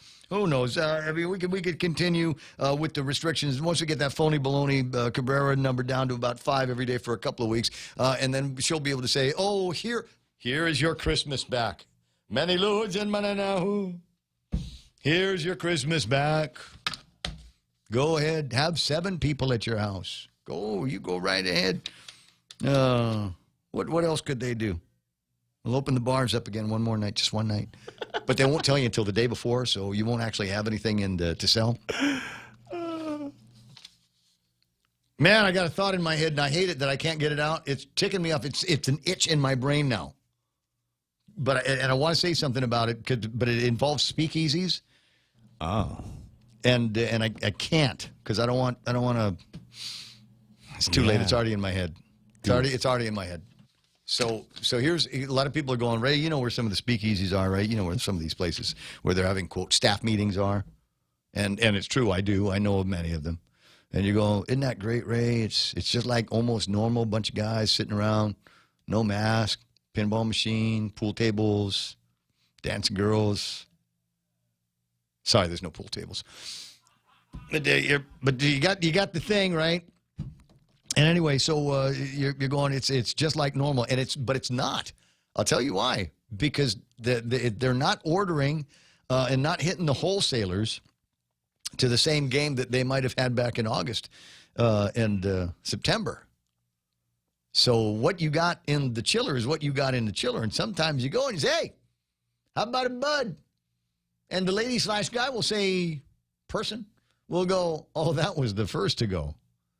"Oh, what have you got?" "Well, we got this one beer that the wholesaler practically gave it to us. Nobody likes it. We got plenty of that. You want some?" "Well, I'm here. Might as well." Sorry, tomorrow style. Might as well.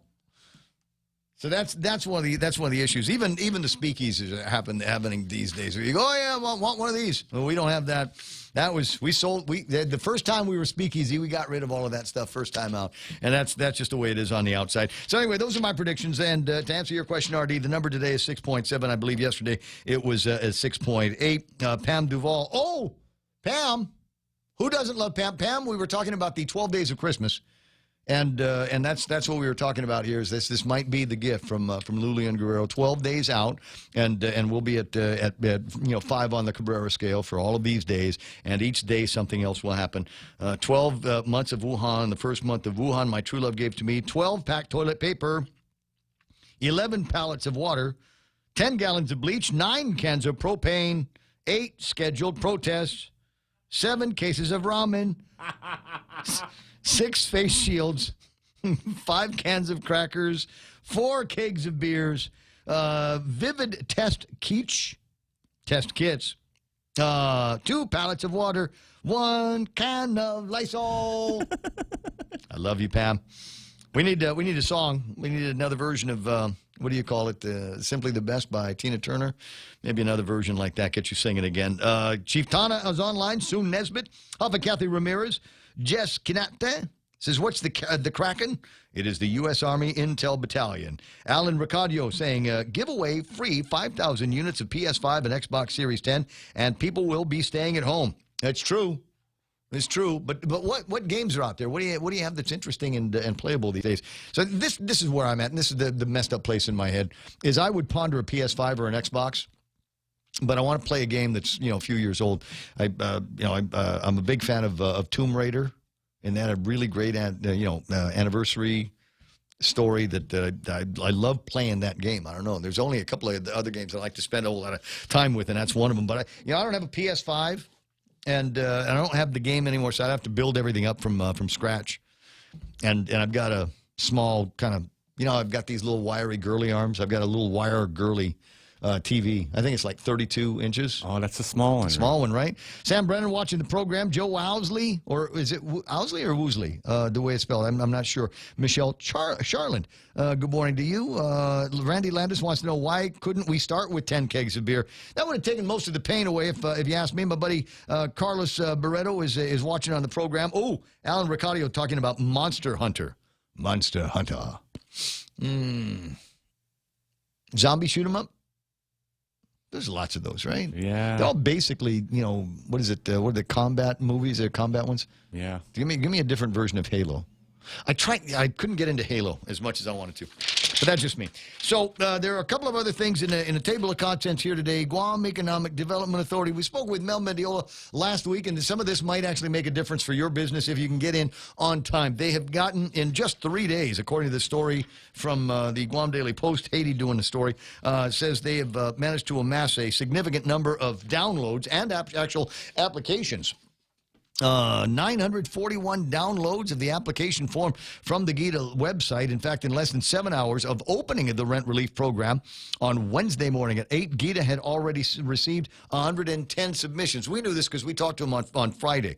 Their small business rent assistance program will help you pay up to 2 months worth of past due commercial rent, or up to $15,000, whichever is less. Small businesses eligible to apply include food and beverage establishments, bars and restaurants, brick and mortar sales, retail stores, and personal service businesses such as hair and nail salons.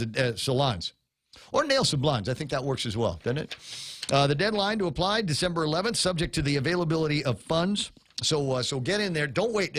Go to right now. If you got to pay rent to somebody, and you're going to go, yeah, but I wasn't on that list of businesses. Let them disqualify you. Don't disqualify yourself. Just put in the paperwork. Put in the application. Who knows? They might go, oh yeah, you'll fit in under the radar. So give that a shot at GITA. Guam Economic Development Authority. You might have to do some searching around for a / unless they manage to put it on the front page of the news. Now, there's another story. Public health shifts testing focus. And I'm wondering if this will help us get back to a car score of about five Cabreras. No, and remember what I was telling you. We've got to figure out a way to inch it lower. Now, one of the reasons why it was high to begin with was because there was a lot of target testing. They were doing contact tracing, and they were identifying groups like contractors, people in certain churches, virtually every department and agency in the government of Guam that is doing any kind of function, and saying, okay, these guys are contributing to the higher car score, I believe. But when we start randomizing the mix, I think we're going to go back to the days where we saw more tests with fewer positives, because we're not shooting fish in a barrel, if you know what I mean. We're not going after people who we believe are sick. Now, why are they doing that now? According to Janela Carrera, spokesperson for Department of Public Harassment and Secret Service, they want to find asymptomatic cases, which now account for as much as 70% of transmissions. Their science. Okay. She said DPHSS officials attended meetings recently with Dr. Deborah Birx, White House Coronavirus Response Coordinator, and U.S. Surgeon General Jerome Adams. I want to party with that guy. You know, it looks like the kind of guy that, what, 4 o'clock in the morning? It's too early to go home, bro. Yeah. Well, we're not going home until the sun rises over Kings. Got it? Anyway, encourage them to increase testing of a larger population to catch those with the virus but not exhibiting symptoms. He said we need to increase our focus on creating and carrying out a plan for serial testing of asymptomatic patients and test frequently because they're now accounting for 60 to 70% of the spread. Previously, it was estimated to be about 45% of the spread.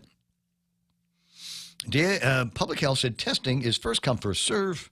Tests Monday to Friday will be capped at 200, but Saturday's tests will allow for 3. Carrera said DPHS's team is preparing to provide participants with their test results at the site.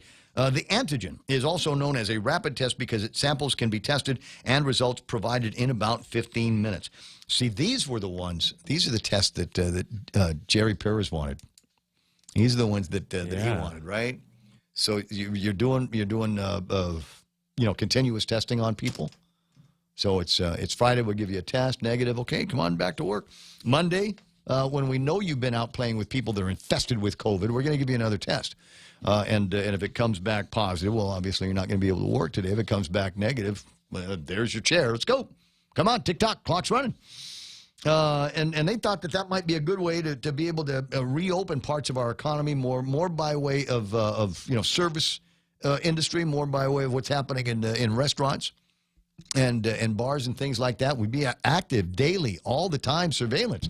But they've decided to use that to try to root out the asymptomatic. So if you're not feeling sick, go take a test. And if it turns out that you're sick, maybe we'll stick you in one of those rooms that we're paying to keep empty. Isn't it great? There it is. There's your circular economy, ladies and gentlemen. So we got there's that interesting story. And like I said, for me, the high side might be that it might point us in the direction of being able to get into a place where the CAR score is going to end up being lower. Strategy and timing is everything. No? 888-825-5888-TALK is the telephone number here. And I got this from His Honor Bob Plitsky. Because something I was talking about last week, I think he's trying to ensure that the program is steered in the direction of truth as opposed to tall tales. We leave the tall tales to the afternoon guy. Says, Ray, it's that time of year again, when other talk shows will be trotting out the story of Pongsangwa being the result of the legislature's cancellation of the December 8th holiday. It's a great story. Only one problem. It's wrong.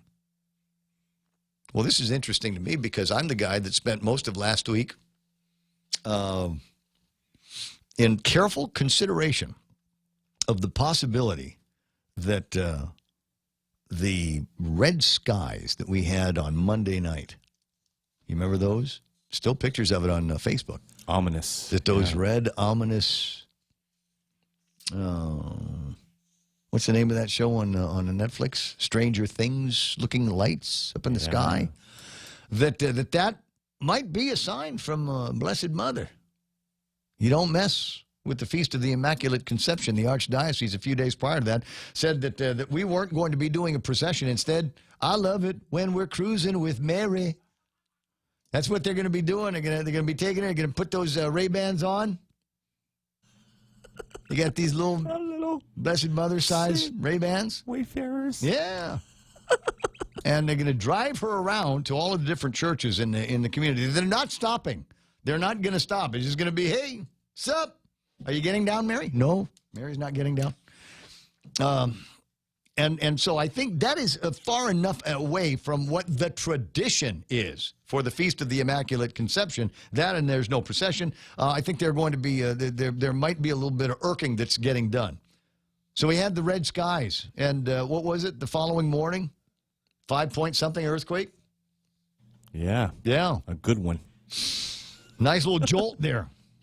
And so I said, that's another sign. Blessed Mother's upset. You want another one? AS400. Yeah. The AS400, the Department of Administration. This thing has been running like a watch since 1988. We got a whole private sector company taking where the soft side of it, hard side, is still government of Guam, but otherwise it was working right up until Wednesday. 2 days. after the red skies, one day after the earthquake, I was asking what is the next disaster that will befall us? And in this case, how about a fiscal disaster? How about the inability and the scare of a payless payday for GovGuam employees? And everybody knows we got to keep them happy. Everybody knows those people have to always be smiling. Otherwise, it's one term for Lou. One term for a lot of people over at the legislature. All right, so I digress. I tell too much of a story. Bill 343, sponsored then by late Speaker Tony and Pinko, and guy went on to become governor of Guam twice, Eddie Calvo, and who knows, might be a third time. Might be a third time. They're talking, and they're not digging too deep for guys. They're going, hey, everybody liked Eddie. Let's put him back in there. Hey, everybody liked Carl. How about we make Carl and Eddie run? Again, I digress. The bill was to eliminate some GovGuam holidays. Cameron Day was to be eliminated by the bill, but Calvo amended a bill a couple of times so that when it passed on December the 3rd, Our Lady of Cameron, December 8th, remained a GovGuam holiday. December 8th, 2002 was a Sunday. Were it not for the passage of 26-157, the GovGuam holiday would have been celebrated the day after on Monday, December 9th. Purists might lament that because GovGuam employees did not have the day off with pay after December the 8th, the legislature canceled Cameron Day in 2002, thereby incurring the wrath of Our Lady. But that would be a tall tale. The holiday still stood. It's just that nobody got a free bite out of the taxpayer apple that year. And that's why it's a tall tale. For details on this, I urge you, I implore you to check out Bob Klitsky and Tall Tales this afternoon at 4. It's 9:54. I will tell you. Ooh, you ever get on an airplane? No, nobody's getting on airplanes anymore. Yeah, there's a planes, trains, automobile thing where you get on the airplane, you sit down with somebody, and they want to talk with you the entire time. No, I hate that. Don't you hate that? Yeah. No, I hate it, too, because I'm the guy that's talking. I want to talk. Especially if it's chick, right? So I want to get in an airplane, sit down next to you, say, hey, well, hello. I'll give you my roll. I can never eat the rolls. Can you eat the rolls? I can never eat the rolls on the airplane. You know, it's the butter's so hard. It's hard to spread on the roll. You want my roll? I'll give you my roll when the food comes, right? I'm that guy. I'm that guy. And if you want to know how to get it so that the guy like me sitting next to you on the plane doesn't talk, I'll give you a couple of ways to prevent that as the small talk portion of the program continues after this. Mezcla Chamorro Fusion Bistro in Hagåtña and Mezcla Dos Upper Tumon are now open for takeout and delivery services. For more information, call now at 479-2652 or 3 or Mezcla Dos at 646-6295. Mezcla Chamorro Fusion Bistro brings you island hospitality with the true taste of modern Chamorro cuisine at the comfort of your own home. They take your local favorite dishes and serve them with extra flair you will only find at Mezcla. Mezcla, a true taste of Guam. Are you fed up with those long bank lines? Do you wish you had a bank who gave you faster service? Well, by enrolling in Bank Pacific's new mobile app, you don't even need to wait in line. But even if you do want to come down in person, we're more than happy to see your smiling face, as long as you have a mask. Because our service is so good, we don't believe in lines. Because for 66 years, we've been making sure you get the service you deserve. Because where others put branches, we place roots. And we're rooting for you. Member FDIC. Top End Pest Control is who you call for all your pest control needs. Got a problem with roaches, ants, spiders, rodents, fleas, ticks, termites? No problem. They do it all. Top End Pest Control is a service-disabled, veteran-owned small business and HubZone certified, serving Guam since 2012. Call them today for a quote, 487-5657, or email topendpest@gmail.com. Check them out on Facebook at Top End Pest Control and give them a like. Top End Pest Control for all your pest control needs. Jerry Partito wrote a story about Guam might be getting 2 leading COVID-19 vaccines by the end of December. They said that we were going to get them by the end of November. What's another 30 days for the people that are dying from it? That's okay. Hold your breath. Hold your breath. But you know what I found out, and I've yet to confirm it locally, but I believe that United has been picked up and given a contract to fly, especially the cold one, the Pfizer one, and they've got the agreement with Pfizer, I believe, to be the transportation conduit for that. Wow. So it's possible, kids, the next time you get on a United flight, it is possible that instead of a human being sitting next to you, be a big batch of kept at minus 100 degrees COVID-19 vaccine. Bring your jacket. Bring your jacket, because it's going to be cold. And then tomorrow, you travel with a jacket everywhere. You don't know what's cold, boy.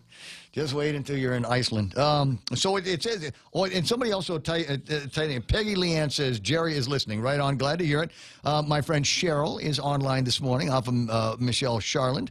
Tata Mendiola, Chris Cruz, James Lester Lonzo's there watching the program. That's nice.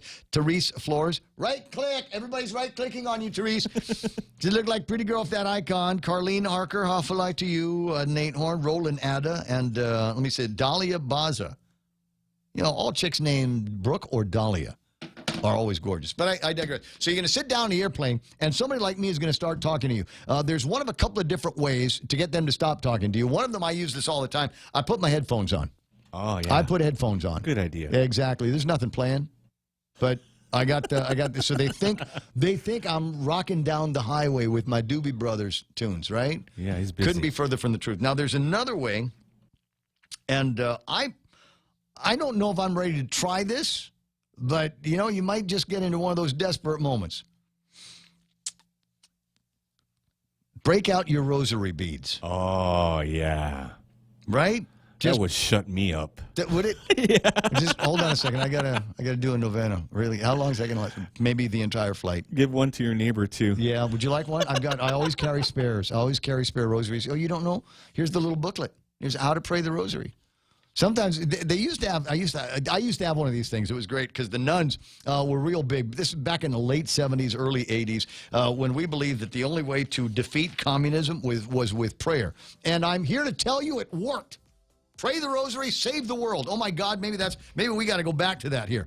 And they used to have these things about the shape of 3 or 4 chiclets in a row, color white, and they had little knurled things. So when you clicked one, that represented a Hail Mary. Oh, you know, okay. the whole decade, and then you click the other one for the mystery. So you click, click, click, click, click, click, click, click, click, click, click, click, click, click, and before you knew it, you had the whole thing done in the palm of your hand. Nobody could see you do it. But in this case, we want people to be able to see what you're doing. So break out the rosary beads that smells like grandma's purse, and nobody will talk to you on the airplane. Look, the radio station. They all smell like our grandmother's purses. I swear it's my grandmother's prayers that have kept me alive this long. 10 o'clock in the morning, KUSG getting you. This is The Point. I'm Joe Chiro, Fox News. President-elect Joe Biden has tapped key campaign staff and advisors to lead his communications team. Former Obama State Department spokeswoman Jen